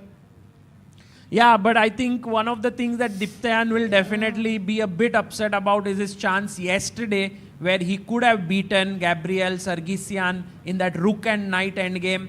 But it was not to be. And now Sargsyan goes through to round number 4. I think a big breakthrough for Diptyan in his career here. We might see him playing more tournaments in the years to come or in the days to come. For sure. Okay. So right now Diptyan is done. Vincent, yeah? Yeah, Vincent Keimer versus M. Pranesh. Guys, but this is more time for both of them. Right now we should focus on time pressure, I thought. Definitely. Just want to say one small thing here, that it might seem that Pranesh is totally in trouble here, but this guy is a tactical maestro. Yeah, he plays with tactics, and I have a feeling that when the time will go low, Bhai, he will. Would you like to take my pawn on d3? Here, my free pawn. So let's say first I take your rook. Yeah. Check में. Queen d3 तो मारोगे ना? हाँ, मारना ही पड़ेगा भाई. Let's ask our audience. What do you do here? Rook d1. Rook d1. कौन था वो? चॉकलेट वहां तक जाएगा क्या? ओ भाई वो उतना दूर. ट्राई करो. Let's see. We have a chocolate here, and I don't know if I can throw so. Come on, bhai. Cricket और chess दोनों सीख रहे हैं आज. Bhai, maybe you can. Cameraman also has a. Let's go. काफी दूर गया. Sorry. इतना पावरफुल थ्रो नहीं चाहिए था. मुझे लगा. Harshit bhai always giving that little bit extra to whatever he does. So right now this game is surely very interesting and exciting. बड़े pawn structure देखो ना. W उधर already दिख रहा है. W for win. Oh, White yeah, का. W के नीचे ही खजाना है. Yeah, this could be an interesting game to come back to, as there is more time here. Yeah. Let's go to Pragg's game, because I think it's also nice to see how he's converting that. Oh, Pragg is doing it in style. Yeah. Style. He'll just bring bishop c4, bishop d5 and a7, right? Yeah. That's the clear also, plan. this game was not for engines, you know. There were many tough moments in this game and practically a very good game played. भाई Pragg को try करते हैं आज. लाने? यहाँ लाने के लिए. अरे नहीं भाई. आएगा वो. Because 2 rest days, remember? हाँ, जीतेगा if he तो. wins, tomorrow and day after is rest day. He could come potentially, because when you have 2 rest days, you think like today I can relax a bit. And that is my hope, that we could have Pragg here. Good idea, good idea. And that too, Pragg is, by the way, played such a tough round 2, right? Like, he played 6 games in tiebreak, 2 games in classical, total of 8. And now here he is, maybe going through in just 2 games. Cool. And Sagar, let's quickly move to Arjun's game, Ajjubai. because everybody wants to see it in our chat. Okay, Ajjubai right now, I think, is just using the fact that his opponent needs to win to just have a great position for himself. Like, I think he can simply take here on d3. Or first queen c8 check. Check. King goes back. And now like take on d3 maybe. Take. Maybe ये take भी the- लंबा चलेगा ना, मतलब more than 40 moves, I think. so. Major piece But endgame, I think slow and steady. Whenever Arjun offers a draw, his opponent would happily accept it. But Arjun will try to Arjun win. will try to No win. chance. Exactly. No. Arjun will try to win. By the way, King f1, and this variation has happened after knight c5, f3, found King by f1. Gukesh. Okay. And now rook d3. His opponent is trying to invade with the rook. But by कहाँ invasion है? Because this pawn is defended by the knight. g4 maybe. So if I go king here, Rook e3 check. you have this irritating check. I have to go back. Oh my God, there's Other another check. Oh. Bhai, 34 seconds for him, and he has to make 4 moves. I think Gukesh is thinking how to trick his opponent here. But if he doesn't trick him in the next 4 moves, do Yeah. you think black is at least safe? Yeah, this is a very tricky moment for Gukesh, because he shouldn't burn the bridges here. And then अगर 4 move Frederick ने अच्छे कर दिए, Gukesh could be in trouble. Just take a draw, come tomorrow to the tie breaks. My approach would be that. I don't know what you guys think. Agreed. I think Arjun के opponent अलग ही form में भी ना, flow में भाई, time pressure में best move after best move after best move. By the way, Vidit's game, draw. Draw हो गया? Vidit's game is draw. Okay. Another tie break. वो टाई ब्रेक खेलेगा ही पूरा वसूल. पूरा वसूल क्या करना है? एंट्री भी नहीं है इधर. अरे बट निधि भी है, सबको थोड़ा टेंशन आएगा, मजा भी आएगा तो. अच्छा, interesting. Okay. What about guys? SL Narayanan, did he drew already? What about Hari? Oh, Hari Krishna, yes. Hari Krishna is playing against Daniel Dardha, and a very solid position for Hari with the black pieces. And Hari, remember guys, won yesterday. So very good chances of him going through today. Yeah, I think he will qualify. King F2 played by Gukesh, by the way. I just saw in the camera. Yeah, let's go back. Let's go back to played. Gukesh's board. Vamos. And good move by Gukesh. Not sure. No, what? Not very sure. G4 now. G4, G3. G4, G3 potentially dangerous. But 15 seconds में खेलेगा? Oh, lala, G4. Go full Can he भाई play? ये flag down हो सकता है हाँ? अरे. No chance. Let's go full screen on Frederick. 6. Man, full screen. Oh, he's playing it. He's playing G4. Wow. What a player. 1 second पे खेला यार ये. Insane, bhai. 1 second. I think Frederick just needs 30 seconds to find best moves. वो ज़्यादा time मिलेगा तो गलती कर सकता है. Wow, he's playing so well. But can we take play rook h1 now? Because हमारा plan तो वही था. Take and go rook to h1. That's a nice suggestion. Good idea, Sahil bhai. Sahil bhai. And g3. Oh, king थोड़ा ऐसे ये हो रहा है. नहीं, but king e1, let's say. King जाओ e1. थोड़ा आगे variation. Oh man, king e1 mistake. King g6, stopping the rook invasion here, Rook here, h8. and here. You can't stop really. You are anyway going in. Now my rook tries to invade. King you d1. go here. My knight tries to invade. Knight e1. Knight g2. And you, what is your rook doing here? Not much. भाई Gukesh has to be careful. Super careful. ये g3 मेरे को लगता है 2 बार मार दो इधर. Take twice, but that's also bad. No, I'm telling you, this is a dangerous situation right now for Gukesh. 15 minutes for Gukesh to somehow manage his position, and I hope that he's able to recognize the dangers that await him. Why? I think I'm just putting myself in Frederick's shoes right now. You're playing the world champion. You're hoping that this game goes to a draw with black, but suddenly you get a chance. Suddenly you get a chance to put pressure on Gukesh, and he needs to come in terms with that. Right. Oof. And while this is all going on, I think we are going to add more firepower to our commentary panel here, because it's so intense right now and so much is happening that Sahej Bhai is joining us. Grandmaster Sahej Grover, Sahil Bhai, who has been here right from the start, is going to take a very short break and he will be back very soon. No, not today, right, Sahil Bhai? Tomorrow. He'll be back tomorrow. But Sahej is here, and let's zone in, bhai. 2 grandmasters on the panel. Let's go. Let's Thank go. You. Thank you, Sagar bhai. Thank you, Arshit. भाई Let's सहज go. भाई What's happening? पहले ये बता दो कि आपको इसमें डर लग रहा है. Do you feel like Gukesh is under pressure, और do you see a way to for him to come out of this mess? It all depends on the time, yeah? नहीं भाई, टाइम छोड़ दो, वो अच्छे मुंह कर रहा है. फ्रेडरिक स्वाना टाइम पे नहीं कुछ गलती कर रहा है. Time is not important. Okay, he has 3 more moves to make. He's playing good. Lot of pressure, I think, on Gukesh. That pawn on c3 looks very, very suspicious to me. b3 भी थोड़ा weak है, c3 भी For weak sure. है. Okay, engine का best suggestion क्या है लेकिन? What do you think? takes g4, I guess. Amrita, You ये have to लाइन जो capture- आप कर रहे थे वही बेस्ट है. I'm guessing that should be the best move. I'm not really Really? sure. And now Oh, really? go here.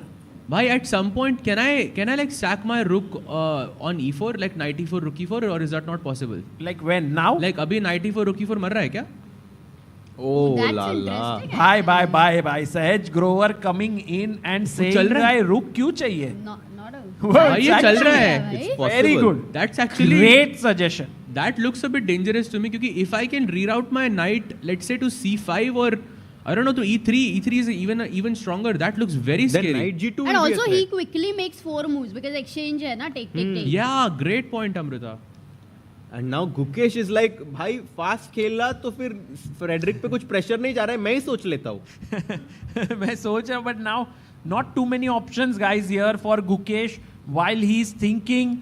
We did mention to you that Pragnananda is almost about to win his game. If we go to Pragg's game here, oh, too good now. Only thing that Pragg has to take care is if black tries to come and create counterplay, but I think Pragg has it figured. He has for sure calculated that queen h2, he can just push the pawn to a7. Yeah. If you give me a check on h1. Bye, संभाल क्या? Bhai, a7. By bishop g1 है ना मेरे पास. Queen check. Bishop g1 and just queen next. But why did the bar go down? What are we missing? Oh, there is this move queen h4 attacking f4, and if you make a queen, I go here. Some weird moves, yeah. King e1 is already worse, yeah, because of check and some stuff here. So you go bishop. He takes the pawn on h2. Bhai, मेरे को नहीं पता ये. There are 2 queens on the board and you could not even take that queen, yeah, because back rank mate हो रहा था. Exactly. Maybe e7 is simplest. Simplest move पता है क्या है? e7. Let's see if Pragg plays it. e7. King e1. E7 is the simplest. I think so. And queen d7 is the simplest. I don't know these 2 moves if it's possible. e7, rook e8, queen d7. That's the point. He's anyway looking at that. Back he was rank. almost going to touch the e-pawn, it felt. कल के जैसा. Come on, Pragg. कितने moves बाकी है सागर? 8 more moves in 2 minutes. Let's go! Vamos! It's over. And this win will finish the match. Yeah. It's currently tied, and you see Pragg there. Yes, he's like, I got this. By Pragg ये का आपका ज़्यादा illusion expression है नहीं क्या, रहता है. हर्षद भाई? नहीं, you can. Yeah, I think Pragg definitely deserves this victory for playing so creatively today. Man, I have a variation. Rook g8. Khela. Can I go queen d5, bishop e7, queen takes g8? Aha. And then, whoa, what? A7, A8. Yeah, is it possible or too much? अरे देखते हैं बहुत ही interesting लग रहा है. Bishop g1. Moves करो Okay, सागर, इतना unnecessary. Complicated नहीं हो सकता है. Okay, let's do. Queen d5, bishop e7, queen takes g8. Okay, the maybe Raja not the best, but sequence here. A7, check, queen, bishop g1, and you're right, Harshit bhai. In the end, you are a piece up. कैसे भी करके वो रानी बना ही देता है. हाँ भाई. है ना? हर्षित भाई हमें वो रहता है, वो कौन सा मुन्ना भाई MBBS में, रानी तो पप्पा नहीं, वैसे ही हर्षित भाई always has his eyes on making a queen. But okay, what's the simplest? Yeah, just simple chess. There's no need to do this. Queen d7 maybe, yeah? The simplest move now seems to be... Wait, he took a queen in his hand. He promotes a queen. Queen. Oh, he makes a new queen on the board. And if rook takes, it's the best move, guys. Rook takes just E8. queen d7, yeah? Exactly. Beautiful move. Double attack. And you lose something. But queen h1, bishop g1. Yeah. Yes. Still no time. And now what do you save? Yeah, like if you save this, I take on d6 and it's over because king is safe and ये a pawn बहुत ही ज़्यादा strong है. Crazy. So और dead सागर भाई आपको sunglasses पहनने चाहिए, हाँ? Because 8 queen was a brilliancy on the board. It was too good. Yeah, I have my glasses here. You have and your by glasses? the way, guys, I am wearing this beautiful T-shirt. I was gifted today by the Bangalore Chess Club. ये देखो, play, blunder, learn and repeat. तो सही हो रहा है. Big By the shout way, out to them. Queen d7 about to be played. Queen d7. Let's go. यार Pragg played a beautiful game today. Too good. Yeah, so I think super convincing from the beginning itself. Resign करेगा शायद. Yeah, I think Robert will resign. By the way, Hari's game is over. People are saying Hari is through. Is that true? What? No, I think it was supposed to be a draw, no? Yeah, exactly. So then he had won, no, yesterday. Oh, yeah, of course. Hari Krishna drew. Let's go. Oh, he moved to Hari the Krishna next qualifies. round. First Indian to enter the round of 32, guys. Pentala Hari Krishna's opponent said, well, you are better here. I don't want to try anymore. I don't think I'll be able to beat you. So Daniel has resigned, drew here, which means Hari goes through. And Sahaj bhai, maybe we can know who he faces. While we have more good news coming our way, we have Pranav, who has just drawn against Titus Pranav! He's Man! Round of 32. That is insane. How? And Buddy Pranav will face the winner between the match of Yakuboev Nodirbek and Gwen Thaidaiwan. Yes. But how come his opponent agreed for a draw? He was a pawn up, right? No, A2 pawn mar mar raha raha hai. Ye mar raha hai. So Hari He plays good. between Mamedyarov and Nils Grandelius. Oh, so maybe Mamedyarov, Mamedyarov, yeah? yeah. Good. Maybe Mamedyarov, yeah. Very possible. And very quickly, Sagar, Vincent's position, maybe he has to make the best move.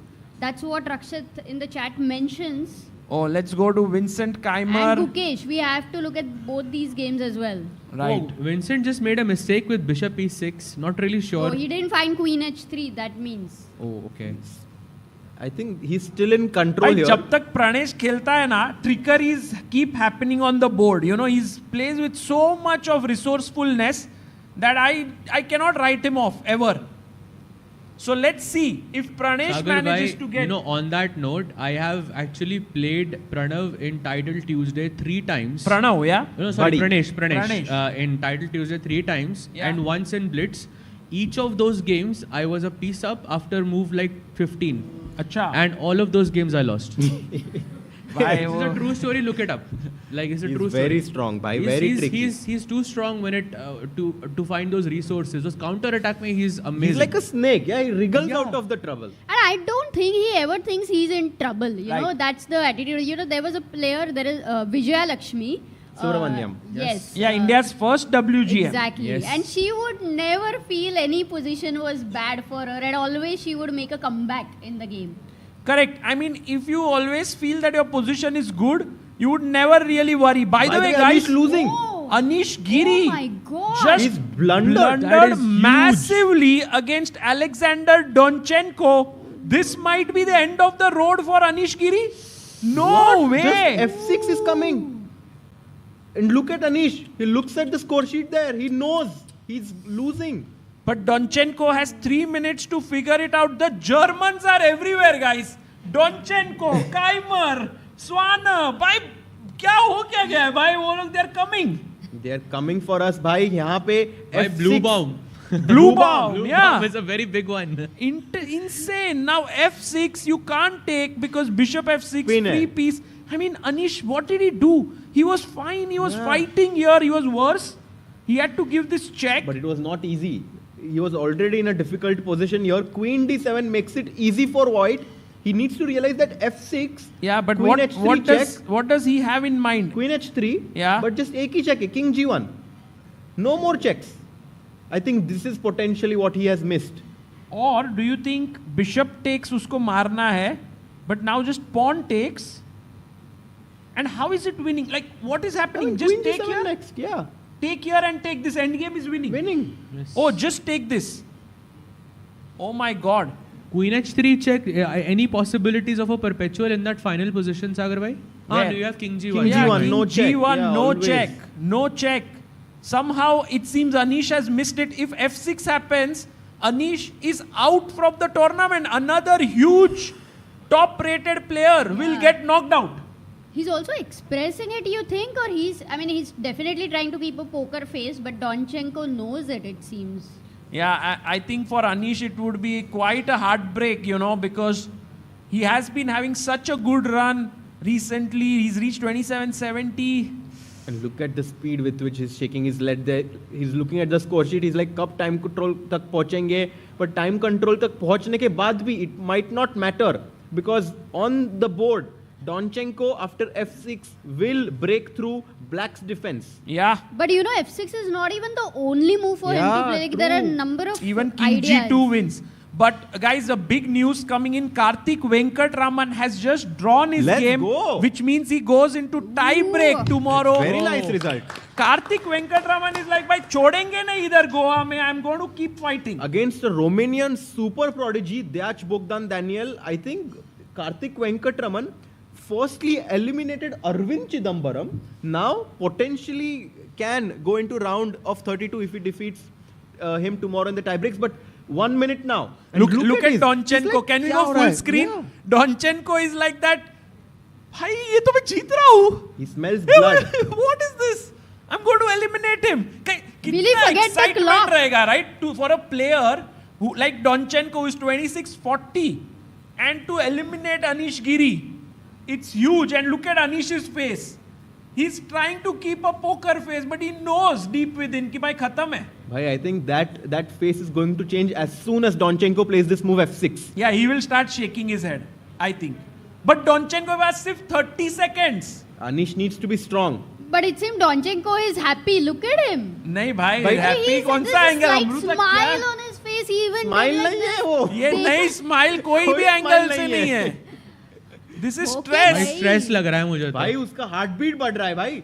King G2 जैसे move के Look, साथ if look you are at winning how then it's a I- very 10 bad seconds sign. खेल भाई, भाई. Donchenko. Look at Anish. Anish is like Nine. play. Oh! 5. Kela. Wow भाई, ये German लोग ऐसे 3 सेकंड पर आते हैं, 1 सेकंड तक कैसे खेल लेते हैं? Too good by Donchenko. Anish writing his score sheet at that moment. Do you think that was him trying to distract him or something? By the way, Arjun No. has drawn. Arjun drew. Hey, his game Ajju and bhai into qualified. round 4. Woo! Gandhi won. Woo! Let's go. Guys, Ajju bhai, maybe we can invite either Ajju bhai or someone. Yeah, it would be so good for all of us here. But let's hope that happens. Meanwhile, Anish Giri. One important move found 94. Acha. Unbelievable. Takes, Queen E6. 94 only move to win the game. Oh, he By the way, finds Queen it. C4 check दिया तो क्या हो रहा है? Aha. Queen C4 because H3 पे you have King G1. We've already established that. But Queen C4 now the king has to find C4, some. King G2. What's the problem? And Queen E2, Knight F2. The knight. Knight F2 is a sneaky. great yeah? defender. Yeah. Yeah. No checks. Extra piece. If Oof. you try What is the to move pin number? me here. Oh, you can pin me here. 94 back. beautiful. Shit, भाई क्या Hey, घुमाते हो Queen आप? A2 check. Full. क्या घुमाते हो? Night को घुमा दिया और किंग को इधर लेके आए आप. मस्त. Oh, and if you play King H8 पे Bishop G7, Queen H6 both works, yeah? Gukesh. Yes. Guys, is guys, in let's trouble. go to Gukesh's game. Gukesh, is Very it quickly. is This it the move 40th 40? move. Yes. Let's go to Last Gukesh. move. Let's go to Gukesh, guys. We did see this happening, HG, but Gukesh did not take the open H file. He took the E file, which was a question mark move. But a natural one, Yeah, yeah, because but- you want to stop Rook E3. But G3, King E2 and Rook now E3 Rook played and move 40 has been reached. And Frederick Swanner is +1 here, which means that Gukesh could be also on the brink of getting eliminated here. But it's not lost. Or do you guys No, it's like... clear, right? Like suppose King D1, Rook E1, Yeah. King E1, Yeah. Knight E4, and at some point Black has to try to Amrita take बस on F3 or तुझे G2. तू H4 जैसे पे- खेल रही है वैसे ही खेलना है फ्रेडरिक स्वानर को. अच्छा. तो ड्रॉ हो जाएगा. बस वो ये तो नाइट को okay. मारना है. But instead of Knight takes E4, like you can go maybe like I think Knight E4 नहीं मारना अमृता. I think क्योंकि Knight D6 check का threat है आपके पास and D7 का pawn मर रहा है. तो जो- keep that Knight on C5 To and protect shuffle that the pawn. other Knight around somewhere. Ooh, because D2 Knight has nowhere to go. Well, I think there's a very famous saying, yeah, कि Knight endings are like King pawn endings. So if Yes. this King pawn ending is winning for Black, then the Knight ending should also be winning. Yeah. By the way, here we see Benjamin Gledura and Wei Yi. I think they drew both their games, which means that they are into the tie break. Guys, Wei Yi, top Chinese player here. If you get an opportunity to meet him, please do. Oh, by the way, big Yes. blunder in Leko's game. Peter Leko. Leko he's is winning winning. again.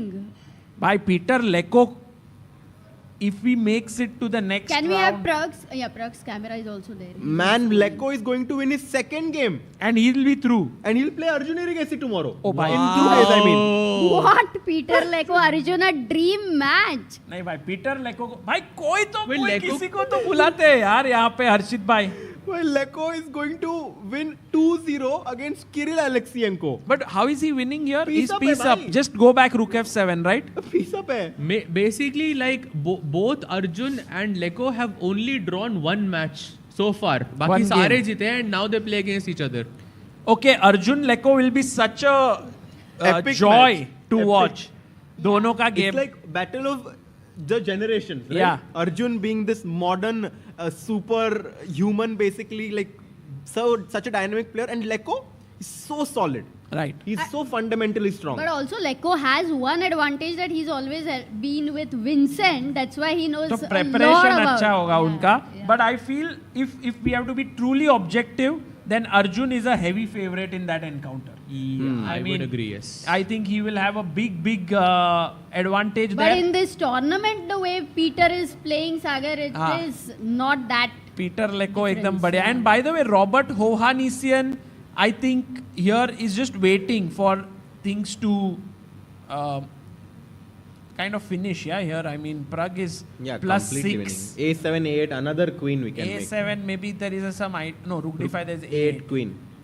But कोई भी game ऐसा clean shave जैसे नहीं था, सब complex था. तो हर्षित भाई आज आए थे सागर, तुमने बोला था कि क्लीन शेव होएगा. I think Arjun should get the Harshit Raja award for clean shave, right? Like, I mean, there was no ups and downs in his Also, game. Pragg played such a smooth game. No, that was complex. I mean, man. complex, but super complex. I think with the engines, it feels complex. Yeah. But I think during the game, Pragg felt very But clean shave is like you get like opponent has no way that he's better than you. तो Interesting. कल और थोड़ा बाल काट के आना. What about Gukesh? Can we go there? Yeah. I think they will be thinking for a bit on that move, but yeah, it would be good to do a deep dive on that position. सहज आपने कभी गुकेश प्राग अर्जुन के साथ खेला है क्या? Pragg, only Pragg. And it was, I think, once in CCT, Champions Chess Tour. I lost that. Then once I played him in OTB in London Classic, which I drew. But Gukesh never, Arjun never. I would love to, but they're too strong now. Yeah. And now- Harshit Bhai, have you played Gukesh, Arjun or Pragg? Actually, I've played Gukesh, I think only once in Classical, and that's how I got my Grandmaster norm, because I had to win with Gukesh and with the white pieces. But yeah, he was around 2600 then, also already strong, but I somehow managed to win, and Arjun defeated me. Pragg I've drawn and lost. But yeah, I mean, now this is all 4 or 5 years back when I used to actually be competitive with these players. Now they are like much stronger, as you said, Saj. For sure. So you got a GM norm by beating Gukesh, huh? That is a flex, bhai. Let's go. I have one question to both of you. What do you think is the difference between both of you being grandmasters and them? Like, if you have to pinpoint a few factors that differentiates you, like, don't just say that everything they are good at, but just like if But you can that is true, pinpoint. If people resignation. Pragnananda Pragg wins. goes Let's through. Woo! Pragnananda through to round 4. Yes. Who will he face? I'm very curious, actually. Pragnananda. Pragg OP हो जाए chat. We have 11,000 people. At least we want 10,000 people saying Pragg OP. अरे भाई थोड़ा ज़्यादा हुआ क्या? So You Pragg. can just put Vincent's board, by the way. Yes, Amruta. So Pragg will play the winner of Georg Mayer and Daniel Dubov. I'm just hoping for Pragg Dubov का game. That will be मजा आ amazing. जाएगा यार. क्या ही होगा वो? क्योंकि Dubov, you know guys, Dubov is like that kind of sleeping monster, yeah. उसको इतना कुछ fight करने में interest नहीं है. But if someone comes and pokes him, he's like, चलो अब fight करते हैं. So if Pragg plays him, Dubov will be very excited. Yeah, no, for sure. That's an amazing matchup to look forward to. Coming back to your question, I think that if we just go back 35 minutes in where we had Amin Basim joining us, I think when I was analyzing with him, I think people could just sense, yeah, like their intuition and their fundamentals are so much better than ours, because their candidate moves, the top 3 moves that they consider, have a much higher EV than mine. I also think, like, especially for younger players like Gukesh, Arjun and Pragg, I think it's their ability to calculate as well. Like they can out-calculate us very, very easily. I think हमको जो like I'm just throwing numbers just to give you an idea. हमको जो basically आधे घंटे में दिखेगा उनको वो 5 मिनट में दिखेगा. पर समझो आपने बहुत मेहनत किया और उसको improve किया फिर भी you cannot reach there. One thing is chess skills, and quite often we can be close to the chess skills. You will see in many sports that the level in sports is similar, but the mindset is what differentiates the absolute top players. Because every single game that they go into, they think they're going to win. And they have this unsurmountable self-confidence. I mean, if you look at Arjun, you might not see him with his demeanor, but within himself, he thinks he can beat anyone and everyone. And I think that's definitely one of the key separating factors between a grandmaster and a top player. And I think that demeanor you need to have from very early on. Like when you walk into a room, you have to feel, not just feel, you have to know that you are the strongest player, even if you are not. Correct. Like I think his demeanor outside the chessboard or inside are very different. Yeah, I mean, he's very respectful, he's very humble, but on the board, like none of it matters. Nothing, yeah, totally disrespectful. Completely, yeah. And I think that kind of works for them. I think, guys, it has to be a balance between your attitude and your skill set. Just अच्छा attitude रख के और skills कम है तो भी ज़्यादा कुछ होता नहीं है. I know a lot of players who are like जाके आज हराऊंगा वगैरह, but of course skill falls short. But I think this balance of just hard work, talent, attitude, everything combines together to create that ultimate chess player, which of course for all the people following chess in the present era has been Magnus Carlsen, क्योंकि वो हर एक tournament जाके जीतता है. So now everyone is trying to kind of catch up with him, and who knows, someone could eventually surpass him. वो पता नहीं कौन है अभी के लिए. No one knows. And meanwhile, Anish Giri, if we look at, by the way, Vincent is totally winning here against Pranesh. I don't think Pranesh will be able to save his position. But here, Anish Giri is so focused, so zoned in.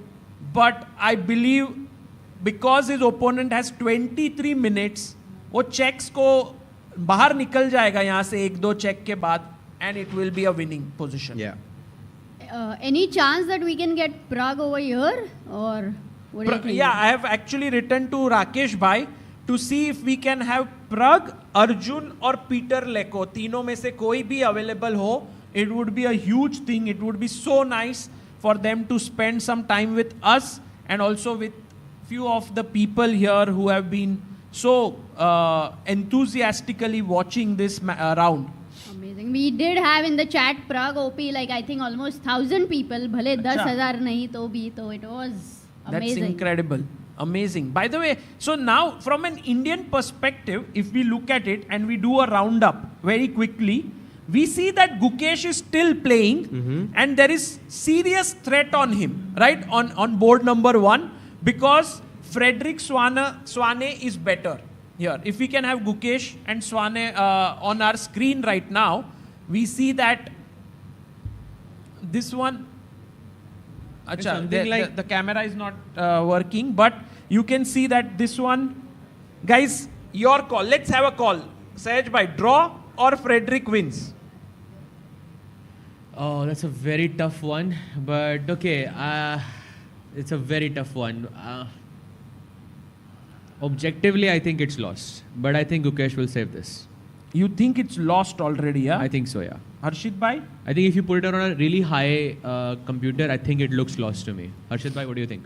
I think I want to see a few more moves in order to give my prediction. Okay, Amruta? Yeah, I agree. Objectively, it does look very big trouble, but I do think that Gukesh's resilience is completely amazing. So he will make a comeback in this game. I mean, I'm hoping that. Fingers crossed here, because Pragg and Arjun both have qualified, and hopefully Gukesh also manages to do it. So we have Pragg Arjun through, we have Pranav through. Pranesh, we think against Vincent, will most likely lose this position because the advantage is huge. Let's see. I mean, some more chances, but not so much. And then we have the game of Vidit that ended in a draw. That's tie break. Diptyan lost. Diptyan lost. We had one more person who lost, right? No, then we had a draw between Dyach and Karthik Venkatraman. So they are in tie breaks. So 2 tie breaks. And here we have it. Oh, here. SL Narayanan going into tie breaks tomorrow against Yu Yangi. So this means that actually we have 2 people who have qualified. Actually 3 with Hari. Tie break यहाँ पर. So, we have 5. 4 who qualified. 4 who have qualified. Wow. 4. Pranav also qualified. Karthik and Vidit are in tie break. Can we go to the previous screen? And we have SL Narayanan. So 3 tie breaks, 1 elimination, 4 go through. So 2 more are going on right now. That is Gukesh and Pranesh. Yes.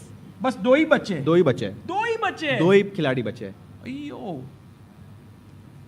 Wow. Okay. And I think दोनों का situation थोड़ा सा shaky है. साहिल भाई है अपने crowd में. साहिल भाई, व्हाट इज आपका प्रेडिक्शन? जनरली कम्स राइट या क्या लग रहा है आपको दोनों गेम? भाई क्या कर रहे हो यार भाई. फिर भी what's your prediction in both the games? Vincent wins and Gukesh, Frederick? Gukesh draws, I think Gukesh draws, Vincent wins. That's my guess. Draws, Vincent wins. Okay. Let's see. Hopefully the world champion stays. Yeah, we want to. Yeah. Definitely, bhai. Tomorrow Gukesh ka tie break will be fire if that happens. Maza aayega. And by the way, so Nodirbek also will be in a tough situation because yesterday he lost and today it does seem like he's going it's out. Difficult to win. This one, he's slightly worse, yeah? Yeah. So it's possible that he's we down have a pawn. another upset. He's down a pawn. And Jose Martinez from Mexico is going to have the biggest moment, one of the, if not, moments of his life, defeating Nodirbek Abdusattorov. That is unbelievable. By also by Black say playing that d6 e5 and going for the win against Nodirbek is very, very impressive. Also here he today sacrificed this rook g5, which was very pretty. It was simple tactics but still nice. And another update is Esipenko was in a must-win situation and he is winning. Against? Idani Poya. Oh wow. Esipenko is a very strong player from Russia and he is currently better. Wow. Yeah, in this tournament you cannot rely on emotions. You have to, you need to have hopes. You need to have hopes and dreams because that's what is going to keep you alive in this tournament. If you lose a game and think that this is over, you'll never be able to come back. But I'm sure Esipenko believed that he can come back and now currently he's just up 2 pawns. Clearly winning. A pawn is just rolling down the board. क्या ही बोलते हो हर्षित भाई, पूरा philosophical हो जाता है. हर्षित भाई ने बोला you have to not have emotions but you have to have hopes. Dreams and hopes. भाई ये थोड़ा मेरे इसको bouncer गया. मुझे लगा. No, actually there is a saying that an athlete cannot have money in his pockets but he needs to have hopes in his mind and dreams in his heart. सागर भाई ये ताली तो बजाना पड़े. अच्छा लगा सुन के. पॉकेट में से. अरे मारो भाई मारो. I do feel that having that hunger to do well even when you have succeeded is one of the toughest things. Like when you achieve something that you already aimed for, like for example Ding Liren became the world champion he wanted to. After that he really faced a tough time. So sometimes it becomes the toughest thing to keep yourself motivated after you achieve your goal, which is why I'm super impressed by Gukesh, because after achieving world championship at the age of 18, he said now on to next one, that is to become a stronger chess player. I've struggled with this actually. I became a GM I think in 2019 or 2020 actually, when I was 19. And when you start playing chess, becoming a grandmaster is the biggest goal that you have in your life. And after becoming a grandmaster, you kind of feel like, okay, what's next? And there was definitely a small period where I was like not sure what's next for me. So it took me 2-3 years of like just kind of experimenting new things, but now I kind of am really enjoying commentary, and because of commentary, my passion for the game and ambitions have grown. So I'm starting to play again. So it's very inspiring to see that these players have achieved so much more than I have, but their hunger still remains intact. Actually, this is one very interesting point which we can further elaborate upon, that many times goal setting could be really cool, but can also be a dangerous thing once you achieve the goal. So perhaps having a जल्दी goal achieve किया तो सब नहीं जल्दी achieve करते हैं. Correct. तो उनको लाइफ में कुछ ना कुछ रहता है करने को. Correct. Maybe having like a never-ending goal could be nice. अगर सब कुछ मिल जाएगा जिंदगी में तो तमन्ना किसकी करोगे? कुछ अधूरी ख्वाहिशें तो जिंदगी जीने का मजा देती है. अरे ये तो शायर निकले, क्या क्या टैलेंट है यार. थोड़ा ऐसे एक शायरी नाइट हो गए भाई. आज तो सैटरडे नाइट है. What is going on? Guys, how many of you want a Shayari night after commentary? भाई ये हो जाए फिर थोड़ा. रात को नहीं भाई. अरे भाई नया चैनल ही बना देते हैं भाई, चेस बेस इंडिया शायरी करके. भाई Oh my God. ये नया हिडन टैलेंट था अर्जित भाई. First time you said a Shayari without ऐसे स्टॉपिंग ऐसे. हाँ. So nice. एक और हो जाए भाई. अरे भाई. अरे वे प्रेशर. Oh my God. वो था ना, अभी वो बोले कि भाई सारी ख्वाहिशें पूरी हो जाएगी तो फिर क्या करोगे? तो वो बोलेंगे नहीं, अभी अपनी ख्वाहिश अधूरी रखेंगे. जाकिर खान प्राउड स्टूडेंट बोल रहे हैं सब. Anish is gone, yeah? Anish is in big trouble. Look at Gukesh, by the way, here. He's down to 18 minutes. So ये जो 30 minutes extra मिलते हैं, it seems like a lot of time. But once you have a long thing, you're already down to like your 10 minutes and so on. So the time pressure kicks in pretty quickly. By the way, we have a audience over here who's Yes. wearing some chess position. Yeah. Oh, Is wow. that a problem or something? Can we take the camera? Oh to yes, him? can you solve Can it? you stand up so that we can नहीं, Wait. क्या beautiful. Arshit भाई? अरे ये question है सबके लिए. Can we zoom in on his t-shirt and ask our live chat what is the best move here? What a beautiful shirt, yeah? Yeah, too good, bhai. Morpheus. White to move and mate in 2 steps. भाई आपने खुद से बनाया ये? नहीं, किसी ने gift दिया. Crazy. So nice. I think it's a great idea to as a gift. Custom made है. Custom made. Nice. And Beautiful. perfect occasion to wear it actually. And let's see if in our chat people found Oh it. yeah, Rook A6 chat has already found. Rook Wow. A6 is such a pretty move because pawn takes rook leads to B7 checkmate. What's your name? Srivatsa. Srivatsan. And Amruta, I was walking outside. I met so many people here. There was this one person who had super chatted, Vamsi Krishna. Oh, yes. He was Is he also here? here. Yes. And many other people whom I met. There are few people from Bangalore Chess Club who are here. They are having a live watch party in Bangalore where more than 100 people have tuned. No, not 100. Around 80 people are there who are tuned in and watching this live and playing chess. There are like chess boards there. It's such a beautiful atmosphere there that they have created. So kudos to you guys for creating this amazing environment in Bangalore. By the way, I just was trying to understand the point behind this move King E6, and Black is trying to reroute the knight from C6 to E7 to F5 to E3, and now the white king on E1 cannot protect the pawn on G2 because the F1 square is controlled, and this is not easy. No, Sahaj, like what Why to this do? looks very scary for Gukesh, because how, even if you, see the thing is, even if you put the knight on F1 to defend that E3 square, I have knight H4 which will just take the pawn on G2. It's an ever, I don't even know how you are supposed to solve How this. many moves? Knight D7, knight. तीन ही मुंह में आ रहा है Amrita. But 3 move है ना white के पास. Do you have any counter attacking ideas? My first instinct, guys, is to trade knights because you trade so that this knight which was putting pressure here is gone. One pawn up हो गया ना फिर clearly black. हाँ वो भी है, correct. It's improved his structure. I go knight e4 attacking here, just b6.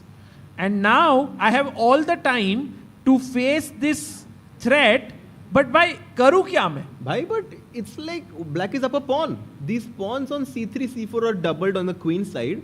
Black is just a clear pawn up in this endgame. So let's say I play a move like king d2. Let's show it to our viewers. Knight e7, correct? King d3, knight f5. Already knight is coming here and here. We can't stop it. And a move has been played. King d1. King d1 played. King d1 and Gukesh. Knight e7. Just It's coming. The knight is coming to e3. Where is the king going? The evaluation bar is like this death, yeah, slowly approaching. ऐसे. Maybe he wants to push b4.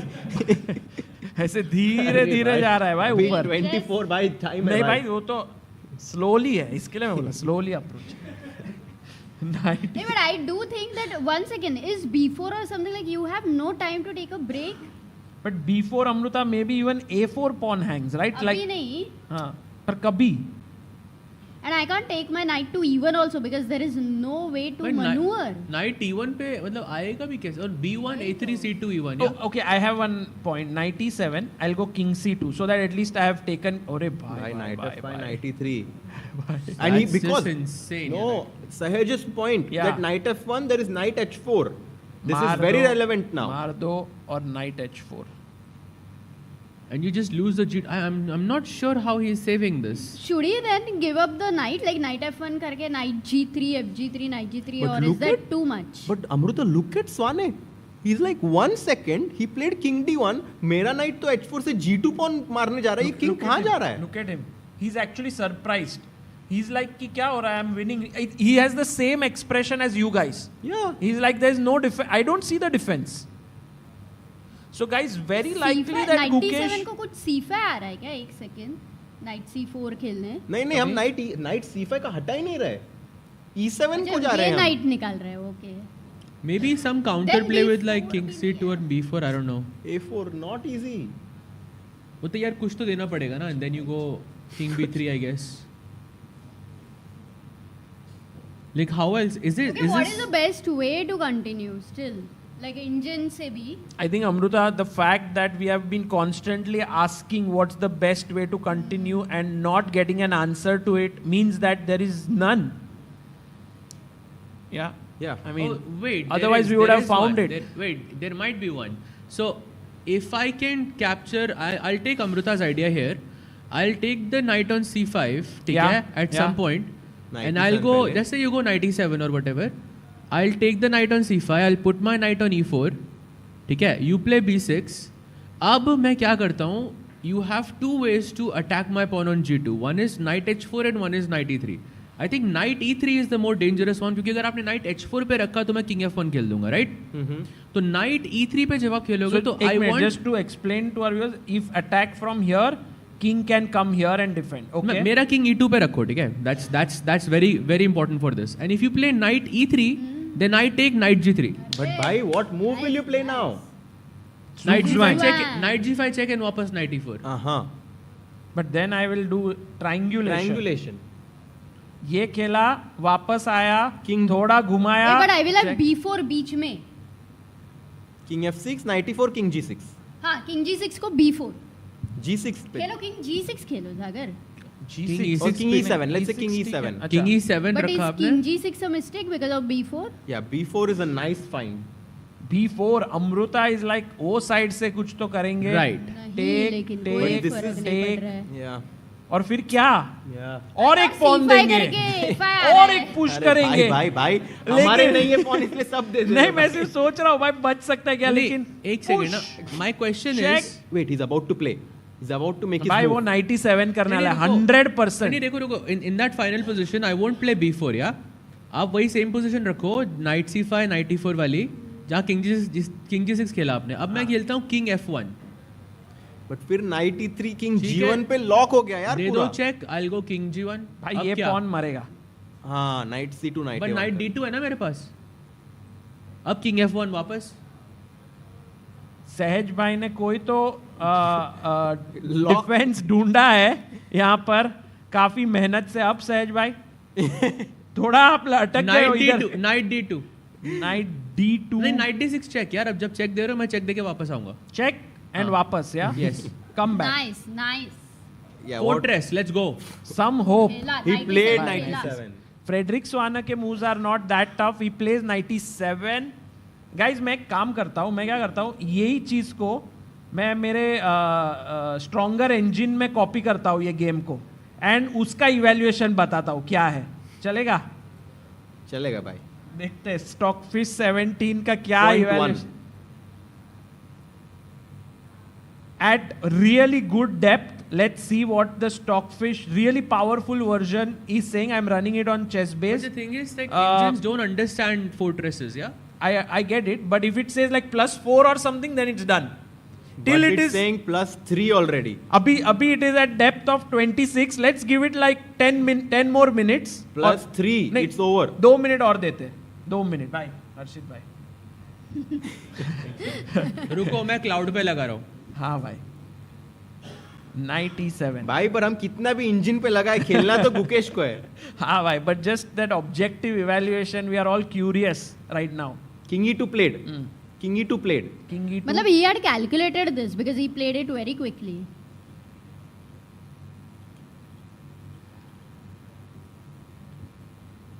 Okay, next move is obvious. He's also about to play. It says at a depth of 27 minus 3.7. Oh, that's a huge distance. It's like you are almost a night down. Yeah. More than that. But what is that the like first variation or any variation? Any variation. Same? All variations, 5 variation में सब में minus ही है. There's no defense for Gukesh.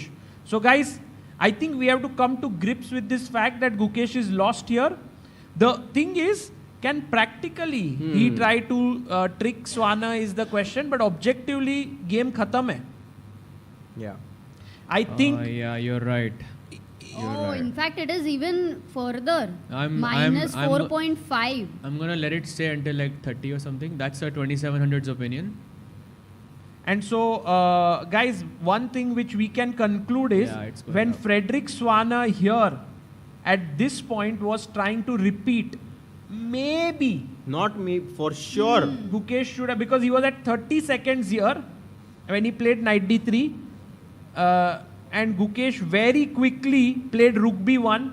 Perhaps it could have been okay to repeat, in hindsight. But okay. वो क्या बोलते हैं hindsight के बारे में हर्षित भाई कुछ saying है? You can only connect the dots looking backwards. Steve Jobs said this, right, in his Stanford commencement speech, that you can only connect the dots looking backwards. Yeah. थोड़ा सोच में पड़ गया मैं इस बात पे. But yeah, unfortunately the position is lost. It's going to -5. Yeah, that's lost. Yeah. Is there any way for Pranesh also to make a comeback there? Or Pranesh, even that let's is go to Pranesh's game. That's the only other game of an Indian player that's going on. Vincent Keimer versus Pranesh. भाई Vincent Keimer ऐसे positionally कैसे outplay कर रहा है ना, like superb. Slow, yeah, very slow but steady. King f2, Queen h2. एक बार pin हो गया, बिशप आ जाएगा अंदर. Yeah. b5, rook अंदर आ जाएगा. And everything is so beautiful about Black's position. And also look at his outfit, bhai. Incredible. Everything about Vincent is perfect. Hero hai, bhai. Hero. So like the jodi of Vincent and Leko both go through to round 4, yeah? That would be... Wow. And also if Frederick wins, Frederick will go to round 4. We already saw that Donchenko has defeated Anish, bhai. No, not yet defeated. And Rasmus Swana is also in. Is actually his brother, by the way. Frederick's brother. He's losing. He's losing. Which means that Frederick gets a second for his next rounds. है ना भाई? वो उसको help करेगा इधर. Bhai, but just look at Donchenko's game, bhai. Crazy.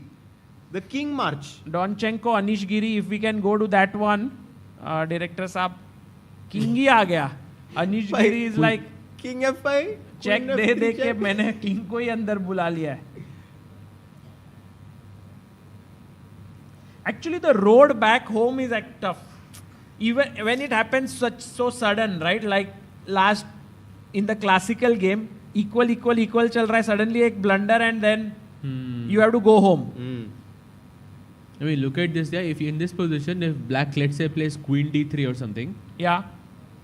I mean, here king e6 is a big blunder, yeah. भाई क्या crazy. Chat से पूछ सकते हैं, audience से पूछते हैं, why is king e6 a bad move here? King e6, why is it a bad move, guys? Wow. Queen d5, Yes. exactly. Checkmate.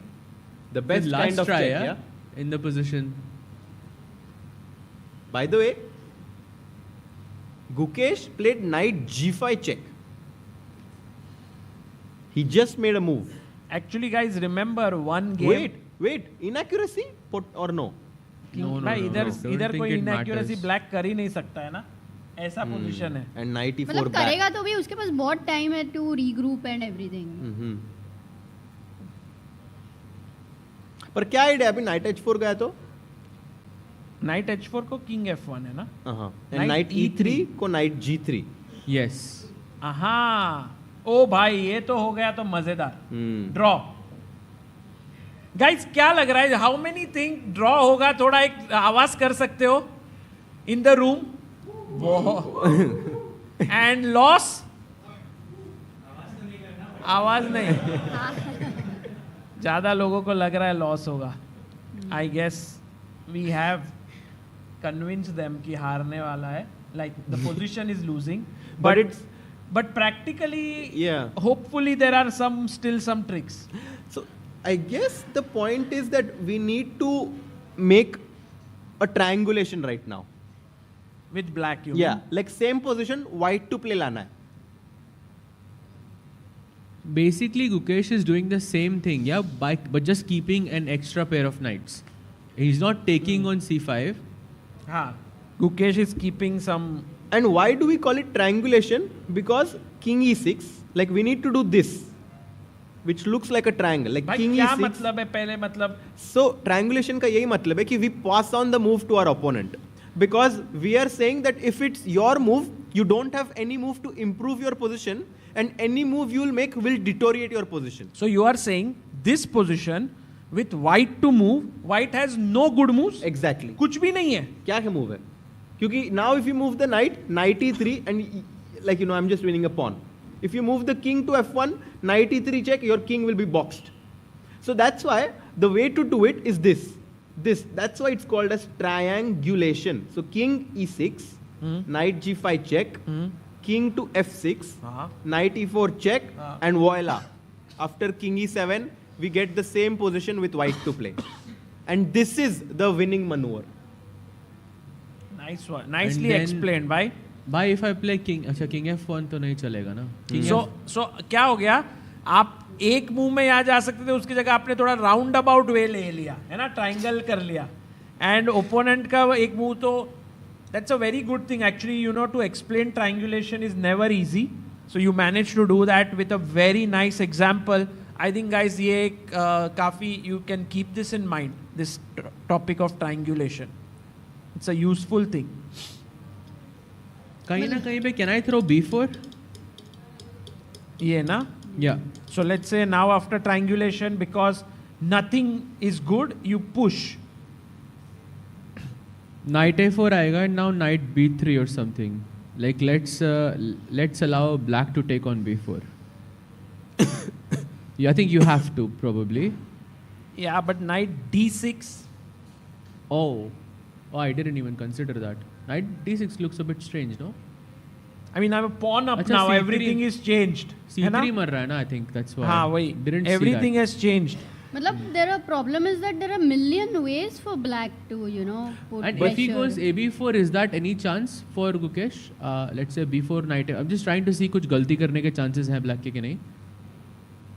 If I go ab4 cb4, is it still lost or? Yeah, knight b2.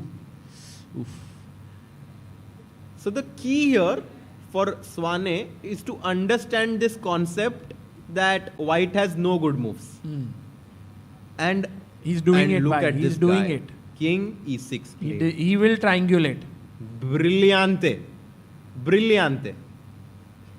Knight C3 का G5 pawn check. नहीं रहता तो भी चलता Let's था. see if he goes King F6 now. 100% bhai he'll play.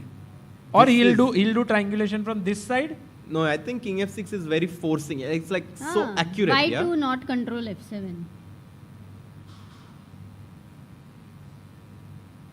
King to F6 to E7. But King F6, can we give this check like with the other knight? फिर भी King E7 चले जाएंगे. King E7.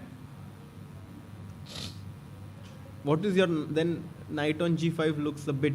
I'm hopeful that this position gives me some relief here. King F1 up. This we already established it's losing. You know, or? I know why. Yeah. I know why. Because in some cases, like let's say after knight E3 check, Yeah. King G1. Yeah. Let's say I play a move like King E6, for example. Uh-huh. You play King H1, for Mhm. instance. Mhm. At some point now, let's say King F5. If you go knight D2, I have this knight D1, knight F2 idea. Very annoying. Let's say But knight D2 the now. question And then is- E4, yeah. I think No, that's a great exchange point. ही हो but रहा है knights. Why will I? No, but I'll not keep knight on E4. Also, When- why will I go King H1? Like that's. So what- how will you wait? So I'll just play knight D2, for example. And knight, भाई जब भी King E6 पे आ रहा है, I'll give a check and I go back. That's the simplest, I think, way to look at it. अच्छा अब break through करो ये सबसे it shows winning for black, but is it humanly easy to break through? I got it. I will go knight F5, knight D6 and E4. But the moment you go knight F5, मेरा king बाहर आ रहा है भाई. Knight D6 and I'll just go E4 maybe, yeah? E4. No, King E2. King F5. Okay. If King let's D3. play King D3. Yeah. Again, let's go back with our knight to H4. But कैसे जाओगे? Time कैसे है आपके पास उसका? कैसे time नहीं है आपके पास King भाई इसका? F6 by the way. Okay, King F6 But played. this is not easy. We will reach here. We will reach I think that point. ये होगा गेम में. But ये easy नहीं Guys लग रहा ये मुझे. होने वाला है. King F6. Frederick Swana has just played it. The idea that was mentioned by Harshit bhai here is happening. We will stay here. अपन रुकते हैं. I think we don't take break. Yeah, I mean, chess is such an intellectual game, yeah? In order to enjoy it, it can be so enjoyable once you understand what these players are doing. Yeah. And I think now that we understand this whole point, it's so deep, but once you understand it, I can only imagine once Frederick goes back, he's going to be like, I'm such a genius. Oh my God. Like if, he'll just go back home and be like, King E6, King F6, King E7 back. Yeah. I mean, this मतलब is just दिखाएगा वो इन लोगों को fantastic maneuver, yeah? For sure.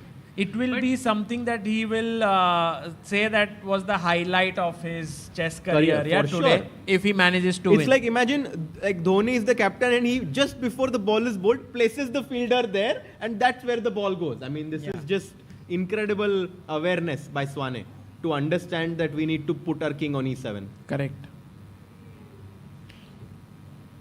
However, the thing is that I still don't see a wait for black to win. That's the thing. By one move at a time. कुछ तो कुछ हो जाएगा भाई. But it's nice in a way that we don't see it. Yeah, so yeah, true, actually, true. That in a means way, some chance, there Yeah, is for some sure. hope that you are guys right. are also struggling, which means that technically, if Frederick's time comes low to like 2-3 minutes, it might be difficult to find it. True. So that means that on move number 32nd when knight c5 was played and Harshit bhai was saying g4 Khelo white से, वो सबसे key moment था गुकेश के लिए. उतना ही पीछे आगे जाके थोड़ा कॉम्प्लेक्स था फिर. अब वही G2 का pawn is the culprit here, I think. कभी इधर जीतू भैया ने थोड़ा वाट लगा दिया. This one, yeah, G4 here. Correct. If this G4, तो ये pawn कभी आगे नहीं आते. Nice. And also this tricky line which we saw, where knight takes e4 was being met with a check and picking that up. Yeah, there were many cool stuff in this game which Gukesh could have improved upon in his play, but here we are, unfortunately or fortunately. Let's see. Meanwhile, I think let's take a look at Anish's game. Anish, yes. Anish Giri, is he on the board? I believe he must be walking around. And, oh, he's sitting on the board. Can we go full screen over here? अगर board या बार या कुछ भी नहीं देखते तो ऐसे लगता है ना कि Anish is the one who is trying for a win, like he is looking like he is rocking, he looks calm, cool, confident. No, it's over. He's thinking whether to resign or not. Yeah, correct. He's coming to grips with this fact that it's done. His journey in the World Cup is coming to an end. मतलब एक तरह से अगर अपन देखें तो अब बचा कौन है? अर्जुन और प्रग और विंसेंट, ये तीन. And who else in the top who is there? Like, because Gukesh is very much in danger. We have already lost 5th seed, which was Wesley So. Nepo is gone. Nodirbek is in danger. Nodirbek is in danger. Maybe Wei is still there. Rapport is there. But Rapport is like 12, 13, maybe even 14th seed. Yeah, he's way behind. MVL is there. MVL is there. Yeah, it goes into tie break. Levon won. Levon. Wait, how did Levon do? Yeah, Levon. He drew. Vidit, So yeah? Levon Vidit. qualified. Vidit. Actually, to tell you the truth, chances of Vidit, Pragg, everyone's growing, yeah, with every player getting eliminated. Queen E6 played? Yeah, he plays Queen E6. कैसे finish करना है अभी?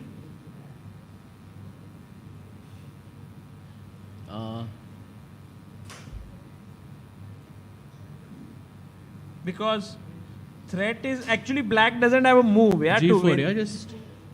Sorry. G4, yeah. G4 is simple. And then what next?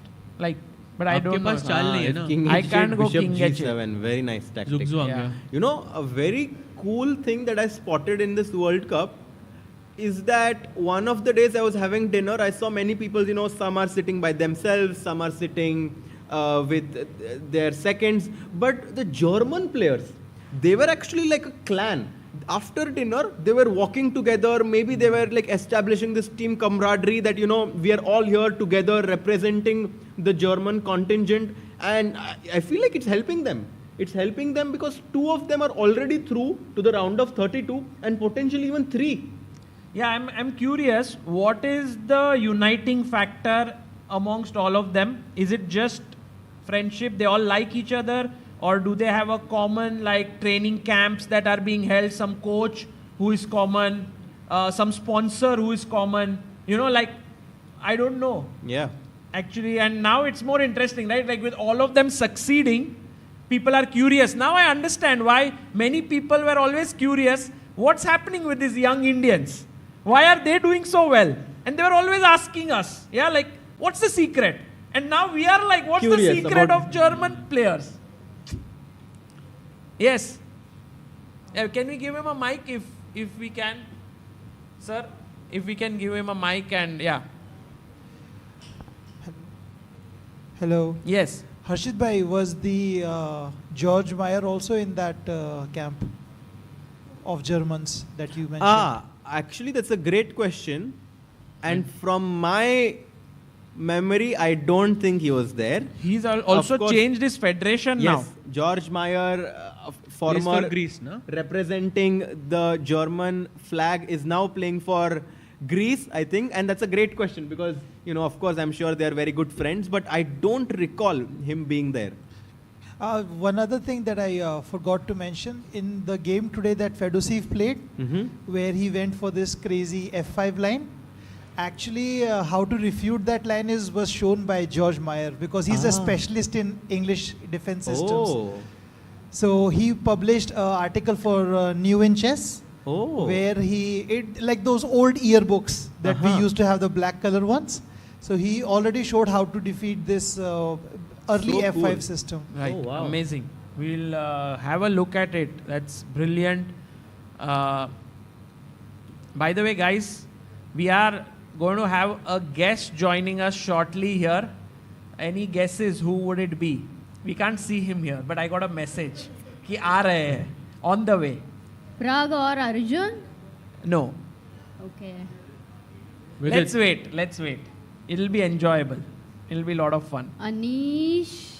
I don't think Anish will come, after this. By the way, Maksudlu is also doing well. So that is another thing. If he wins today, he goes into the next round. I think that is the guy who really plays amazing chess, but somewhere unable to create a breakthrough right now. Can I make one guess? Yes. Peter Lecco. क्या मारो भाई सहज भाई like a GM also making good moves off the board क्या ही बोले भाई I didn't know, yeah, for sure. Yeah, you didn't know, but I hope he comes now. नहीं तो अपन बोले आ रहे हैं अरे वो जब तक यहाँ तक चल रहे उनको सब लोग ऑटोग्राफ सेल्फी मतलब टाइम लगेगा. Yeah, I hope he comes. Although when he says yes, he keeps his word. That's one of the most amazing things about Peter Lecco. He always keeps his word. Yeah, he's a like super honest. Because I've been asking sometimes for an interview with him, and if he doesn't want to do, he says no. But if he says yes, he'll do it. So. By the way, Queen F6, I have a feeling, guys, that Nadirbek Abdusattorov is going to be out. But any hope here from his end? कुछ हो सकता है? सागर, एक question के लिए मुझे जाना है, but maybe Peter Lecco, if he's going to come soon, then we can wait. Otherwise, there was a important moment in Vincent's game. So then, can we do like a? Vincent won. Oh, Vincent has won his game. Okay, look at his last tactics. Maybe we can have Vincent also over here. So Peter Lecco and Vincent together would be a good jodi. Oh, that would be amazing. That would be amazing. But let's just look at the finish here. King E1, Bishop F8. Wait, I'll ask you the question. And Queen G3 check, and King D1. Oh my God. Guys, black to play for our final chocolate of the day. Anyone? What is the best move? There are many ways to win, but the flashiest way to win. Sorry? Oh, beautiful. Sorry? Queen into? Who was the one? Who was the one? Oh, wow. My. Can you catch? अच्छा अभी हर्षित भाई का ही जाएगा. हर्षित भाई, let's go. Well done. Queen takes G2. If you take with the queen, Rook A1 check. King has to move up. It happened in the game. Check. And disco check. Queen gone. So game gone. Hopes of qualifying to the candidates gone. But great run by Pranesh. Yeah. Let's have a round of applause for Pranesh. Really well. And Vincent showing his class, of course. And guys, of course, if you like the chocolates, there is a stall of Melted Joy chocolates over there. Yes. Crazy. The founder was very kind. He was like, I would love if you guys distribute it. So thank you for that. Very smart, the founder, yeah?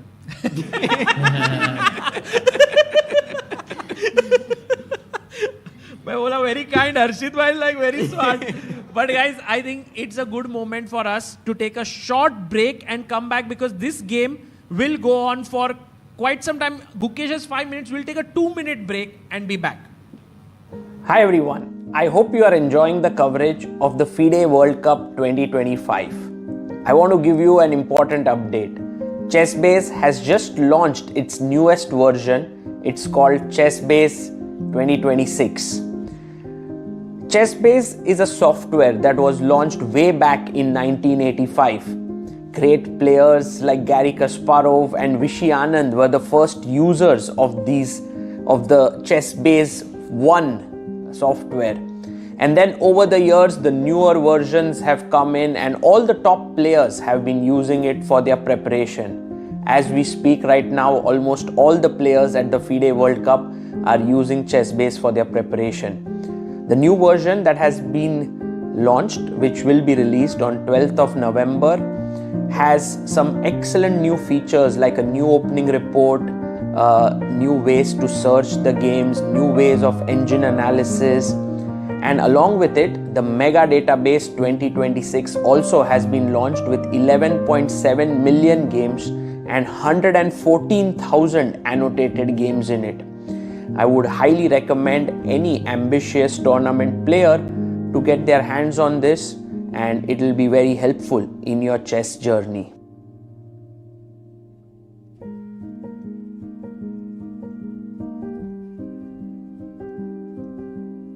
Want to play chess but don't know how to get started? Try chess.com. Play for free against someone at your level or challenge one of our friendly computer bots. Trying to improve your chess? Learn the Queen's Gambit and other openings with guided interactive lessons. Like chess but don't want the pressure of playing games? Chess.com has hundreds of thousands of fun puzzles to help you relax and sharpen your mind. Play your friends, make new ones around the world, follow the latest games, and more. Sign up and play for free at chess.com today.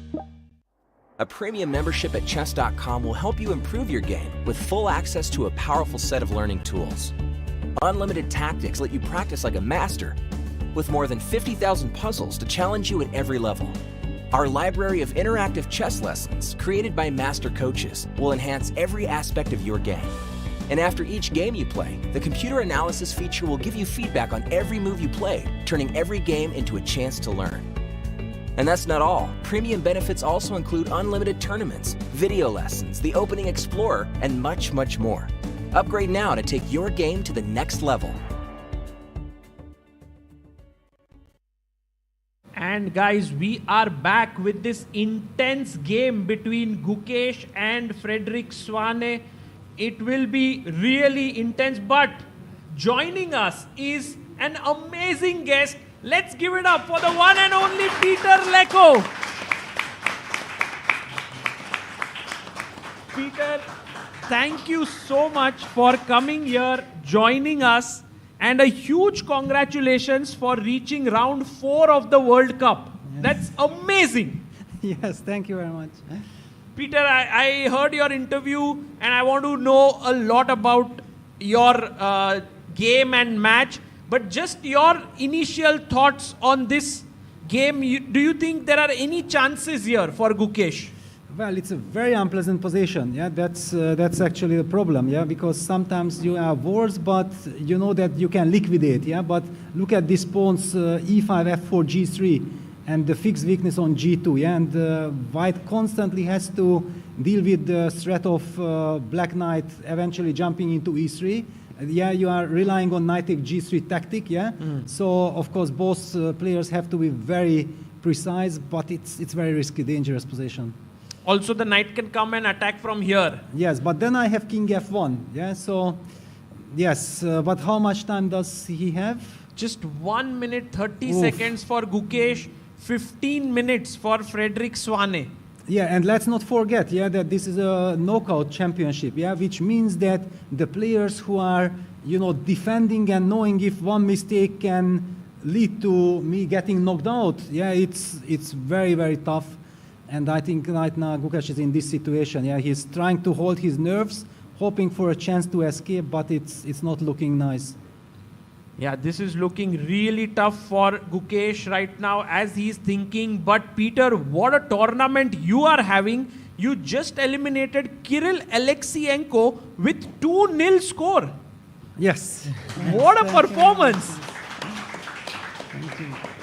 What is the secret, Peter? How is it pure chess? Is it just this motivation that you want to do well in this World Cup?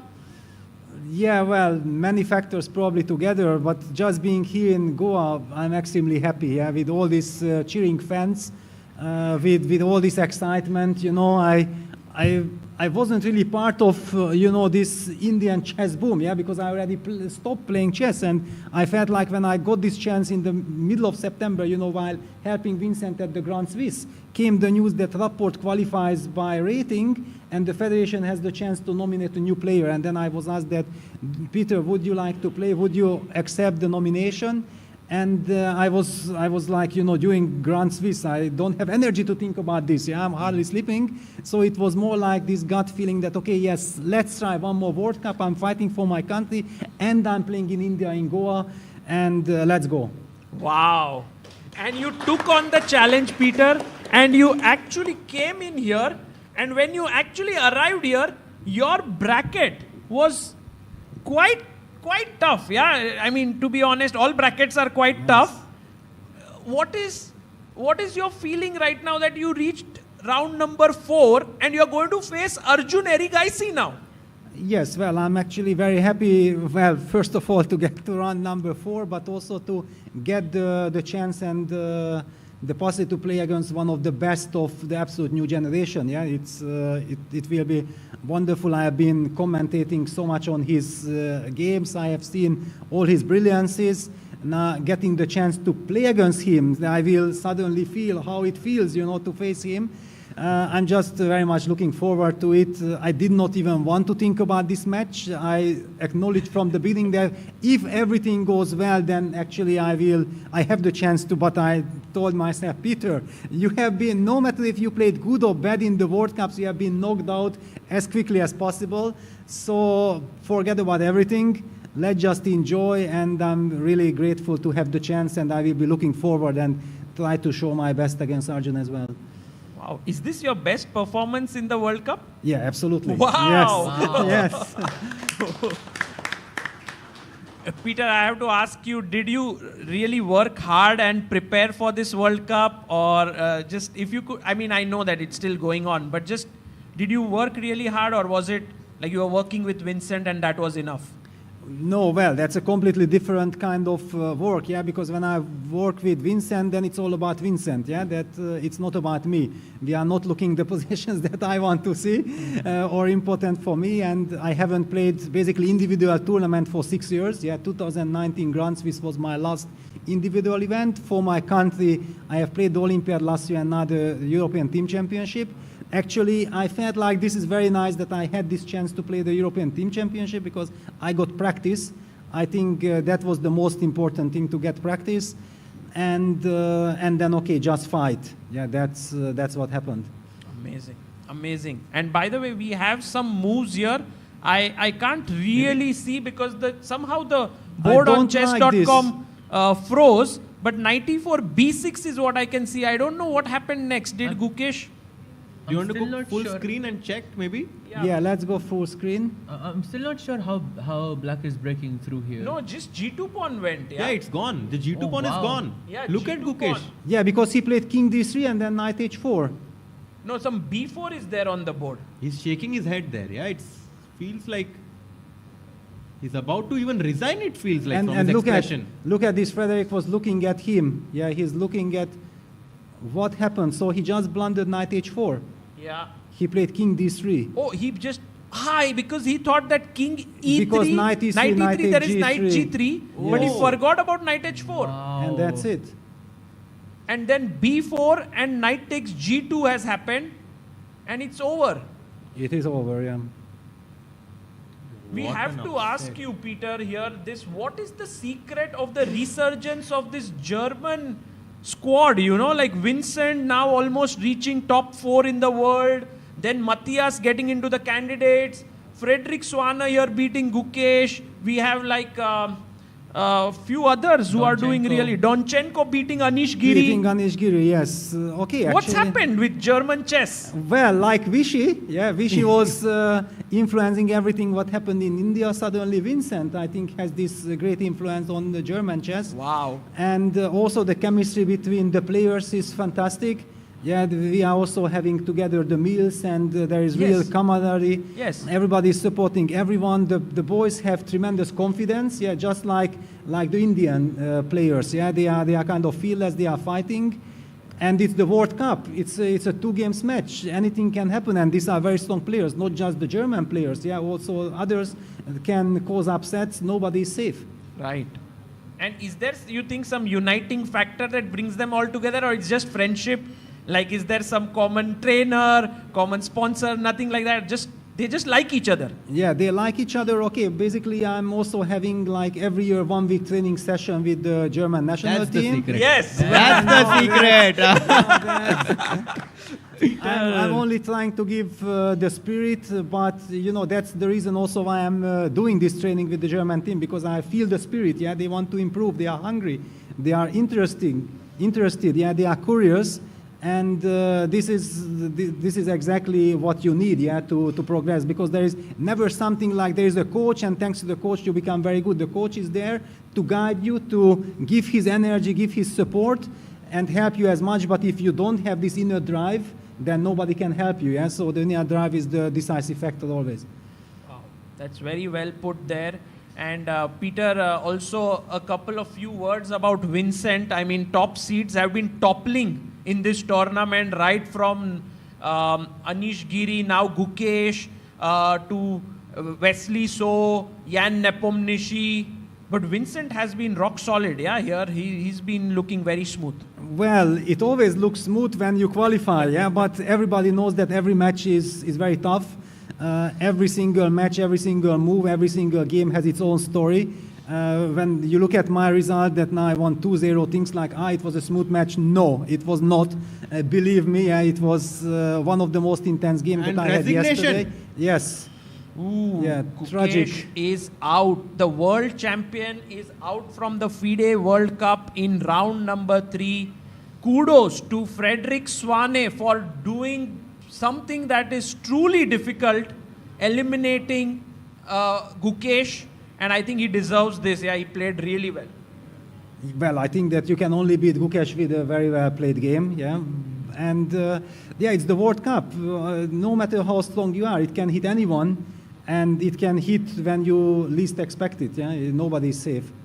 Yeah, this is quite heartbreaking for, of course, all the fans in India that Gukesh is out. It was unexpected as he had the white pieces today. But on the other hand, well, Arjun and Pragg are through to round 4. And yeah, there is Hari also who is into round 4. So that's the nice part.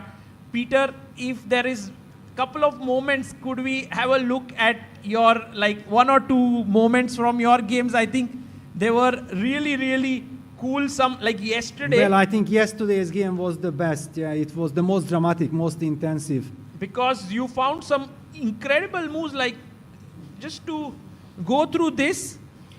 And it felt like you got a position you love playing. Yeah, this slow, long-term like initiative. Well, at the end, yes. But look at what happened, yes.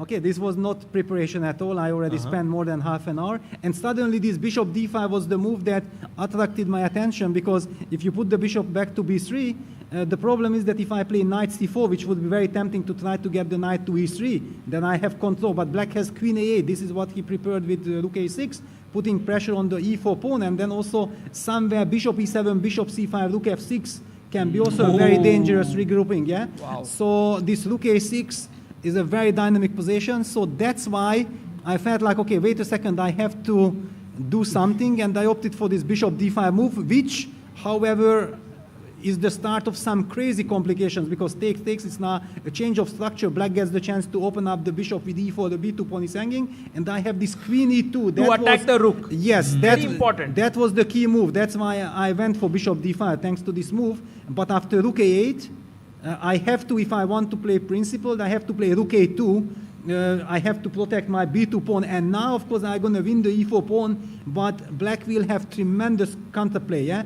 one of the wait a second, because so bishop is on f6.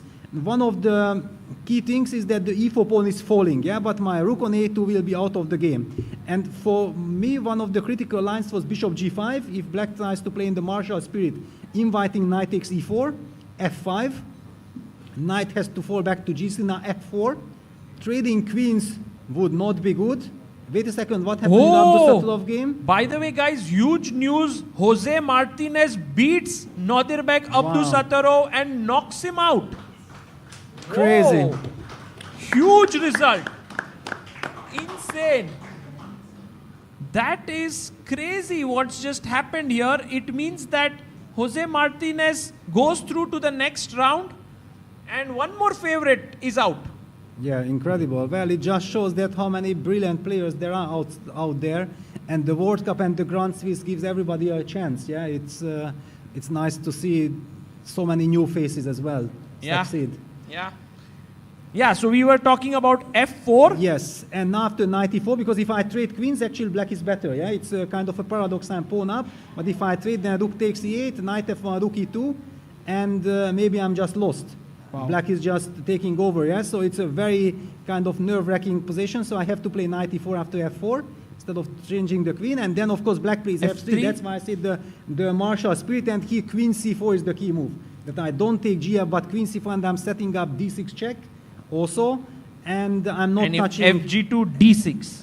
D6, and then also I can take on G5. G5, yeah. And This just- is also, but knight take G5, there's still Queen H5 also with double attack. You know, then I have Queen D5. It's kind of a crazy position, but it works out in my favor. And very important that if instead of F take G2, black plays Rook F4, then I have G takes F3. Kind of very nice, little quiet move, and I'm doing fine.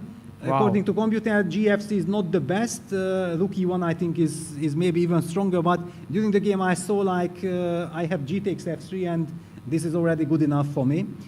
This gave me the chance to play like I played, and can you imagine the incredible shock after the game when I went to my room and computer says Bishop H4 would have been the double exclamation mark move, you know. I have seen the move, but I was not afraid of it. I mean, what's the point even? Well, the point is that if you play G3 now, then you play Bishop G5, and after knight takes C4, F5 wins the piece there because is you are no pinned. But the point is that now I can take with the queen on E4 Yes, because the yes. pawn is on G3. I'm not getting checkmated on the back rank, yeah? So I can take queen E4, but then he takes Bishop D2, and queen takes E8, rook takes E8, doesn't matter which rook, rook D2, rook E1 check, and my rook on A2 is locked. Yeah, this is why I'm telling you that this is some crazy, insane stuff, this whole game, yeah, with so many ups and downs. Just rook C1 now. Yeah, exactly, just rook so C1 and it's a nice. total blockade. I will have to make a draw But to somehow. Bishop H4, can't we just take on E4? Like there? Or is it bad? Well, how do I take? Like knight E4. No, if knight E4, F5. F5, and knight again, G3. knight G3, you Story, take yeah. on G3 and you trade everything. And And you that's- enter with the rook and you have and enough it's compensation equal. to make a draw. Yes. Uh-huh. So actually, Bishop H4 So probably... you were very ambitious at this point, right? You wanted well, the advantage. if I already played Bishop D5, Rook A2, of course I was ambitious, but I also felt like, you know, I'm playing with the fire. Yes, it's completely crazy. The good news was I'm not playing against a computer. However, I felt like Kirill played Bishop E5. I sensed that it was a very fine move, but objectively probably not best. Yeah, so I took Queen takes E4, F5, Queen F3. Very important because I had to cover the H5 square yeah, after F5. Yeah, because otherwise the rook on D1 is hanging. Bishop takes H2 would come. Yes, if the queen was to D3, with the idea that I will have knight F3 next. Now Bishop takes H2, bang. Yeah, and I'm losing the rook. Amazing. Let's not forget the rook is always on A2. It's not on A1. Not on yeah? A1. Can I Jadub it? Yeah. Can I maybe Jadub it? Yeah. That would be lovely. Like yesterday, Pranesh Vincent game, yeah? I just heard. I haven't seen it. I will check it out after. But yeah, F5, Queen F3, and Queen E7. I felt like this was a super smart move. Queen E7 because he stops knight C4 with Bishop takes H2 and then Queen H4, Queen takes C4. A quiet little move. He wants to provoke me to play something like G3 or H3 when the queen can come to C5 and target my C2 pawn and I don't get knight C4. Yeah, so I felt like, wow, he's doing extremely great, but I find a very strong move, Queen B3. A very strong move. I'm going away from the king side, but I'm once again getting this tempo with D6. It looks dangerous, no? To leave your king alone. Yes, but I'm protecting also B2 pawns. So I'm, you know, Oh, planning rook to, A1. yes, Jadub that look back to A1. I'm also keeping an eye on knight C4 and also knight F3. Wow. Yeah? So it's a multi-purpose move and it comes with a tempo. So he played very strong Bishop D6, not King H8. King H8 would be a loss of a tempo because Bishop belongs to D6 anyway. And now the trick is that, you know, it would be very tempting to play Knight C4, yeah, but I'm never planning to take on D6 because Knight D6, CD6 will give him brilliant compensation. My structure would be not good. So I played the move Rook AA1, yeah, bringing back the Rook. And now he played Rook FE8. Very smart move. Keeping the tension. And I spent a lot of time here. We were already kind of getting, what number of move is this? 25? Move yes. 25. And we were approaching mutual time You had trouble in 26 this. minutes, Yes, but now I spent like 15 minutes on H3 and I was down to 10, 12 minutes after H3. Yeah, H3, Queen E5. He was down to 6 minutes. And Yes. after Knight F3, he played the move Queen F4, which I actually missed Queen F4 because I did not feel that this is dangerous. My line was Queen F6. A very important line, Queen F6, Rook E1, Rook E4. Yeah, if black gets time to play Rook A8, it's a Marshallish compensation, so Knight D2 is principled. Now if he leaves the Rook, if he takes, then it's good for me, but he has Queen E5. Wow.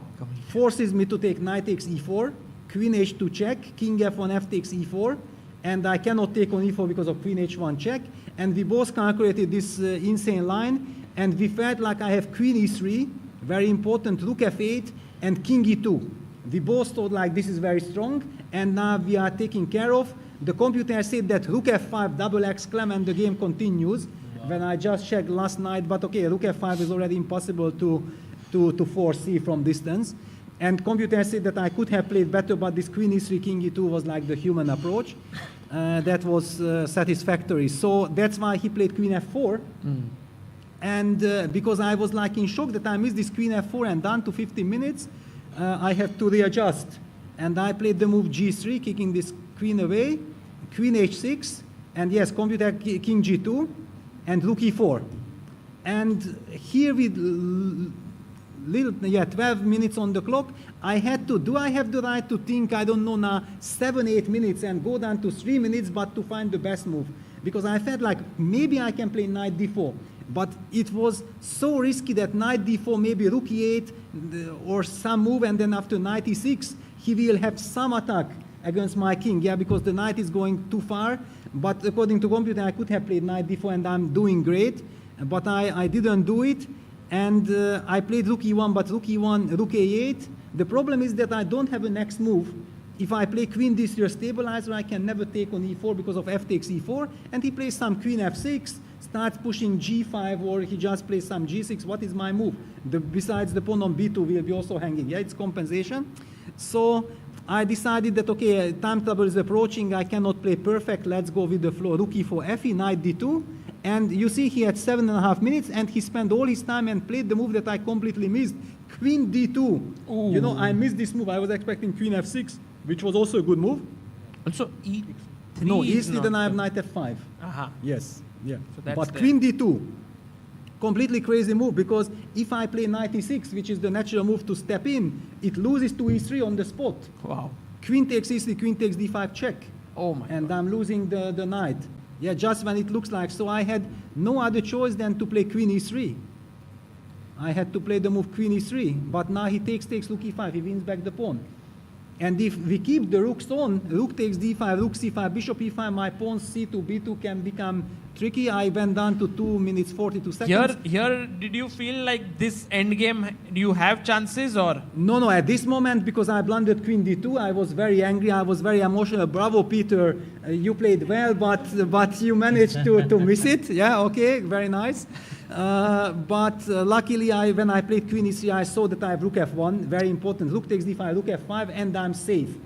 Yes, we are not talking about, because it's time trouble, we are not talking about I'm better or not, but after rook f5, I cannot lose. Yeah, that was kind of fixed.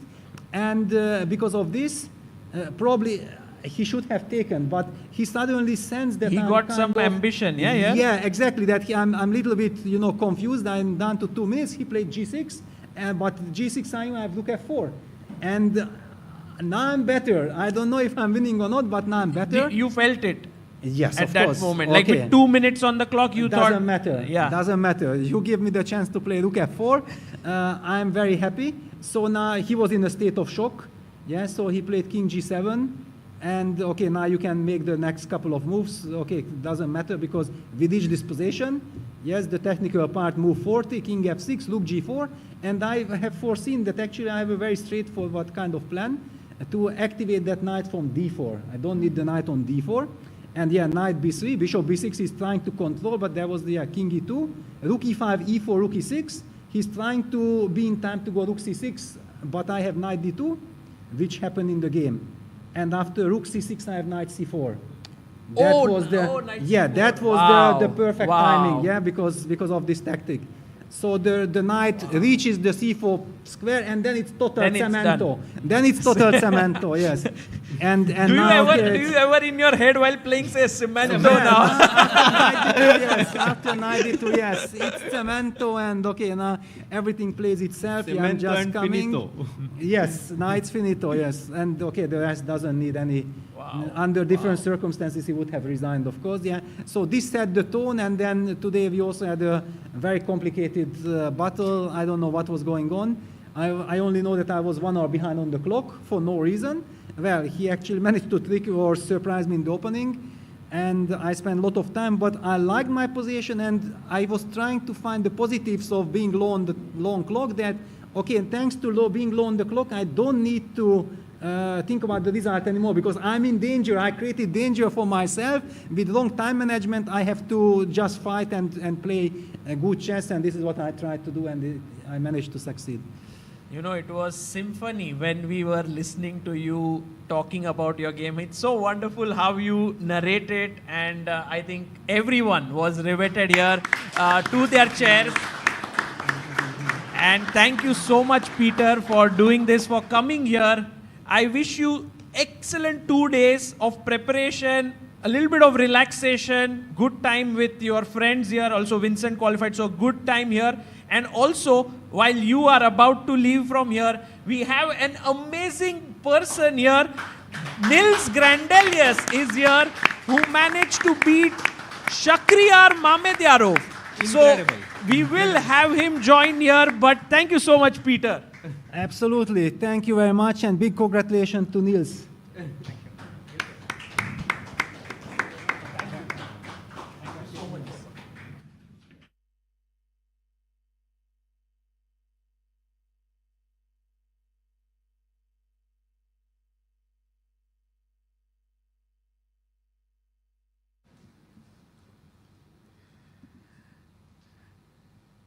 Guys, what a great honor for us that one of the best players from Sweden, and I mean the top player, and also in the world of chess, Grandelius Nils is here. Thank you so much. Thank you. Nils, for coming in, and to the fan zone.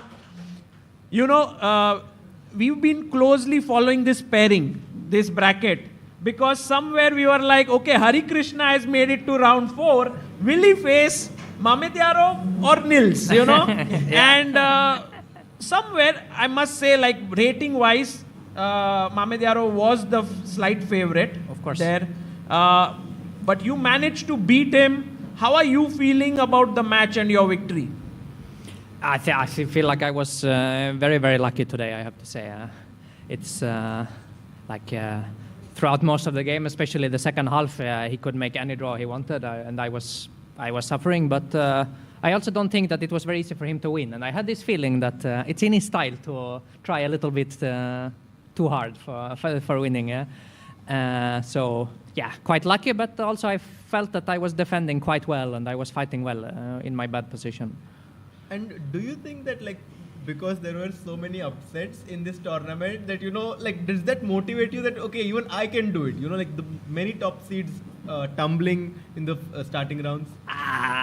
Not really, to be honest. I mean, to be honest, today I didn't really see any other games whatsoever. I was just busy with my own position. Do you think in some ways you and Shakhriyar play the same kind of chess, which is active, attacking, aggressive, or you think there is some difference between the two of you? I think it's quite similar, but I think he's even more aggressive and even more like willing to take risk and so on. But yeah, when I saw the pairings, I was actually very happy, because I knew that no matter if I advance or not, we will have great fun. Yeah, for sure, the games will be exciting. So. Right, and today's game you managed to win. Let's just go to the critical moment according to you. I know you have had a very long day. Yeah. So, at this point, did you feel like you were getting under pressure? Yeah, definitely. Here I felt I was under pressure, but I wasn't sure that it was bad, let's say. I felt it might be quite bad, but it also might be okay. Because you have the knights. Exactly. And I have many good squares potentially, but... Oh, this looks so dangerous, yeah? 3 pawns.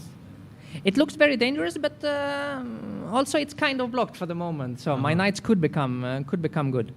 And actually, it did happen, yeah? The engine starts to evaluate it as quite okay for you. Yeah, I think this was very critical. Okay, according to the engine, we didn't play that well, but in human terms or for us, I think this was the critical moment on the next move, because now he played this move a4, which is very natural to break the pawn chain. And I decided to sort of spice it up a bit because I can make some normal move, like rook c4 or something, or even just some waiting move because b5 is not hanging. Right. But I felt that I have some potential on the light squares, like. What I'm aiming for, the dream, for instance, would be let's say he takes with on d5 just to show. Then I play with the move e4. Ooh. And here, even if I will be pawned down somehow, like bishop takes e4. This doesn't. Yeah, exactly. Like I will just move the knight and take on d5, and this bishop on something like this. Yeah, yes? exactly. This and is, then take here. Exactly, something like this with this super knight against this stupid bishop on e3. I felt. I cannot be worse, at least. Probably I'm just much better. But he took with on e5 with the f-pawn, which makes much more sense. Of course, also what I expected. And here I should, of course, take with the knight, yeah. Oh, but no, he took... Oh, you didn't take. I took with the pawn. Ah, you took with the pawn. Because again, I wanted to force him to give up his bishop. Oh. Bishop takes e4, then I trade, and I have these light squares again. This was my plan. But Mamediaro just dropped his queen back. Exactly, which I completely underestimated. Wow. I thought actually what would happen here, instead of queen... But this looks also good compensation. c3 is falling. Exactly, but on closer inspection of the queen takes e4, knight takes c3, queen f3. The problem for me is that f7 is hanging, and if I defend it, let's say, queen d7 or something like this, he can play d5. That's the big problem. And once d5 comes, this whole concept of blockade is completely gone. Then the bishops become like monsters, and your knights look so foolish. Strategically lost, yeah. No. But if I get one more move, I would maybe even be better, because then I would get the control. So I simply miscalculated this part of the game. And here now after queen f3, I was just trying not to lose instantly. Does such a thought come in your mind at this point that, okay, now maybe if I lose, I have to go back home or something, or such thoughts don't cross? Not really. I think this is one of the key things in this World Cup, that if you start to look backwards, it's finished. Like you will never save some bad positions and so on. So I think especially compared to other tournaments, because it's so easy to start to think like you explained, that why did I miss this? Yes. Such a nice position I had and so on. Now I will lose the match and so on. No, what you have to do is you have to look forward. You have to see what's there on the board and find some resources. Exactly. So I thought here, knight takes d4 is the only, it's the only try, because if I allow d5, I simply cannot make any moves. And most probably he has a win, but at least he has to find it. Did you find it for him? I was very worried, just bishop takes d4, queen takes d4, e6. Because he's very easy play. He will simply go e7 and queen f8 or queen, and I wasn't sure how to stop this pawn. Right. And I think you are right as per the engine. Should be lost, yeah. But Shak got a bit creative. I had a strong feeling that he would play this actually, because it's very much in his style. Yeah? Give more material, go for the initiative and so on. And I thought also this might be lost. Yeah, it looks also dangerous because there's no way to defend the knight here. Exactly, due to the pin. But I played this move, rook f8, and now I was calculating 3 queen moves. Queen a2. Queen a2. Just to stay on the pin, yeah, and attack the knight again. Queen h5, that he played in the game, and queen a7. Right. And then I was told that the computer says queen b7 is the win. Oh. Which is completely strange, because the idea is to... the idea is to win the knight on d4 in general. Right. So it makes more sense to attack it. But my point was after queen a7 instead of queen b7, I have this funny move knight c6. Yes. Oh. And the queen is hanging. And rook d8, knight a7. Yeah, and here he can still take on f8 and take my knight.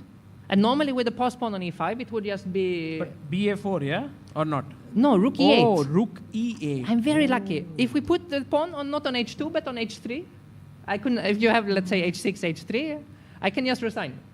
But rook e8... Yeah, exactly. Here I would probably just resign. Because now rook e8... Bishop d4.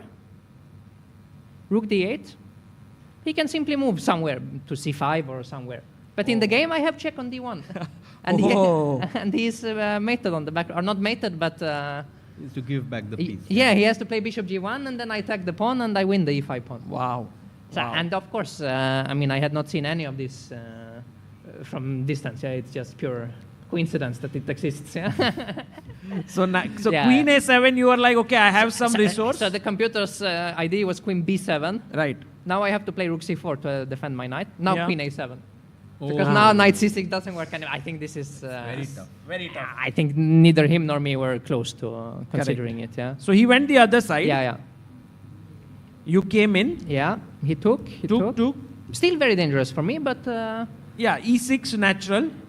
Push the pawn. Natural, but on the other hand, now I will pick up the pawn. So, like after queen f6, I think I'm already simply picking up the pawn. And actually, he couldn't win the knight. Yeah. Here. No, because queen g4. Yes. To attack the knight. Then I have the move knight e6 suddenly. Mm. And rook on c4 is attacking the rook on the queen on g4. And so rook d8, somehow everything works out. Pure coincidence. Yeah.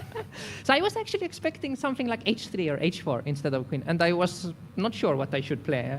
I think still very, very dangerous position, but right. At least it's a bit messy now. Like it's not so easy. But e6 is, I think, a big mistake. E6. Because queen f6, I mean, his idea is that now by force he can win the piece, but he has to give up the e-pawn. And I felt in such a position, because there is no pawn on the other side, so this 2 against 2, wow, I should be able to hold.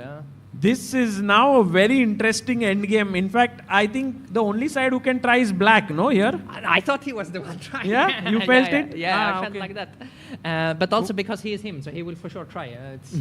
There is no doubt that he will try to win. Right. But I think I missed a big chance. I mean, I'm not... Attacking the rook Yeah, here. attacking the rook. So right now you are thinking that, okay, I should still play for a draw. Yeah, Or- exactly. Or again, I should just make moves, and see what happens. But yeah, like let's say if he offered a draw here, I would just accept it. Yeah. Okay. Yeah. Queen e5, and now I guess he could have taken could have here, taken and I take on and then d3, take yeah. here, and most likely this will end This in is a very draw. drawish. Yeah. But yeah, he tried to win. He tried to win. He Yeah. saved the pawn. You But now went my rook is behind. behind the pawn, which is already b3, bishop a7. Oh, and bishop d4, such a cute, like bishop d4 there. Yeah, but- bishop d4, then I have rook d8. And this is very important because then I'm trading queens. And if we trade queens, I'm the one who's trying. Yeah? With the queens, yeah. he has some mating Yes, chances. Exactly. So here was very... Queen b5, yeah, queen here g6. first I thought I could play b2. It looks like he plays bishop e4 and goes Yeah. for mate. But then I have queen e2 checked and take the bishop. Oh, Because then take the I'm bishop and promoting. take this. Yes, exactly. And I'm winning. But this was move 40 also, so this was very... and we didn't have much time.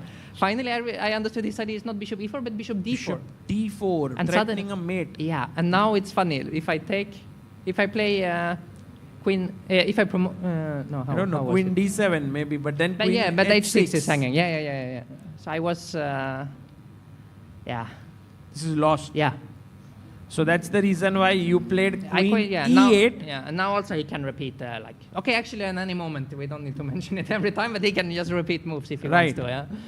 Yeah. But he wanted to win. And now 40 moves were done, so you have some time. Yeah, now I have some. I felt still that I cannot be lost. It would be very strange if my position is bad. Yeah, but okay. And here I started to feel like why. I mean, he's allowing my pawn. It started on b5, now it's on b3. So it's on b2. Like, probably still a draw, but... Also, just the way in which the game went for Shakhriyar, like he was winning, he was clearly better, and now here you have to start defending. That's really difficult, yeah? Like when the pawn is about to queen. Yeah, exactly. No, here he had to find some good moves to hold, probably. Bishop d2, queen d4. For instance, here bishop e3 according to the engine, only move. And then you have this Yeah. kind of, because these pawns are here, if the queens get traded, it's a draw. Yeah, exactly. So this also just goes to show just how big his margin is to make a draw if he wants to. Like just even if he just give gives up the a big piece. give up a piece, he will still make a draw. But bishop f4, he tried one more move, maybe to win. No, actually by this point it was clear that he was happy with draw. But rook c2, and the problem is that he's pinned. So now there is one no- bishop is out of play. Exactly, and now I'm just threatening. Oh, if bishop e5, queen e4, that's a very nice line, yeah? That. Exactly, or I can even take on g2 first. Take if I on want. g2, Just, king g2, queen yeah, more e4, forcing. and I feel queen. safer. Yeah. So queen b7 he played, and queen d3. And now I'm simply threatening to promote or take on g2 and promote, and there is nothing. So tried desperate.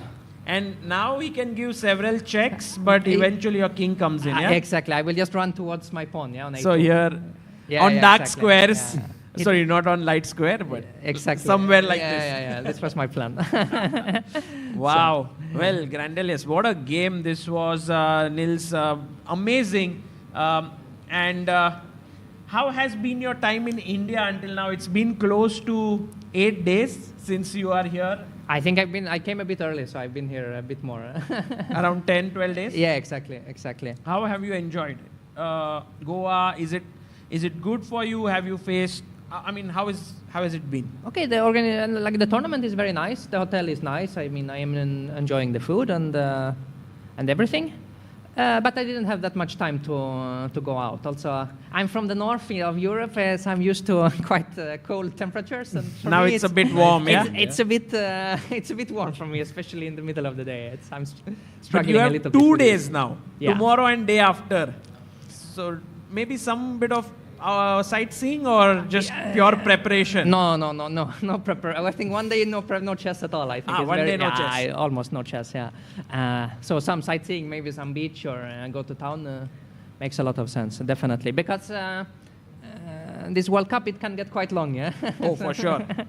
So you have to leave the hotel at some point. I mean, if you think you will go the distance, it's just 1/3 of the tournament that's done. Which is kind of weird, yeah, because we've been here for almost 8-9 days. Generally, a tournament ends at this point. But more than 1/3 of the players have been knocked out. So big congrats, yeah, to make it to round 4. It's not at all easy. Thank you. Yeah, big achievement, yeah. And you face Hari. Any words on him, your opponent, for the next round? It's a bit funny because we are very good friends. Of course, we are teammates in Novi Bor. Oh, wow. Yes. Also, we know each other very well. I mean, we have worked also quite a lot on chess together in the last couple of years. So it's always a bit unusual to play with a friend, but we'll definitely try our best, both of us, for sure. I think clash of styles, yeah, in some senses. Hari very positional, solid, and you being like the active player that you are, and with all the tactical stuff. I think it will be a fun match. Yeah, it's fun also because compared to Mamedyarov, it's also a complete opposite, yeah, Yes. as a player. So Yes. stylistically, very, very interesting challenge. And I mean, maybe we will get some answer which style is better. We will be excitedly watching it. Thank you so much for stopping by. We are very grateful for your time that you gave us. Yeah. Thank you very much. Thank you. Guys, Nils Grandelius from Sweden making it to round 4. What a amazing performance by him to knock out Shakhriyar Mamedyarov. And guys, we are at almost the end of the stream. I must say that there are several things we should talk about because many things happened. Harshit bhai, maybe we can go through the results that happened. Big day today. We have Gukesh, the world champion, knocked out. He's out of the World Cup. Swane Frederick scoring one of the biggest upsets of his life. Then moving on to Arjun. Arjun qualifying very smoothly against Shamsuddin. Pragnananda playing a masterful game today, sacrificing exchange against Robert Hovhannisyan. SL Narayanan, solid draw with Yu Yangi. So he will go into the tiebreaks tomorrow. A small heartbreak for Pranesh there because Vincent Keimer outclassing him in that middle game with the black pieces. Then Vidit and Sam, this is the tiebreak to watch out for tomorrow. I think along with SL Narayanan and also Karthik Venkatraman. Yeah? Yes, these are the 3 tiebreaks that will happen tomorrow. Diptyan Ghosh finished his journey here. Great run by him, defeating Jan Nepomniachtchi. And finally, Hari Krishna. Masterful performance by him in this match against Daniel Darda. And Pranav also makes it. Buddy Pranav. So guys, while we had few things to be not so happy about, 3 players got knocked out today. Gukesh, Diptayan and Pranesh. There were few things to be happy about. which is Arjun, Pragg, Hari Krishna and Pranav. 4 players made it through. And 3 players will play the tie break tomorrow. Vidit, SL Narayanan and Karthik Venkatraman. So it will be super exciting. Super exciting. To follow these games. Hopefully, as I think Harshit bhai, you had said, 7 would be a good number to make it through. And for that to happen, all the 3 Indians have to win. I think it's possible. Because Vidit's small favourite, SL's match will be the most contested one, as Yu Yangi is definitely a small favourite there. By कल tie breaks होने वाले हैं. Same time, 3 p.m, 3:15 is when we'll have the first move. 3-5, bye. 3-5? Remember, because in tie breaks, there is only a 5-minute delay, not 15 minute. But Harshit bhai, just your thoughts on Gukesh being knocked out. I mean, what do you feel about it? I mean, we somehow didn't get a chance to talk much about it, because while the game was going on, we were also looking at it, but we also looked at Peter's game. I mean, in a way, him coming here was nice because we could see his game. Yeah, of course. But what do you feel like? I mean, it's such a small sample size, these 2 games. And if like someone, I mean, of course, Frederick Swanee, all credit goes to him. He played a fantastic game. But I think many people who are not very familiar with the game of chess or don't know exactly how, the details of a tournament works, this does not mean Swanee is necessarily a better player than Gukesh, right? This is why we call it an upset. I think, in this match he played very well, but of course, I think Gukesh, who played this tournament, even though he's the world champion, will take some learnings from this, and he's taking note to see who will face him in the world championship match, as he just needs to wait and defend his throne. Yeah. And also with Anish Giri being knocked out. Yeah, I mean, Shakriyar knocked out. Shakriyar, Nodirbek 2-0 lost. Nodirbek out. Does that mean that now Arjun, Pragg, Vincent, these are the top 3 seeds left, yeah? Or who else? Levon Aronian, but he's already like 10th seed or something. Vidit maybe, yeah? Vidit is also somewhere 12th, 13th seed. So in a way, in top 10 seeds, perhaps there are only 3 left, yeah? 3 or 4. Like many got बहुत जन knockout हो गए. And guys, I'm personally, for me, it's a shock that Gukesh is out with white pieces today. But he played very well. He played well. This understanding that triangulation also in the end. This Frederick King E6, King F6, King E7. I think we have to make a recap on that one, because that was the most instructive maneuver by him. Correct. So we'll be back tomorrow, and thank you all for being here, for turning out and coming to Goa, and also to all the people following live in the chat. I think we had close to 12,000 people at some point, and as the tournament goes along, I'm sure more people will join in. So we'll see you tomorrow. Until then, good night. Bye-bye. Guys. Hi everyone, I hope you are enjoying the coverage of the FIDE World Cup 2025. I want to give you an important update. ChessBase has just launched its newest version. It's called ChessBase 2026. ChessBase is a software that was launched way back in 1985. Great players like Garry Kasparov and Vishy Anand were the first users of the ChessBase 1 software. And then over the years, the newer versions have come in, and all the top players have been using it for their preparation. As we speak right now, almost all the players at the FIDE World Cup are using ChessBase for their preparation.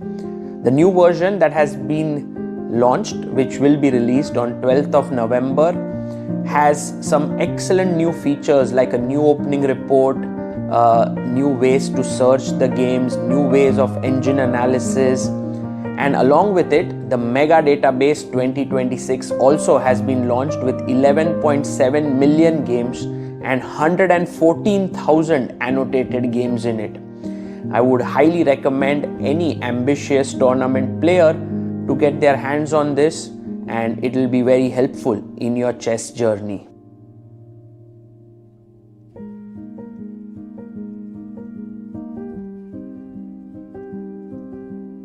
Want to play chess but don't know how to get started? Try chess.com. Play for free against someone at your level or challenge one of our friendly computer bots. Trying to improve your chess? Learn the Queen's Gambit and other openings with guided interactive lessons. Like chess but don't want the pressure of playing games? Chess.com has hundreds of thousands of fun puzzles to help you relax and sharpen your mind. Play your friends, make new ones around the world, follow the latest games, and more. Sign up and play for free at chess.com today. A premium membership at chess.com will help you improve your game with full access to a powerful set of learning tools. Unlimited tactics let you practice like a master with more than 50,000 puzzles to challenge you at every level. Our library of interactive chess lessons, created by master coaches, will enhance every aspect of your game. And after each game you play, the computer analysis feature will give you feedback on every move you played, turning every game into a chance to learn. And that's not all. Premium benefits also include unlimited tournaments, video lessons, the Opening Explorer, and much, much more. Upgrade now to take your game to the next level.